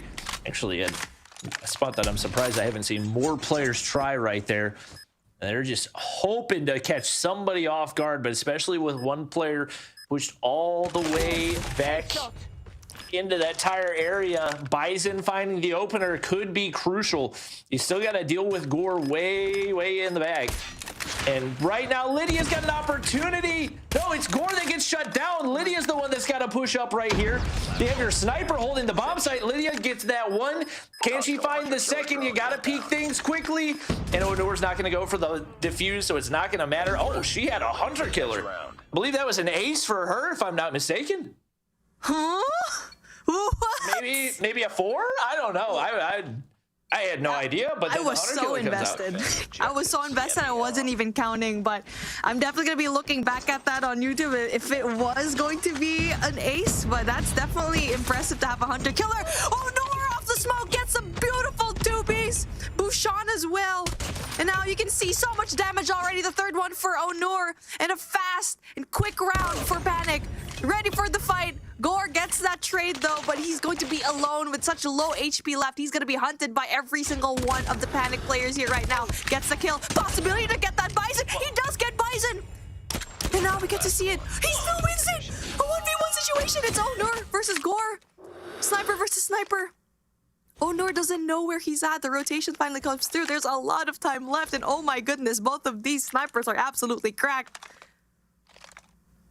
Would this be a 1v4 or 1v5? The enemy has the bomb. 1v5. I Yeah, I think it's a 1v5. But I think it's a 1v5. when Gore gets in the zone, it would be a 1v5. When Gore gets in the zone, there is no missing. And if you're Onur, you're just trying to avoid disaster. He is taking the longest route possible, and he's still got 47 seconds. I mean, that was so much chaos off the start of the round, and now we've just been sitting in a stalemate for the last 45 seconds. The bomb is going to go down here on A. Is Onur? Oh my gosh, I thought he was going to go for the wall bang and hit it. Be advised. Nobody going to peek through there. Hunter killer drone again. I don't know if Onur heard it. If he does it, oh. Wait. Trophy saved his life. I think the trophy saved his life. Onur. 1v1. Ooh, tries to spot him. Pre-aims it. Doesn't really quite get any information down. Locus in hand. And now we get to see the clock dwindling down, and he's been in this spot before. Only the head marker, but then we get to see him go away with his life, and Gore is so lucky. He needs to play time. He needs to play time. He doesn't play the time. Onur doesn't have enough time to get it. Oh my goodness. Even though that Gore didn't get that ace, he played the objective and still got that win. And as we saw, Panic had a significant lead, now gonna be cut into just one more round. Well, first, it was, I don't know if it was a true 1v3 for Gore. I think it was a true 1v3 for Gore the first time around. And now what I believe to be a 1v5 under his belt. Has not been the most consistent, but has clutched when it matters. And 31er is absolutely still in this one, but Bison continues to fire back. He and Onur carrying the bulk of the load. Zed with the bomb in hand, and 31er playing the waiting game once again. You don't have any sniper presence at all. You got Gore taken out of the equation. Brixta does still have one, but she's going to get shut down too. And now into the 3v5. It's been the big miracle rounds that have gotten them pretty much a majority of the rounds that they've had so far. Ether spots one, but just can't get the timing right, and Bison gets the better again. Slow round, but you get to see Panic, especially with their snipers, just getting those picks off. Their angles are so on point right now. And now Lydiax is going to be able to pick up that DLQ, so at least there's still some sort of presence in the long range for 31er. But Bison yet again shuts everyone down. He is a great wall going into Alpha. Bison spots one, hit marker in hand, but able to finish the job. And we're now at match point. And Panic able to get that. 31er on the other hand still has 2 more steps to go. But if we get to see a hero play, maybe it'll happen. But you should not rely on those hero plays here. Especially when you get to see Gore go down so early. And that's what happened. They didn't know what to do anymore. Yeah, and that really has been the difference between the two. Like a consistent strategy for IQ, consistent fraggers, whereas on the flip side, it's been so many miracle plays to just keep this one close. But even with that happening, Panic still with the lead. Brixta is going to be able to find Bouchon, and now a much more fundamentally sound round out of 31er. Beautiful nade by Onur onto Gore. Slows down the push, but he's still got 4 more players to deal with. Yaya clears out Brixta, but the trade's there. And now all down to Onur looking for a 1v3 for himself. Finds the first one to open. Doesn't catch the player proning behind that statue, and that should be the information that they need. Not going to be able to turn on to Ether. 31 are keeping things close as they look to force overtime. It's 2 steps rather, turning into 1. And it's just so interesting how 31er plays, especially when Gore is still alive and they need to just tuck him away in a corner just to keep him alive. Yes, get an opening pick. Bricksta usually gets that as well, as we get to see such a barrage of util coming into that B flag. But Capron having, what? Is that a stun kill? Gets a 3-piece and Yaya finishes the job, and Panic goes in there a 7 and 5, and I think it's the first time I've seen a grenade and stun combo. Yeah, that was pretty lethal. I was not expecting the stun kill to come through. That's but funny. Wow. Well, it is going to be Panic bouncing back. They actually did end up getting a DQ on map 1 for using a restricted item, so that's the reason that you do see the score being 1-1 down below. But they bounced back, and it was closer than I expected. I think if it were not for some of the miracle plays that we were seeing out of Gore, might not have been the case, but clutched up big time, not quite enough to win the map, though. Definitely. My goodness. I mean, I feel like they tried to keep going on the attack, tried to go for alpha, tried to get that pick off. But I mean, I feel like it was just that one person, that was Bison, that was just stopping force going into that A flag. I mean, they tried to go in for B rather. So that A flag was just so open every single time. And the stopping force was only going to be Bison. But if you funneled a lot of your members inside over there, they probably would have had a better time when it comes to the attacking round. But again, it's still a valiant effort for 31er when it comes to those hero plays. But oh my goodness, it was the Onur and Gore show. There you go. He has 2, gets that 1 more, and I think that was like, yeah, that was 3, that was 4. Yeah, I think he had like an almost ace there. Yeah. That was I feel like that S&D was the best sniping we've seen all day. There were a few of the matchups that we saw as like, I can't believe you guys are missing these shots, but every one of the snipers on both teams seemed to just be perfectly in the flow state, and really, really beautiful plays out of both squads. But once again, just more consistency on the flip side for Bison and Onur, those two leading the way for Panic. They take map 2 to tie things up. Next up, we head into the control. Might call it the swing mode because technically it's tied at 1-1, but realistically, if you're IQ and you have the right loadouts, then it should be up to 0. So feels like you kind of got to give them the edge, even though it hasn't been a huge gap between the two. It's definitely enough, I feel like, to feel like they are the stronger team, or at least have been so far in this one.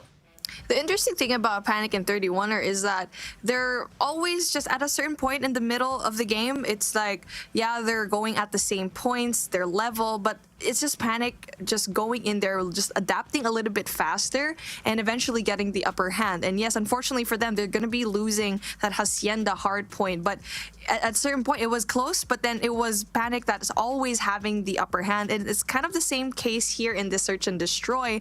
And it's honestly, history repeats itself a tiny bit, because back in the recent tournament that they played up against each other, Panic is actually the 6th seed and 31er is the 7th seed. So again, it's very close, but Panic will always have that upper hand. So taking a look at what we have here, we finally have raid control, where hopefully we do get to see a lot of these long-range engagements from 31er come through. All right, we'll see what they've got as the clash over on B ensues. Yaya wins the opener.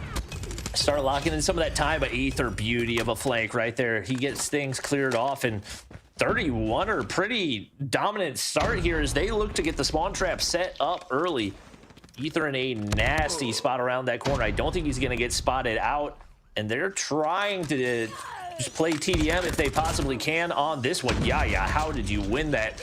Get straight out regardless. Gore finds a 2-piece. Lydia is straight farming, and they have no answer as Aether has made his way all the way into spawn. Hunter Killer goes out right there, and they're still trying to sniff him out, and they don't check the angles. What was that? Free streaks for you. Finally, Bouchon there to shut him down. But what a start right here for 31er. Wow, Aether just dealt so much damage there, and honestly, same sentiments. How did they not see him right there? But there you go, Aether.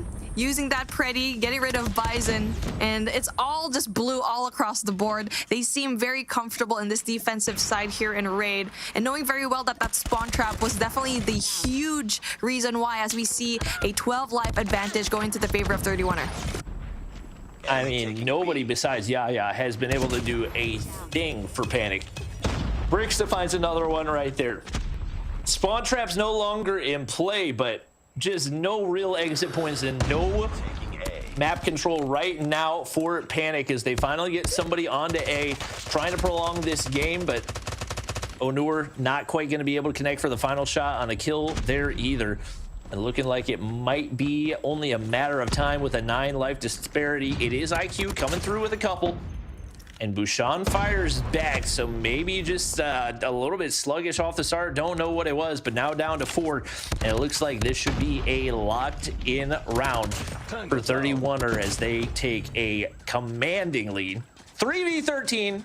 It's not over yet. I've seen things like this happen in EU before, but once again, now down to 2 players. I don't think Bouchon has quite enough in the tank to make this one happen.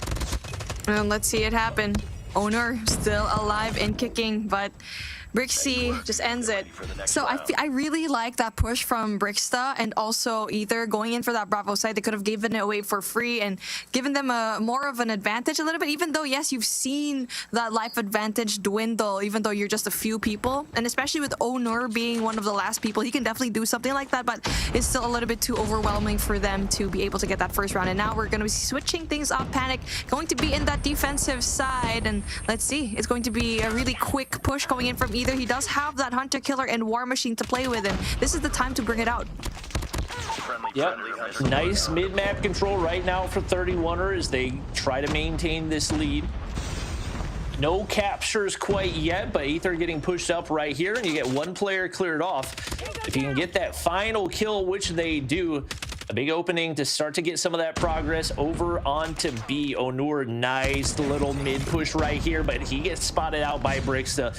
And once again, 31 are starting to take the edge in this one. Lydia, can they be able to get the assist? 1 player left to clear out from top laundry, and that is B, done and dusted. We have not seen a whole lot of objective play in the control for the European region, but right now 31 are doing so in convincing fashion. They've got 5 operators ready to go. Brixta is going to get shut down off of hers, but now score streaks to work with as well for 31er, and they look like they are well on their way to either making their way over to A or potentially setting up the spawn trap here. Yep, the spawn trap going to be right there. And speaking of spawn trap, Capron had the ability to actually spawn trap 31er, but instead try to go in for that gallery control instead. And speaking of, he actually goes in there, very late rotation, but it's still gonna provide a massive win for them if he does win a lot of these shots, and he does.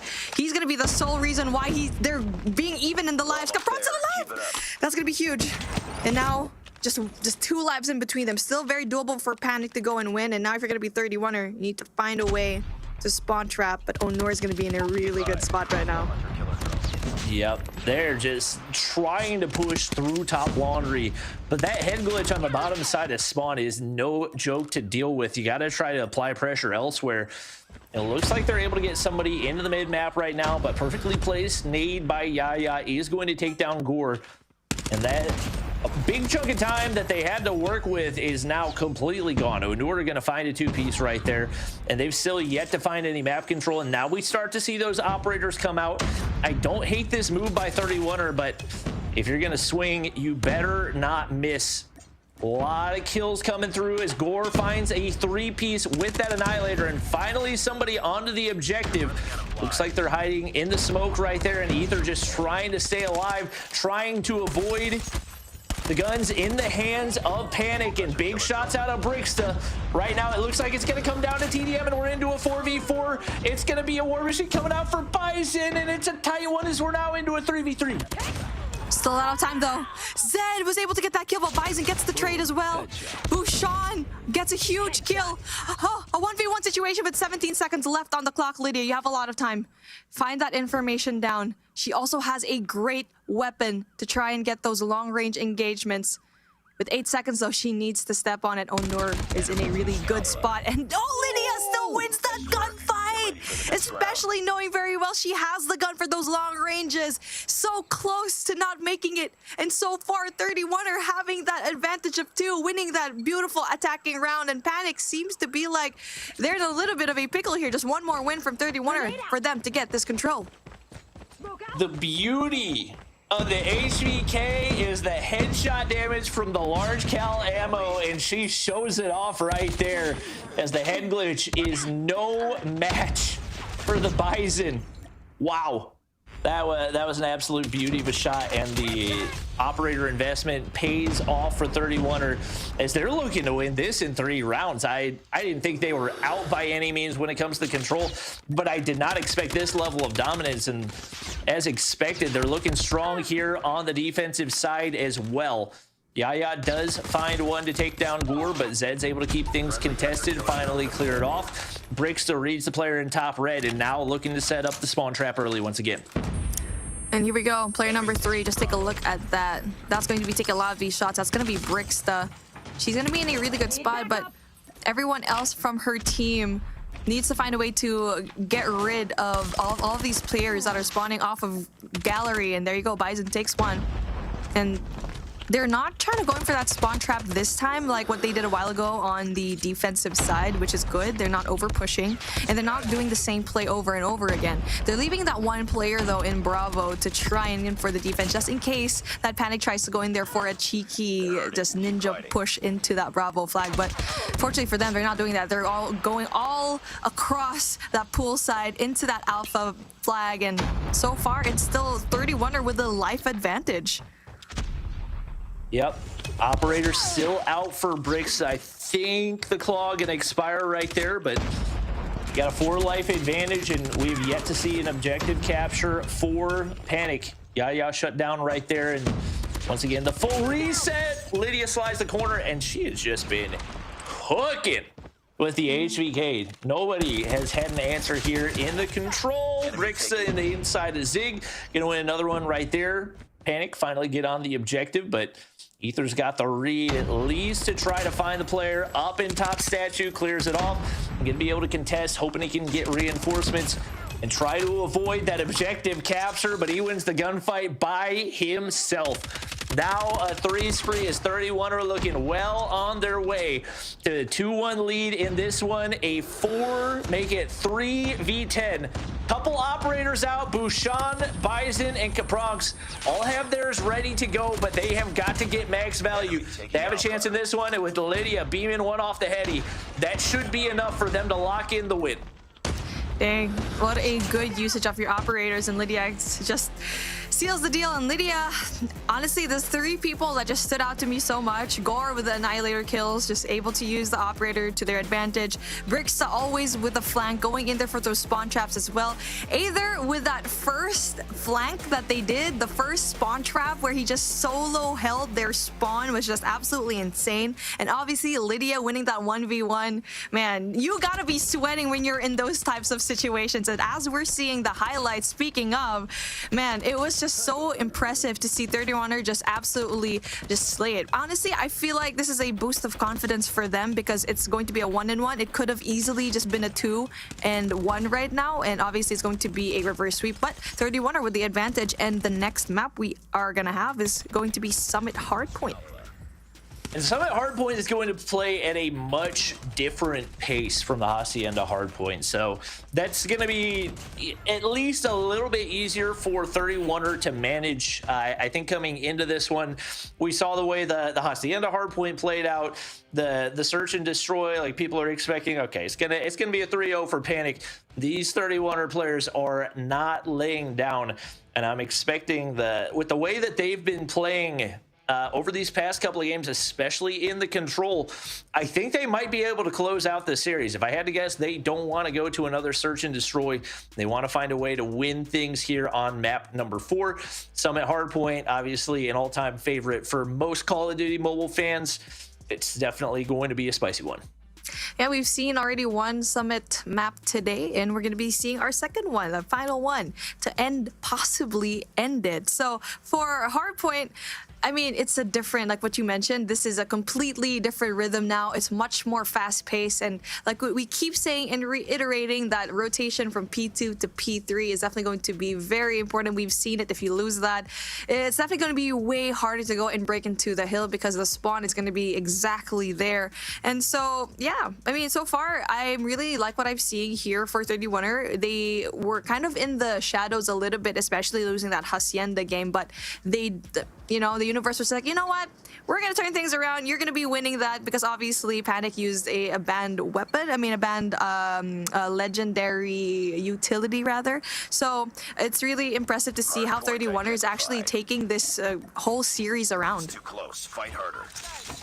All right, big gunfights on the entry into P1 right here. As expected, it's EU, so there are Holgers everywhere. Hardpoint locked down. The majority of the feed going the way of IQ. Oh, and we're gonna hop on down, Switchblade in hand. It's Bison finding another one right there. Is now 2 kills to his name. We see a red dot Fennec come out. I can only assume that's because he doesn't have the mythic version, right? Because what in the world am I looking at right now? Bushan gets absolutely smoked off the heady right there, and just like that, a big push on in for 31er as they try to get some chunk time here on P1. Depron, though, playing the LK24 to perfection, able to get rid of those 2 players, and it's going to be really, really quick how the turnaround is. Panic, though, gets majority of the points here in P1. 31er, on the other hand, positioned for P2, but so far they do not have any control whatsoever into the next hill. You'd want to get that 2F control room because you have sights. Just having a little bit of that verticality definitely helps, as we get to see they know how to do that 1v1, but what's more important is the fact that you need to anchor down those essential anchor points. Yep, Yaya trying to push on through. Doesn't realize Gore's on the inside. He's going to be able to clean up the kill. 31er back on the point. Like you mentioned, controlling those spawns going to be crucial. A couple big gunfights on the backside. It's going to be one still spawning back for 31er, and that's going to be Zed. So the Holger in hand should allow him to lock down those spawns for the time being. Just like that, IQ going to be able to flip spawns, and now they are in perfect position, not only locking in the hard point time, but also ready to go over toward P3. Bushan, I mean, having a Holger playing the objective is not something you typically expect to see, but these European players just able to make it work, and right now Panic in a great spot. Although one player has been able to sneak all the way through, that's going to be Lydia. Lydia in a prime spot, but play number 4, Capron is able to spot her. And again, when it comes to the play of the Holger, they're just so good at using this. Oh, what? But they still have, nope, not really. Panic still has it, unfortunately. I mean, good thing for them, but unfortunate for 31er. And there you go. I mean, even though that Panic has spawns, we do get to see 31ers still have P3. Just as I said that, they're able to flush them out one by one. And they are going to be spawning off here in Catwalk. And let's see how they're able to do that damage. And again, we've seen this already before in that last Summit game. They're going in more towards that top side of the map into that rotation. It's like they don't want to go to that cable car. But as I said that, there's going to be one more player trying to go there. Onur takes out the claw, able to get a lot of these kills down. Defense solid coming in from Panic, and the score is just increasing so much right now for the side of Panic. Yeah, this is one that's looking like it could slip out of control quickly if 31er don't find a way to turn things around. Not only that they lock in a full 60 on P3, but they have a lot of time and a lot of score streaks to open things up over toward P4. You get Zed set up in the back of the map for 31er, and he's got a big task to lock down spawns and win as many of those backside gunfights as he can. Capron has been able to slip through. Zed goes big, 3 in a row with the Sparrow in hand. Noor's going to be able to find one, but a heavy operator investment right here, and it's paying off early for Zed. Here we go. Bushan does get the Annihilator down. Able to try to lock in those spawns, but unfortunately for him, Bricksta's going to be right there. A crossfire coming in for 31er. And we get to see yellow all across the board here, and they do have a little bit of control here in P4, but a big gunfight being won right now by player number 2. That's going to be Ether, and that's going to be Bushan rather. And I mean, for Panic, it's still going to be a little bit scattered because everyone else is spawning off into different sites, especially here in mid, and 31 is actually going to be getting a lot of these kills down. So that's going to be huge for them, huge time, and the fact that they've lost so much time already in that P3 hill is where they can finally pull it through. And now 13 seconds left on the clock as they're trying to get those scrap points, and that rotation here in P1 is going to be essential. Play number 4, Lydiax has been really good at anchoring certain points, but so far the Lappa in hand, able to win those gunfights down, and she needs to be careful because there's so much players coming in from Panic here right now in P1. Yeah, they do a super solid job on P4 to get what's as close to a full 60 as they could have possibly hoped for. Right now, they're in position to contest over here on P1 as well. Yaya's going to get shut down. Aether and Gore do the work for the team to get things cleared out, and it looked like it was starting to slip out of their control.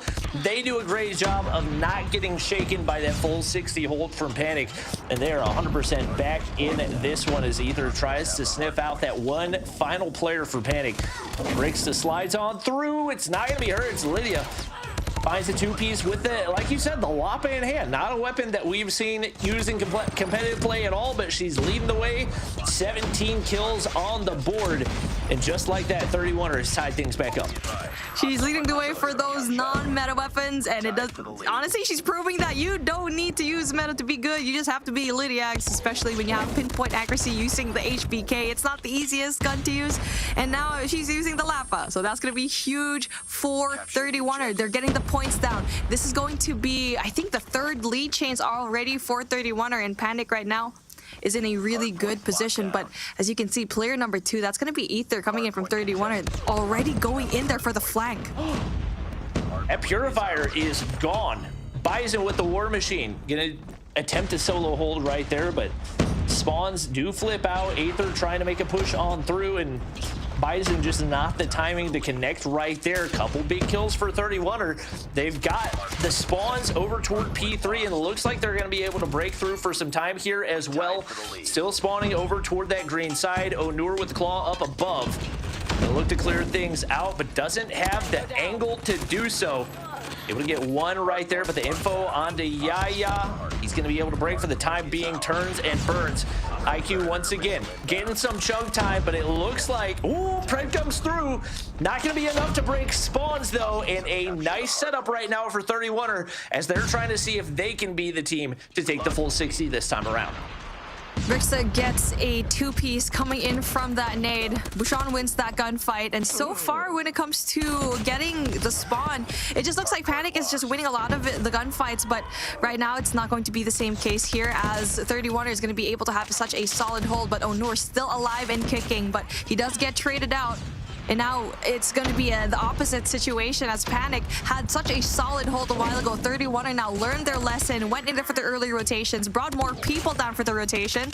And right now, but the spawn flip because people from 31er left that area. You always need to have at least one person there. And that just allowed Panic to go in there for the flash. 30 seconds on the clock, and that's still a lot of time to play with. That, oh man, I feel like that was such a crucial mistake coming in from 31er. Oh, they send a player out of that spawn building and it backfires big time. Even though I think they had one player further back, sometimes those spawns are just based on visibility, and that's huge for Panic to avoid the full 60 and keep things close. Obviously, that does let 31er set up early on. They do still have the lead, but it could have been a much bigger lead right now, and Bushan's gonna pop the Annihilator to see if they can break on through and avoid getting full 60 that time around, and that's gonna be a huge one to open. One player still spawning in the back, but he finds another, and just like that, IQ right where they want to be. Oh, Bushan though brings out the Annihilator, not able to bring one, but then one person's like, it just goes in there, spawns right beside him, and now no spawn control whatsoever coming in from both teams. But right now, 31er finally wins that gunfight and essentially wins the spawns as well. Lydiax able to get a lot of these kills down, a 6 spree for her name, and also the opportunity to take out that Hunter Killer Drone to have more of a defense here into P4. And so far, it's still going to be 31er, and all Panic can do is actually just step on it just for for a few seconds to contest, but not able to get a lot of these points down. And wow, I mean, this is such a good map and turnaround for 31ers so far, but this is a P1 is usually Panic's playground. They're so good here, but 31 is actually learning a lot of lessons, and that's why they're on the lead right now. The adjustment in P1 in the last rotation, the adjustment in P2 and P3, and let's see how Panic's going to react to this. Wow, it looked like for sure that was going to be an IQ spawn flip, but the Annihilator does not pay off for Bouchon, and just like that, 31 are only 35 points away from locking in the series win. Right now, Gore, he's the OBJ guy for the squad, but it has been so many contributions for everybody. Ether, maybe not the best performance, but 2 minutes inside the hard point. Lydia gonna pop the Purifier and attempt to keep things clear, and Zed goes the same direction. That's gonna be Sparrow in hand. Onur has to go big from the top side, but Lydia is there. She's able to shut down another, and looking like it's only a matter of time with the way they're beaming right now. Lydia not able to hit the final shot, but Ether fires back. War Machine finds another, and only 9 more seconds needed for 31er to lock in the win. It looks like it's gonna happen, and it might happen here on P1. There's nobody there to contest as Yaya gets shut down. 31er bounce back, and they take the series 3-1. Okay, we said 3-1, right? But the opposite way around. But it looks like Panic just lost their momentum after losing that hard point into that DQ. But wow, what a quick turnaround coming from 31er. What a match here, Glitter. You know, we said it was going to be a good way to close out the day, and the teams made sure that that was the case, because that was a fun final match of our upper bracket day number 1. Let's take a walk back through these highlights, Mommy, because this was a blast. Yeah, definitely. I mean, even for the side of Panic, everyone was doing their job. Bison is phenomenal, either in Search and Destroy, in Control, or in Hardpoint. The guy is just so good. He's so consistent, and I'm honestly going to be looking at this guy a lot more now. But for the side of 31er, that win, the win coming in from that Control, that obviously that win coming off of that Hardpoint, you can see the confidence in their movements now, and the fact that they were down a bunch of points in the early rounds, but now they were able to sustain it, and they learned from, they basically adapted so well into that last set of rotations. And I'm glad that you said that, because Bobby, you had said that that was something that this region can struggle with sometimes, but the adaptation was strong here.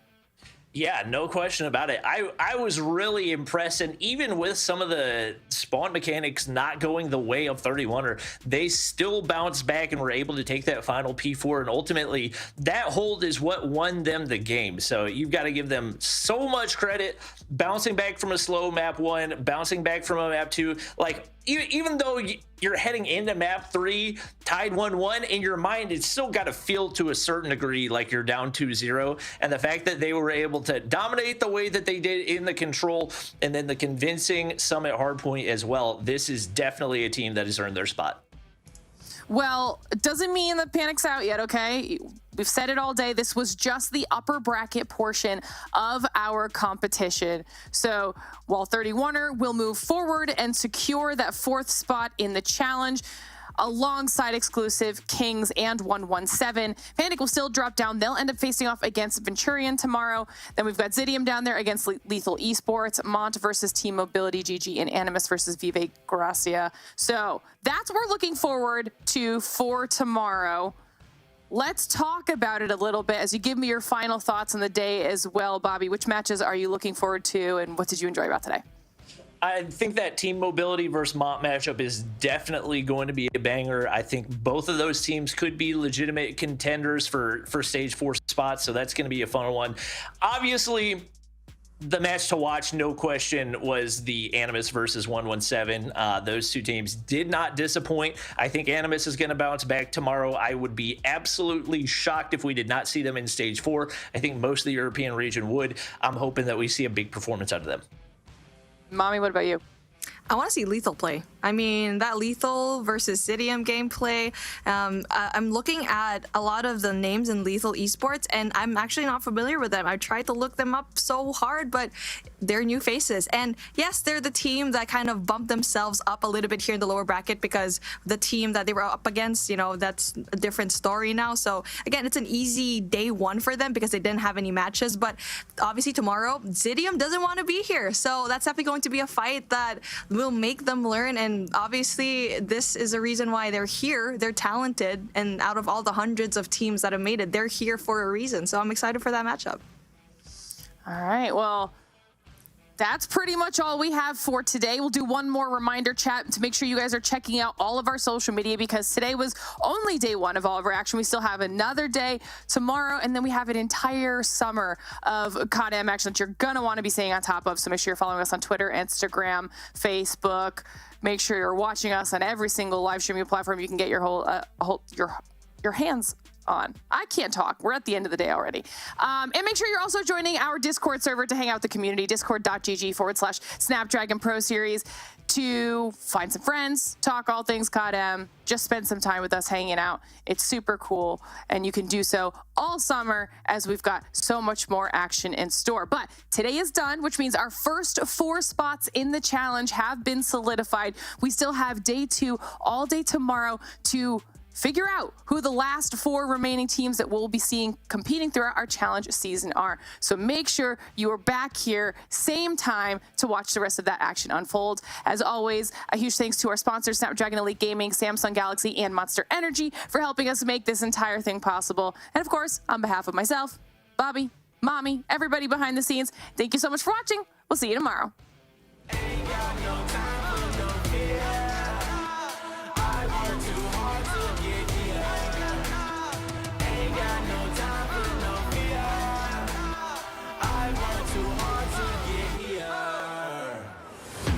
Got the time, put me in, coach. I've been going hard, time to let it show. Everything raw, give it to me now. Let me have the spot, man, it's going down. Gotta get it here, I don't wanna wait. Take what I want, then I go train. Gotta get a win, I won't lose the game. This is my year, I ain't gonna break. Strap in, cause it's gonna be a long ride. Working on me every single day and night. There comes a time when your worlds will collide. If it's holding you back, push it right to the side. On another level, I will never settle. Mind over matter, get the gold medal. On another level, I will never settle. Mind over matter, get the gold medal. Ain't got no time for no fear.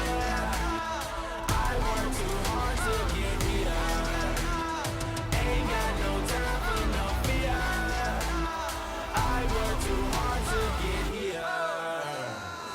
On another level, I will never settle. Mind over matter, get the gold medal. On another level, I will never settle. Mind over matter, get the gold medal. On another level, I will never settle. Mind over matter, get the gold medal. On another level, I will never settle. Mind over matter, get the gold medal.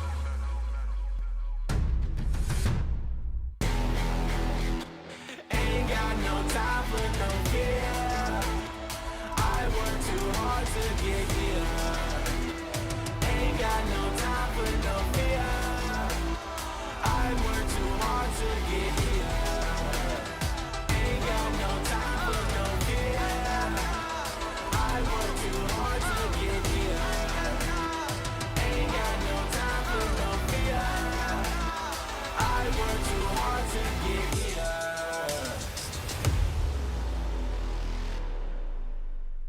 Ain't got no time for no fear. I work too hard to get here. Ain't got no time for no fear. I work too hard to get here. I don't got the time, put me in, coach. I've been going hard, time to let it show. Everything raw, give it to me now. Let me have the spot, man, it's going down. Gotta get it here, I don't wanna wait. Take what I want, then I go train. Gotta get a win, I won't lose the game. This is my year, I ain't gonna break. Strap in, cause it's gonna be a long ride. Working on me every single day and night. There comes a time when your worlds will collide. If it's holding you back, push it right to the side. On another level, I will never settle. Mind over matter, get the gold medal. On another level, I will never settle. Mind over matter, get the gold medal.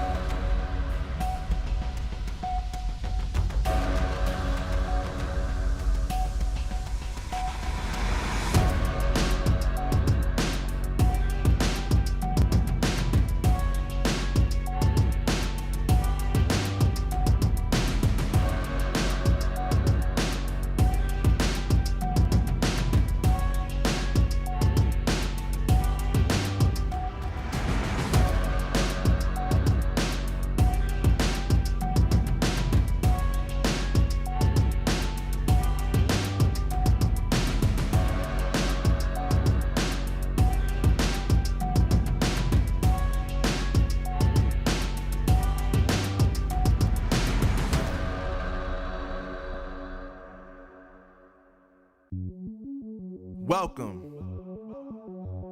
to the place where dreams come true, where everything you want can be yours, if and only if you're willing to work for them, you're willing to hurt for them, but most of all, you're willing to be first for them.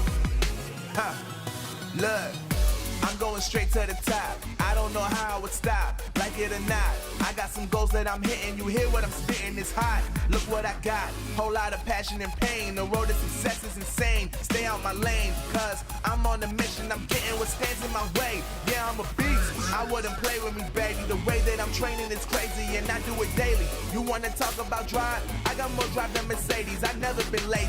I'm in the room, it's a red alert. You wanna compete? Well, get better first. I got 10 toes in the dirt, push through the hurt just to show them my worth. I'm the best. Yeah, I'm the best. I never stress. I know what's next.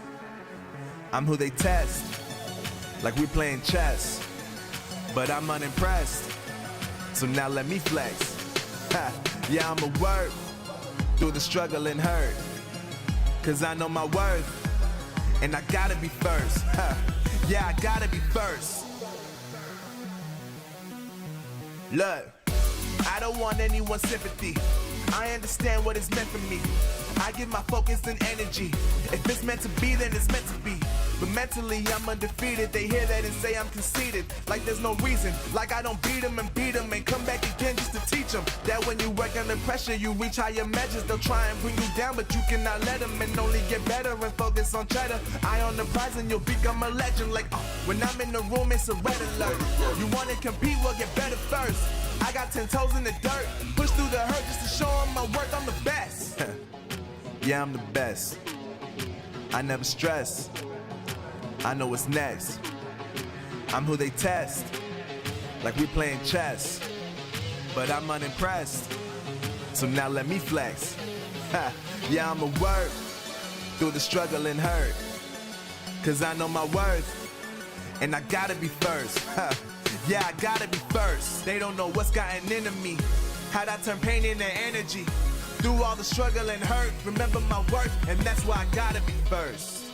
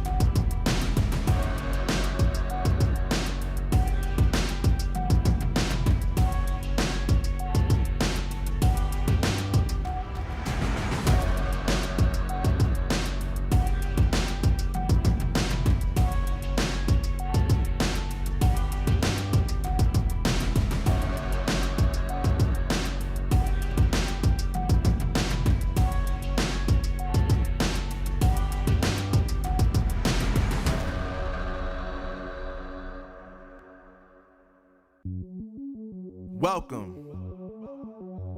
to the place where dreams come true. Where everything you want can be yours. If and only if you're willing to work for them. You're willing to hurt for them. But most of all, you're willing to be first for them. Ha! Look, I'm going straight to the top. I don't know how I would stop, like it or not. I got some goals that I'm hitting. You hear what I'm spitting, it's hot. Look what I got, whole lot of passion and pain. The road to success is insane. Stay out my lane, cause I'm on a mission. I'm getting what stands in my way. Yeah, I'm a beast, I wouldn't play with me, baby. The way that I'm training is crazy and I do it daily. You wanna talk about drive? I got more drive than Mercedes. I've never been lazy. I'm in the room, it's a red alert. You wanna compete? Well, get better first. I got 10 toes in the dirt, push through the hurt just to show them my worth. I'm the best. Yeah, I'm the best. I never stress. I know what's next. I'm who they test, like we playing chess. But I'm unimpressed, so now let me flex. Ha, yeah, I'ma work through the struggle and hurt, cause I know my worth, and I gotta be first. Ha, yeah, I gotta be first. Look, I don't want anyone's sympathy.